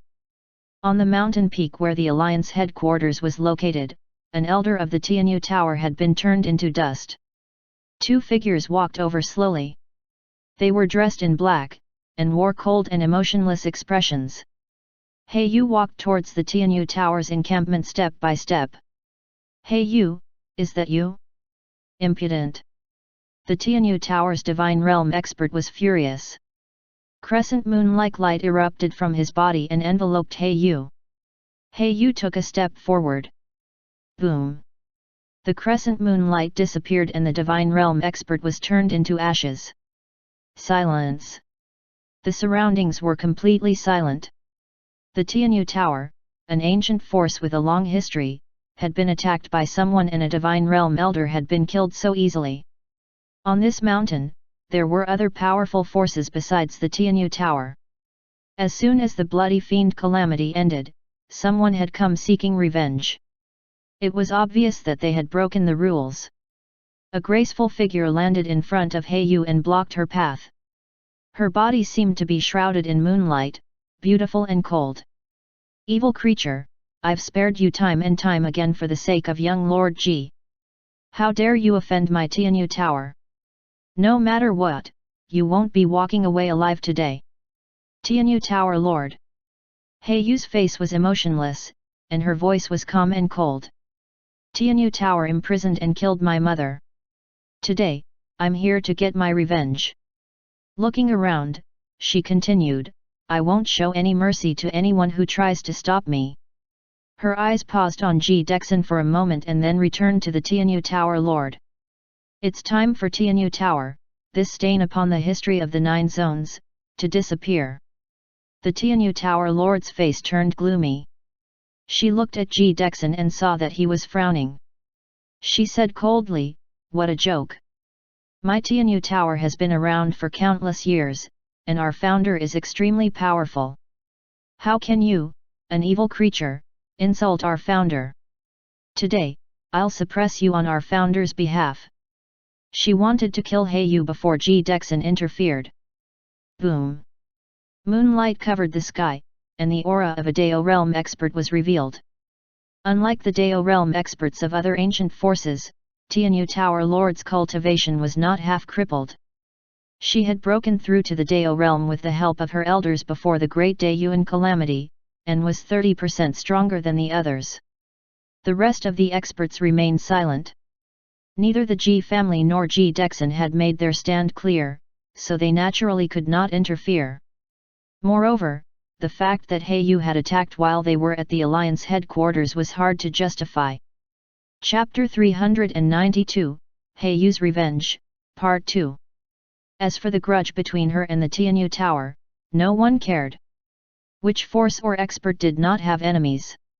In the end, all that mattered was strength. However, at this point in time, the human race was united in resisting the Great Daiyuan calamity, and the forces had come to an agreement. Everyone had agreed to suppress their grudges for the greater good. Heiyu's identity was not ordinary, so as long as the Ji family did not make their stance clear, everyone else could only watch. In any case, the Tianyu Tower was not weak, and had many trump cards. Even if Heiyu destroyed the current Tianyu Tower, it would be difficult for them to escape death once the experts from the primordial land came out. After all, the founder of the Tianyu Tower was very powerful. Heiyu raised her slender hand and made a grabbing motion. The powerful moonlight collapsed in an instant. The Tianyu Tower Lord was covered in blood. Her divine soul shook and she screamed in pain.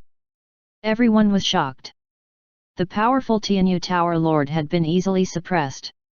Among the current experts of the 9 zones, even Ji Dexin could not pull off such a feat. Perhaps Feng Kong could. However, Feng Kong was a human king. Who was Heiyu in comparison? Ji Dexin's eyes flickered as he looked at Heiyu. Was she actually the reincarnation of a peerless expert? Otherwise, how could she be so powerful? Also, what kind of power was she using? It was as if Heiyu ruled over all living things. This is impossible. The Tianyu Tower Lord was in disbelief. She could not accept that she was being so easily suppressed by Heiyu. Boom! A Dao puppet appeared next to her.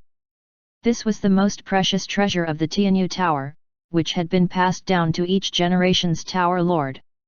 It had been nurtured by the Dao auras of the past Tower Lords and contained the power of many experts of the Tianyu Tower. Moonlight appeared again, and a powerful force erupted from the puppet. Heiyu's expression was still cold as she pointed her finger at the puppet. A powerful force gushed out, trying to control and suppress the Dao puppet. Impudent! At this moment, a figure emerged from the Dao puppet. Even though it was just a phantom figure, its powerful aura still made everyone tremble. Who's that? In the crowd, someone's expression changed drastically. Some of the Dao realm experts from the ancient forces had solemn expressions and could not help but look in the direction of the Ji family. The current leader of the Ji family was not Ji Tianbei, but Ji Dexin. Ji Dexin's expression was serious. He was considering whether he should use some of the Ji family's trump cards. However, he was curious to see how He Yu would react. In any case, he would not allow He Yu to die. No matter what, he and He Yu were considered siblings in this life, and there was no conflict or enmity between them. Under such circumstances, whether it was for the sake of his own plans or for the sake of their sibling relationship, he would not allow it. Ji Tianbei's expression was complicated. He had never expected his daughter to be so powerful. The phantom image was the founder of the Tianyu Tower, Tianyu, a legendary existence. He Yu stared coldly at the phantom figure. Humph! A mentally twisted person has created a twisted section. You're seeking death. Tianyu raised a hand and pointed a finger at He Yu. Moonlight fell once more, and it was far more powerful. It seemed that even Feng Kong was inferior. Furthermore, this was just a phantom figure. How strong was Tianyu in person? A mark appeared on He Yu's forehead, from which a powerful force erupted. Boom! Moonlight had fallen, but He Yu was completely unharmed. The surroundings turned silent. What kind of monster was He Yu? How had she survived the Tianyu Tower's trump card? The Tianyu Tower Lord vomited blood again. She could not accept this result. The phantom figure was even more furious and, in an instant, erupted with an even more powerful force. The power of the phantom figure's Dao principle formed a bright moon, and then it disappeared. This was its final and most powerful attack. He Yu frowned slightly. Could the power of the heavenly Dao laws block it? It could, but there was a risk of exposing the heavenly Dao laws. At this moment, countless roots from a strange tree extended down from the sky and pierced into the power of the Dao principle that surrounded the bright moon. Whoosh! The petals of the spirit-devouring flower shimmered with light as it sucked out the power of the Dao principle. The bright moon began to dim and shrink. All of the experts present felt their scalps tingle. It was too powerful. It could actually devour the power of Dao principles. In that case, could it devour them as well? Many of the people present had heard about this strange tree. It was an unknown existence that had devoured the blood fiends in other zones.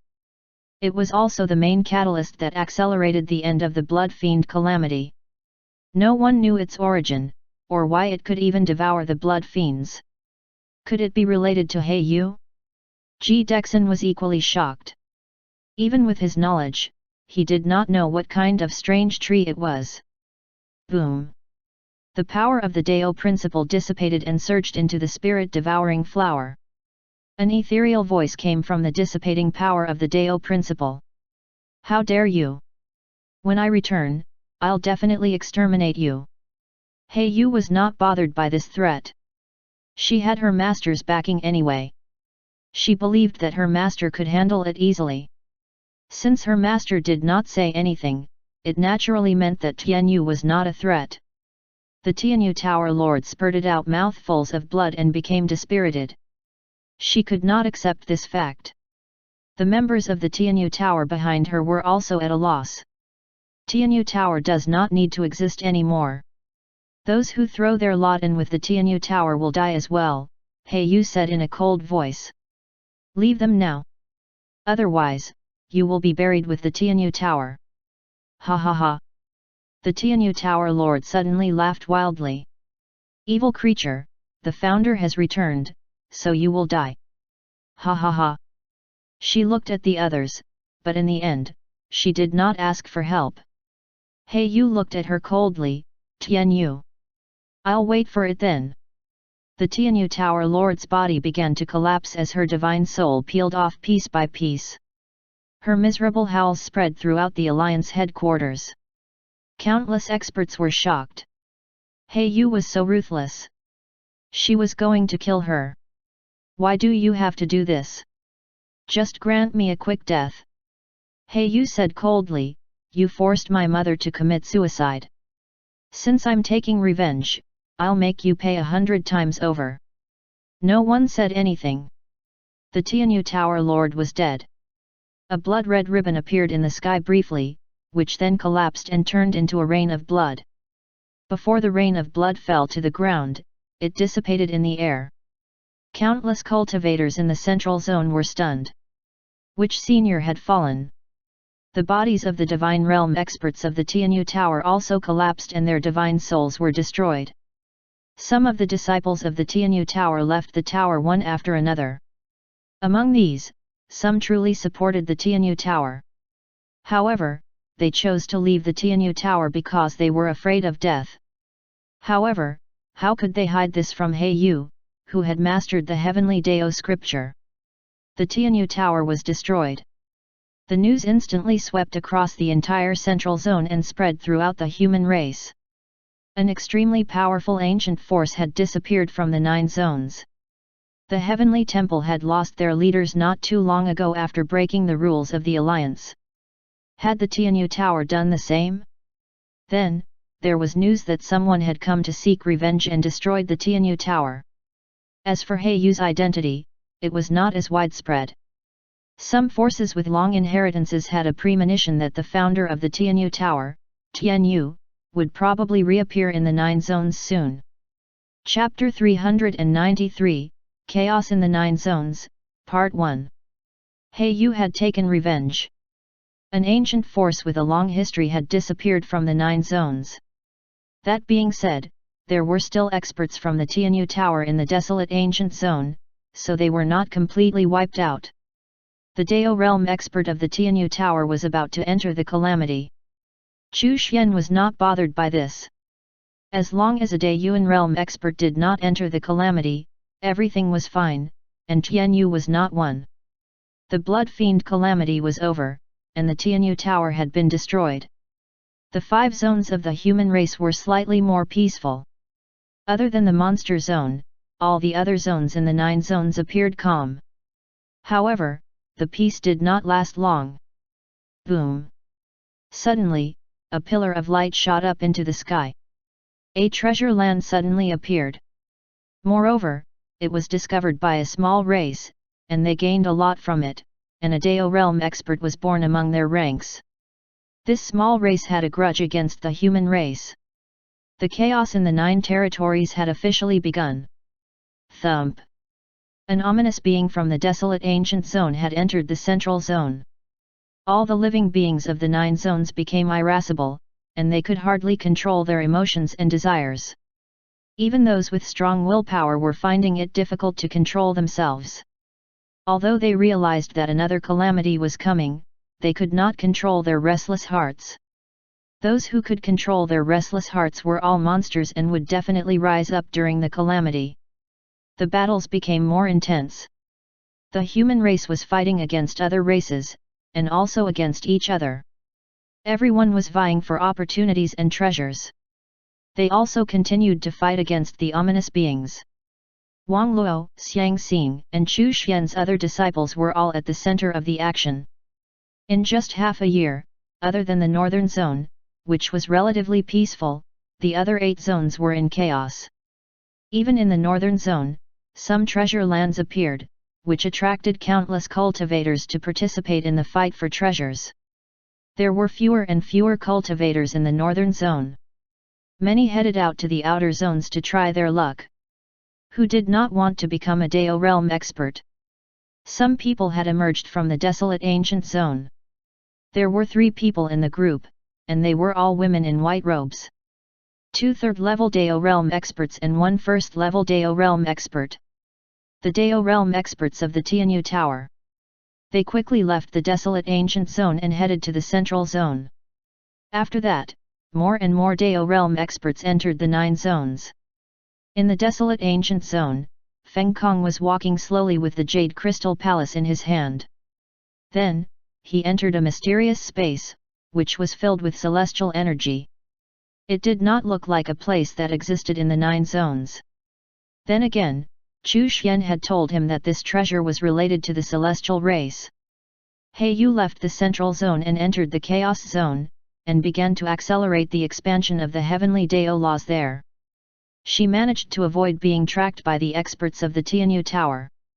Wang Luo was no match for the Dao realm expert from the Starry Sky Palace who emerged from the desolate ancient zone, so he could only escape to the ocean region. Xiang Xing and Qian Ming fought against the Heavenly Temple's experts and heavily injured one of them. Before the rest of the other party's experts arrived, they also fled. Chu Xian's disciples were on the run, but he did not interfere.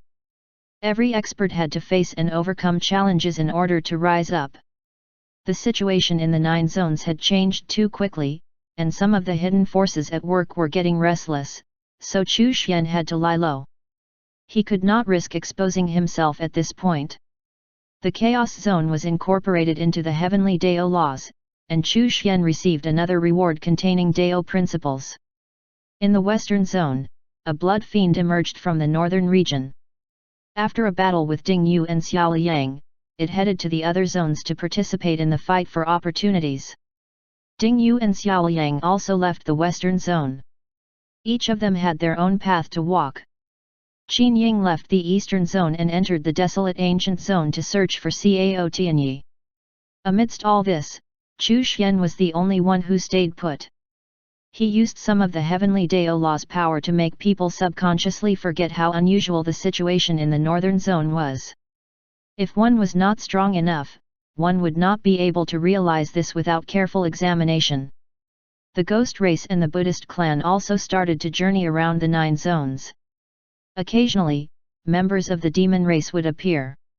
Each and every one of them was extremely powerful, and the demonic power on their bodies far exceeded that of the previous demon race experts. It was a scheme of the ancient demon race to purify the bloodline of the mixed blood demons of the 9 zones.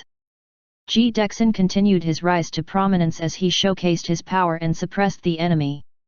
He had killed more than 3 Dao realm experts. Some of the smaller races that had been exterminated in the 9 zones suddenly had Dao realm ancestors appear who wreaked havoc in the 9 zones, targeting the culprits who exterminated their race. Chapter 394, Chaos in the 9 Zones, Part 2. As Dao realm experts entered the 9 zones, treasures and opportunities appeared.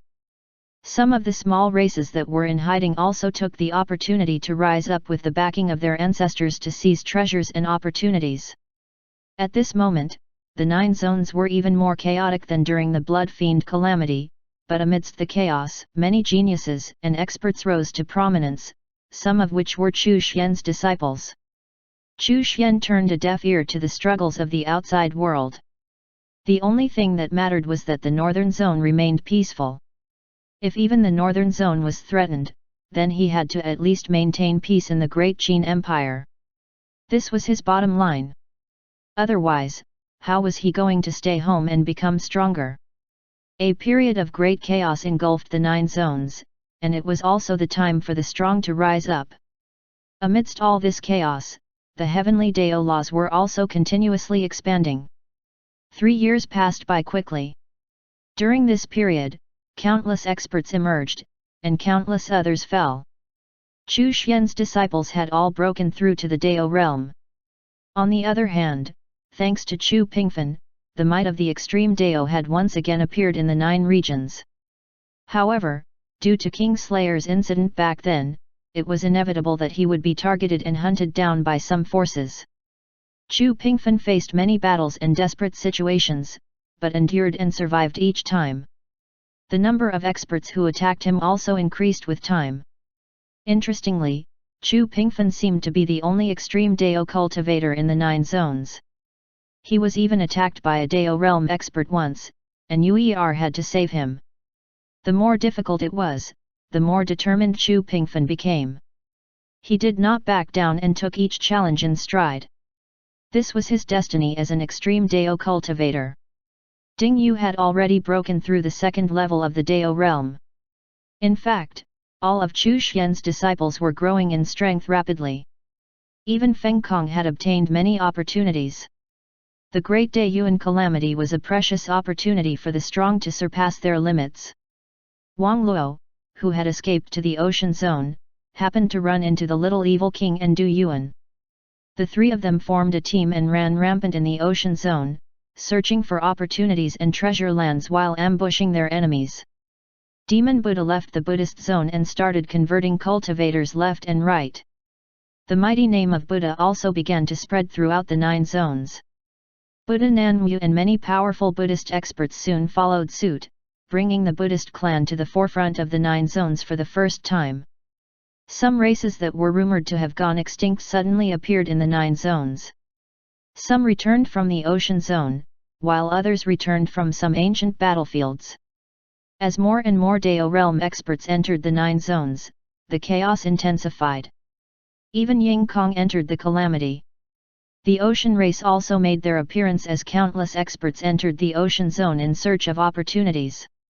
Somewhere in the ocean, blood-red flowers emerged and turned into a strange tree. The flower was like a huge mouth, devouring all of the living creatures around it.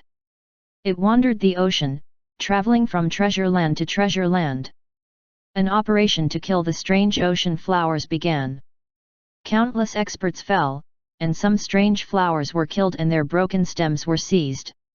Cultivators soon discovered that the strange flower was a treasure that could strengthen one's body. Not long after that, the Buddhist clan was attacked by the demon race. The war between demons and Buddhists seemed to have started anew. Countless sects were annihilated. Countless families with long inheritances fell. There was nary a semblance of order in the 9 zones. Not only was there conflict between races, but even internal strife within their own races. Chapter 395, Chaos in the 9 Zones, Part 3. Even battles between Dao realm experts started to increase. In addition, many Dao realm experts no longer possessed the demeanor of seniors. When they were in a bad mood, they could kill those weaker than them on a whim. Chu Xian sighed. This was the true Great Daiyuan calamity. Everyone had gone crazy. For the sake of opportunities, for the sake of treasures, for the sake of breaking through, they would kill even their loved ones. It seemed that the Great Daiyuan calamity now targeted their hearts, releasing the evil and ugliness in one's heart. During this chaos, the ghost race was undoubtedly the biggest beneficiary. Many experts had fallen while bearing deep grudges, so they chose to become ghosts to take revenge. The ghost race was wreaking havoc in the 9 zones. In many treasure lands, wherever groups of ghosts appeared, a sinister wind blew. Countless experts retreated in defeat, and the treasure lands fell into the hands of the ghosts. The ghost world was expanding rapidly, and the Ghost Dao principle was constantly improving. The Fengde Ghost King and Uer also benefited from it, and their strength continued to increase. The current ghost world had been redivided into levels, so Chu Xian promoted the Fengde Ghost King to Ghost Emperor, who controlled Fengde Imperial City, and the Ghost Emperor Seal. He was the strongest ghost and also the ruler of the race. Uer was the holy maiden of the ghost race, and her status was second only to the Ghost Emperor. She also had her own palace in Fengde Imperial City. Below the Ghost Emperor and the Holy Maiden were the 36 Ghost Kings, the 300 Ghost Commanders, and the 3,000 Ghost Generals. This was the current hierarchy in the ghost world. That being said, there were gaps that had yet to be filled in those positions. The Ghost Kings were supposed to be Dao realm experts, while Ghost Generals and Commanders were supposed to be Divine realm experts. At this point in time, other than the Ghost Emperor and Uer, the ghost race did not have a third Dao realm expert. Therefore, they could only temporarily appoint a few ghost race experts who had reached the barrier of the Dao realm as Ghost Kings. As the ghost race's strength increased, the cultivation level requirements to take these positions would gradually become higher and higher. After revamping the ghost race's hierarchy, Chu Xian did not interfere anymore and continued to strengthen his cultivation foundation. He did not even bother with the Great Daiyuan calamity raging in the outside world. Boom! In the ocean zone, a Dao realm cultivator's physical body was destroyed, leaving only a remnant of his soul. This Dao realm expert's escaping divine soul had actually searched for the ghost emperor and was about to transform into a ghost. Chu Xian was surprised. The other party actually willingly took the initiative to become a ghost? During the calamity, there were countless opportunities in treasure lands and ancient battlefields that could restore one's physical body. Although it was indeed a little dangerous in his current state, it was not without hope. After all, ghosts were different from flesh and blood creatures. Unless it was absolutely necessary, no living creature in the 9 zones was willing to become a ghost. The Dao realm expert entered the ghost world and entered the River of Styx. Chu Xian looked at him strangely. This Dao realm expert actually wanted to escape the transformation process of the River of Styx, but he could not. This guy seemed to have ulterior motives, and he did not really want to become a ghost. It was very likely that he had his eyes on some treasure of the ghost race. However, in the end, he went for wool and came home shorn, and really turned into a ghost. The power of the River of Styx exceeded his imagination. Unless he could surpass the power of the Ghost Dao principle, such a thing was merely wishful thinking. Chapter 396, Chaos in the 9 Zones, Part 4. Chu Xian found this a little amusing. In any case, it had all turned out well. The ghost race had unwittingly gained another Dao realm expert. No matter what his intentions were, it no longer mattered once he was transformed into a ghost. The Ghost Emperor seal had absolute suppression over every ghost. Moreover, a Dao realm expert turning into a ghost was a good thing for the ghost world and Ghost Dao principle. In the eastern zone, a saber light streaked across the sky and killed a beast-headed human. Chu Pingfen panted heavily as he held onto his wooden saber and continued forward. The aura around his body grew stronger and stronger, as if it was about to condense into a unique extreme Dao principle. He was on the verge of reaching the Dao realm. As an extreme Dao cultivator, he had been targeted by many and had fought countless times. There were even Dao realm experts who attacked him. Chu Pingfen's heart was burning with anger. Why was the extreme Dao hated? Why did they all like to target him? It was as if he had returned to his childhood, when the Ji family had humiliated him. He held in his anger and gathered his momentum. He wanted to reach the Dao realm and cut off that person's head. He did not think of seeking Chu Xian's help. He was not a child anymore, and had his own path to walk.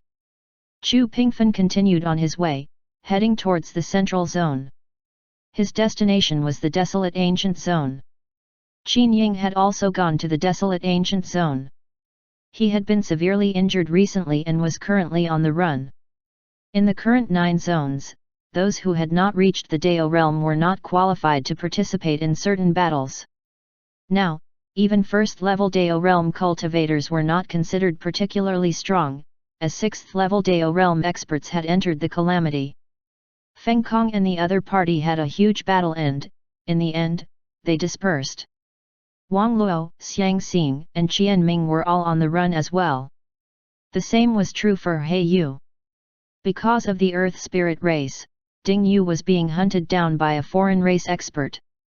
Xiao Yang had killed the legitimate son of a Dao realm expert because the other party had flirted with Lu Piao Piao. He was currently fleeing with her. Demon Buddha had fought with the former Grand Elder of the demon race several times, and his situation was not optimistic either, as he had been targeted by other powerful experts as well. Even the ghost race was being targeted now, as some cultivators had come up with secret techniques that were specially meant to deal with ghosts, like the exorcism technique. Hu Tianya continued to fight the ominous beings in the monster zone.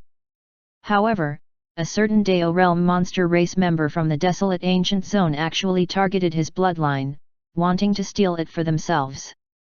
Hu Tianya fled from the monster zone, and was constantly targeted by other experts while on the run. Ren Changhe had just obtained a supreme treasure and was currently being pursued. Some information that Chu Pingfen had recently obtained flashed through his mind. 13th Uncle's disciples were all on the run, but none of them asked him for help. They had all become stronger as they fled. It was only yesterday that Xiang Xin killed a second-level Dao realm expert. Chu Pingfan's eyes were filled with determination. He held his wooden saber and headed toward the central zone. He wanted to attain the Dao realm and make a name for himself. The power of the extreme Dao would once again rise to prominence in the 9 zones. Incidentally, some experts had attacked him because of his wooden saber. No one knew when it started, but there were rumors that his wooden saber was a supreme treasure. "Little fellow, show me your wooden saber." A figure suddenly appeared. This person was on the verge of breaking through to the Dao realm. His gaze was fixed on the wooden saber in Chu Pingfan's hand, and a look of surprise flashed across his eyes. The wooden saber looked very ordinary. However, it was precisely because it looked ordinary that he knew that there was something special about it. Otherwise, how could an ordinary wooden saber block the attacks of countless experts? How could it be used as a weapon? The rumors that it was a supreme treasure were probably true. If he could obtain this treasure, perhaps he could use it as a catalyst to break through to the Dao realm. Shua! Saber Chi shook the sky. Chu Pingfan did not say a word and simply attacked. "You're seeking death." Boom! A great battle had erupted. The more they fought, the more shocked Chu Pingfan's opponent became. Was the extreme Dao really so powerful, or was it because of that saber? It had to be because of that saber. His greed got the better of him. As the battle continued, Chu Pingfan's saber became stronger and stronger, continuously suppressing his opponent. "It's not enough. It's simply not enough. Why can't I kill him with one strike? This is not the limit of the saber or my extreme Dao." Chu Pingfan continuously swung his saber, displaying the might of his extreme Dao. However, he was still a little lacking. He had never been able to unleash that ultimate saber strike and behead the enemy in one fell strike. Kill! Chu Pingfan's entire body seemed to fuse with the wooden saber, turning into a saber chi itself. The Aurora technique was also activated. In the blink of an eye, the saber chi flew across the sky. The moment Chu Pingfan erupted with power, the other party's expression changed drastically. However, before he could react, the saber chi had already swept past and disappeared into the horizon. Whoosh! Whoosh! 2 figures appeared out of nowhere, and both of them were no weaker than the person who was fighting against Chu Pingfan. However, they frowned as he looked at the person who was standing there in a daze. Then, the dazed fellow suddenly separated to the left and right. He was actually cut in half by the saber chi, and his divine soul had been completely annihilated. The 2 people who arrived later suddenly felt their scalps go numb. Chu Pingfan was not trying to escape. Instead, he killed his opponent with a swift saber strike and left. Had he consumed too much spiritual power and sensed their presence? Regardless, Chu Pingfan's saber strike left them shivering in their boots. Chapter 397, Chaos in the 9 Zones, Part 5. The attack was swift and brutal. Was this the power of the extreme Dao? They felt that no one under the Dao realm could block it. The 2 of them even suspected that a first-level Dao realm expert would be injured by this saber strike.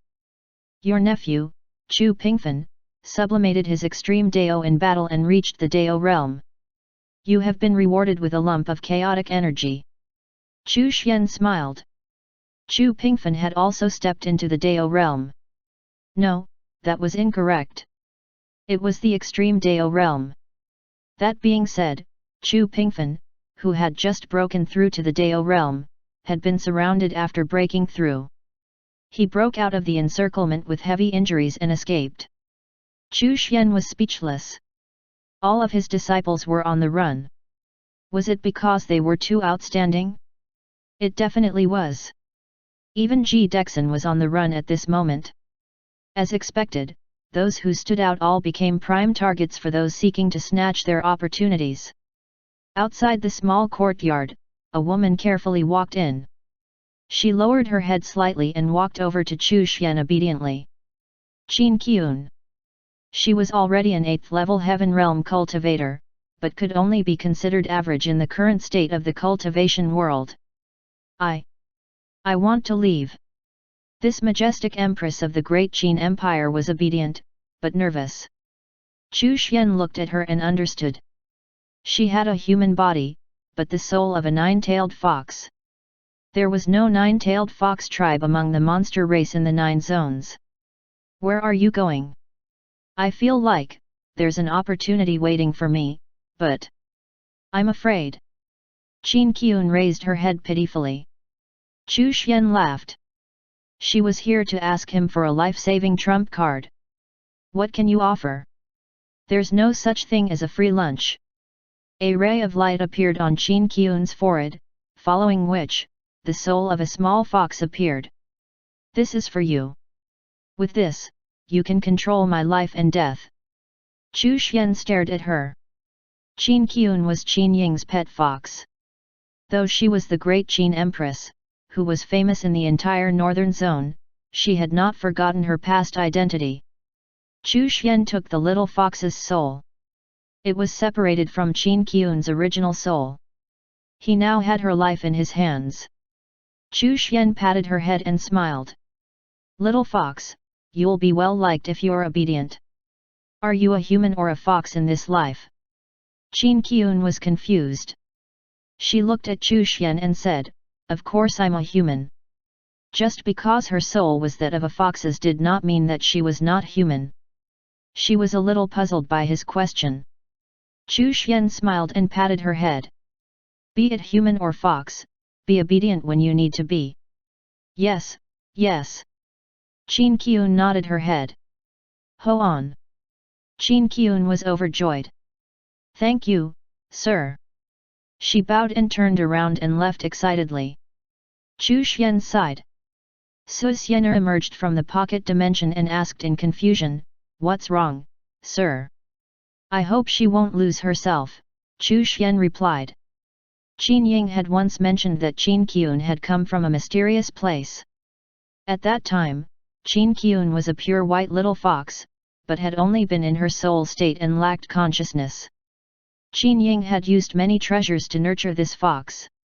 After Qin Qian was born, she gained a new consciousness. She was a well-behaved little fox. Qin Ying had always kept her by his side, and helped her find a cultivation method.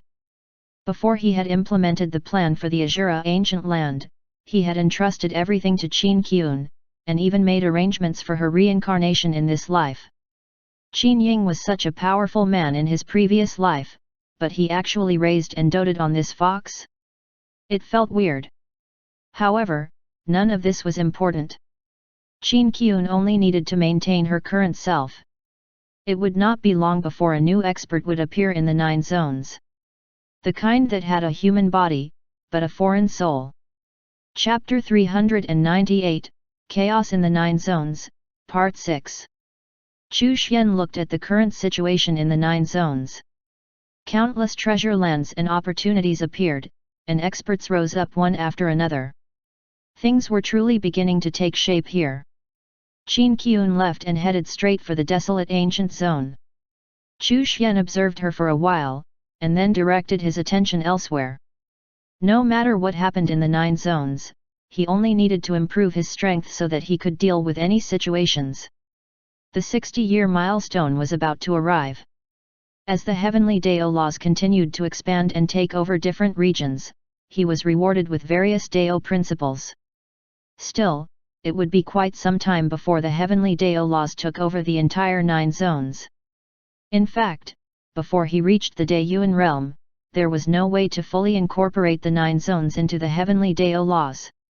This was not a bad thing though, since if he accomplished that feat too soon, he might not possess the strength to solve any problems or situations that cropped up as a result, especially if the heavenly Dao talisman plan was exposed. The northern zone remained peaceful, yet more and more living beings left. Currently, the northern zone had lost a third of its population. Chu Xian did not stop it or interfere with the situation. The living beings that left the northern zone had all cultivated and comprehended the heavenly Dao laws, and the fate they obtained during the Great Dayuan would be channeled to the heavenly Dao laws. Thus, Chu Xian did not need to interfere. A huge island suddenly emerged in the ocean zone of the 9 zones, which looked somewhat like a huge beast with 2 long horns, with those 2 horns being 2 steep mountains. The peaks of the mountains were surrounded by light, and Dao aura spread out from them, attracting the nearby creatures to the island. The ocean creatures and experts from various races who were searching for treasures in the ocean zone rushed over to the island. One of the ships was traveling stealthily across the ocean, and it was heading toward the huge island at full speed. On the ship, Wang Luo, Du Yuan, and the little evil king were together. Thanks to the corpse of the giant, Du Yuan's body and talent had been transformed, and he reached the Dao realm. The little evil king had regained his manhood, and his entire being was filled with confidence. He had already cultivated the evil warding immortal scripture to the point of mastery, and he had recently obtained an even stronger cultivation technique from that mystic realm. For the little evil king, none of the opportunities he had experienced could compare to that mystic realm, even if the master of that mystic realm had tricked him a little and almost caused him to commit suicide. It was undeniable that his rise to prominence was all thanks to this mystic realm, which continued to provide him benefits even now. The master of the mystic realm seemed to be somehow connected to Du Yuan's master and Wang Luo's master, so the 3 of them could be considered to be from the same sect. Chapter 399, Chaos in the 9 Zones, Part 7. The Dao aura around the huge ocean island spread in all directions. There were supreme treasures hidden there, which drew countless experts, the majority of which were Dao realm cultivators. A person was walking on the surface of the ocean. Armor appeared on his body, and he looked extraordinary. It was Ji Dexin. His eyes flickered as he looked at the 2 mountains that were emitting light on the island. The island was formed from the corpse of an ancient expert. At least the 20th level of the Dao realm, Ji Dexin muttered. The situation in the 9 zones was deteriorating, and everyone was fighting. Even though he was the reincarnation of a half-saint of the celestial race, he still felt great pressure. This was not an ordinary Great Dayuan calamity. There were hidden experts plotting something behind the scenes, including those from the ancient chaos world. Still Ji Dexin was not afraid. Even though he could not be compared to those experts from the ancient chaos world, he had a backer. Furthermore, the celestial race was not weak. A wave swept towards the island, and He Yu emerged from the wave and looked up at the huge island, frowning slightly. Not far away, a large piece of wood was floating along with the wave towards the huge island. Black Moon looked at it. Together. Okay, senior sister, Qianming replied. He Yu and Qianming were traveling together. However, the moment they stepped onto the huge island, their expressions changed. Their cultivation levels were suppressed to the divine realm. This island had a cultivation level restriction. He Yu and Qianming looked at each other. This was not necessarily a bad thing. If they fought others within the same realm, they were not afraid of anyone. In fact, if the experts from the Heavenly Temple and the Tianyu Tower came to the island and their cultivation was suppressed, it would be a great opportunity to kill them. On the other side, Wang Luo, the little evil king, and Du Yuan had also reached the island. This is interesting. I'll be able to kill some experts here. Wang Luo laughed. Secret treasures that surpass the limit of the divine realm cannot be used here either, Du Yuan said in a deep voice. Wang Luo's brows twitched. In that case, they could not rely on their trump cards and would only be able to compete with their own strength. It was a good thing.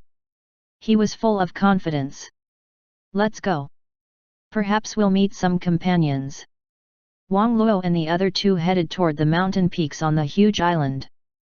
The treasures were definitely on the 2 mountain peaks. At this moment, there were already many experts on the island, including experts from different races of the 9 zones. Originally, some divine realm experts were afraid that they would be killed by the Dao realm experts, but the cultivation level suppression changed that.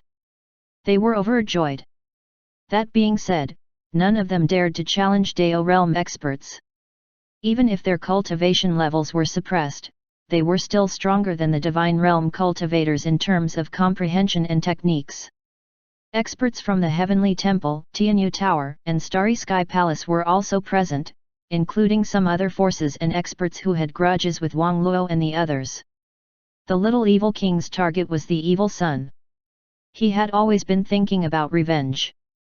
Battles had already broken out on the island. On the way up the mountains, there was constant fighting, and many cultivators died for the sake of their greed. Qianming and He Yu were walking together when they suddenly saw a third-level Dao Realm expert from the Tianyu Tower. He Yu had been avoiding him thus far, but this was an opportunity, so she attacked without hesitation. Qianming stood to the side, as if this matter had nothing to do with him. A great battle broke out. Not many people stayed to watch, as they were all busy climbing the mountains in search of treasure. Gan Ming, who was originally hiding to the side and pretending to prepare to leave, suddenly launched a sneak attack and heavily wounded the other party. Shortly after, they killed that Tianyu Dao Realm expert. A third-level Dao Realm expert had fallen. Boom! 2 runes floated down from a mountain peak and transformed into a token that landed in the hands of He Yu and Qianming. The moment they received the token, the two of them were moved and instantly arrived further up the mountain ahead of the others. Their eyes flickered. They could obtain tokens by killing that would help them climb the mountain faster. The two of them quickly climbed the mountain. Many battles broke out. Wang Luo and the other two had their eyes on the expert from the Starry Sky Palace. Working together, they made short work of their opponent and obtained a token as well. It seemed that this island rewarded people for killing each other. After discovering this, some of the Dao Realm experts whose cultivation levels were suppressed started targeting the Divine Realm experts, and the latter group were forced to band together to deal with the Dao Realm experts. The path up the mountains was filled with blood and corpses. Meanwhile, a huge city in the sky had appeared in the desolate ancient zone, attracting experts there as well. Chu Pingfen, Qin Ying, Ren Changhe, Xiao Liang, and Hu Tianya all made their way there. There were more and more opportunities in the 9 zones, and more Dao Realm cultivators entered the calamity. There was also a former demon race Dao Realm expert who emerged from the desolate ancient zone. However, he was bald and had a confused expression on his face. He did not know whether to help the demons or the Buddhists. Chapter 400, A Silly Fox. The blood fiends who emerged from the western zone were extremely strong, and even managed to kill a Dao Realm expert. What was even more terrifying was that these blood fiends would resurrect even if they were destroyed, and could even merge, doubling their strength. The secret techniques that the blood fiends used were overbearing and brutal. Many people soon realized that these blood fiends were not ordinary blood fiends, and they became the target of many experts. After all, killing blood fiends would allow them to shoulder the fate of the great Dao. However, the converse was also true. The blood fiends would have their fates transformed if they killed enough of these experts of the 9 zones, and might even obtain the acknowledgement of the great Dao to become a full-fledged race under the great Dao. Somewhere in the desolate ancient zone, there were mesmerizing colorful pavilions and pagodas. Qin Qiun walked along the long corridor and looked at her surroundings in awe. The owner of this place had to be an elegant person, who was probably a woman. There were some embossed murals along the corridor that recorded some things. Qin Qiun did not examine it in detail, but could tell that it was about the love between a man and a woman. She walked toward her destination. In a small courtyard, there was a pond, a rockery, and a waterfall. Dense spiritual energy filled the courtyard, and the water in the pool was spiritual liquid. On the rockery that was dozens of meters high, there seemed to be what looked like a fox. The snow-white fox had 9 tails, and was adorable and charming. Qin Qiun was momentarily dazed as she stared at the fox. For some reason, she felt an inexplicable sense of frustration and sadness in her heart. Qin Qiun did not climb up the rockery immediately. She took off her dress and jumped into the pool. The pool of spiritual liquid was shimmering with brilliance and traces of Dao aura. This was a precious place for cultivation. She was here to improve her strength. That fox seemed to be dead? Or was it just a sculpture? Qin Qian soaked herself in the pool as she thought about all this. The traces of Dao aura and spiritual energy entered her body, and her cultivation level began to increase. Her soul was constantly absorbing the Dao aura, and seemed like it was about to grow another tail. Unknowingly, Qin Qian had already broken through to the divine realm, and it did not stop there. She actually fell asleep in the pool, and her body curled up. At that moment, Qin Qian was nowhere to be seen in the pool. There was only a snow-white fox curled up and sleeping sweetly. Qin Qian was dreaming. She had a very strange dream, as if someone wanted to tell her something. It also seemed like there was some consciousness being instilled into her. In the end, the consciousness was blocked and she merely experienced a dream. In the dream, there was a snow-white nine-tailed fox. It was extremely charming and beautiful. One day, she met someone and experienced a life that was full of twists and turns with him. Unfortunately, disaster struck, and the fox died a sad death and began to fade away. Unknowingly, tears flowed out of Qin Qian's eyes. She was sad for that fox. She also felt that the fox was really stupid. That person abandoned the fox and disappeared. What a miserable fox! Qin Qian sighed in her heart. Why were those people so full of malice? Why was that fox so foolish? Then again, she was once a fox too. However, Qin Ying had treated her well and never once blamed her for her faults. They were both foxes, but that silly fox was much worse off. Despite everything that silly fox had done for her lover, he had abandoned her for other women. Qin Qian watched the dream silently like a bystander. As for certain forces that were constantly attacking her consciousness, trying to instill a consciousness and memories into her, they were all blocked outside by a mysterious force. Qin Qian was completely unaware of this. She was only lamenting about how silly that fox was. It was really too tragic. Chu Xian sipped his tea and laid on the reclining chair. He would occasionally look in the direction of the desolate ancient zone. Qin Qian had found that place. As expected, there was something special about it. However, his power had protected her from being implanted with that fox's consciousness and memories. The person who had set up this scheme was at least a 30th level Dao realm expert. Unfortunately, he was weaker than Chu Xian. Those from the past should stay in the past. There's no need for your obsession to carry over to the present. Chu Xian shook his head. Qin Qian still inherited some of the cultivation techniques and powers of that fox. The little fox was also about to rise to prominence. Perhaps the 9 zones would become more lively. Chu Xian took a sip of tea and sighed. These days were really leisurely. The chair he was sitting on had become a treasure after a prolonged period of being nourished by his Dao aura. A completely normal item had been transformed into a treasure. Su Xianer was currently trying to figure out how she would break through to the Dao realm. She was one step behind the others. However, she was not particularly bothered by this. She only needed to wait on Chu Xian, and her cultivation would catch up sooner or later. Moreover, she was Chu Xian's maidservant. Who dared to offend her? Even Chu Xian's disciples did not dare to offend her. Your disciples, He Yu and Qian Ming, have defeated many experts and obtained a supreme treasure. Their fate and cultivation have soared. You have been rewarded with 100 Dao principles. The system's reward had arrived. He Yu and Qian Ming had joined hands and obtained a great opportunity.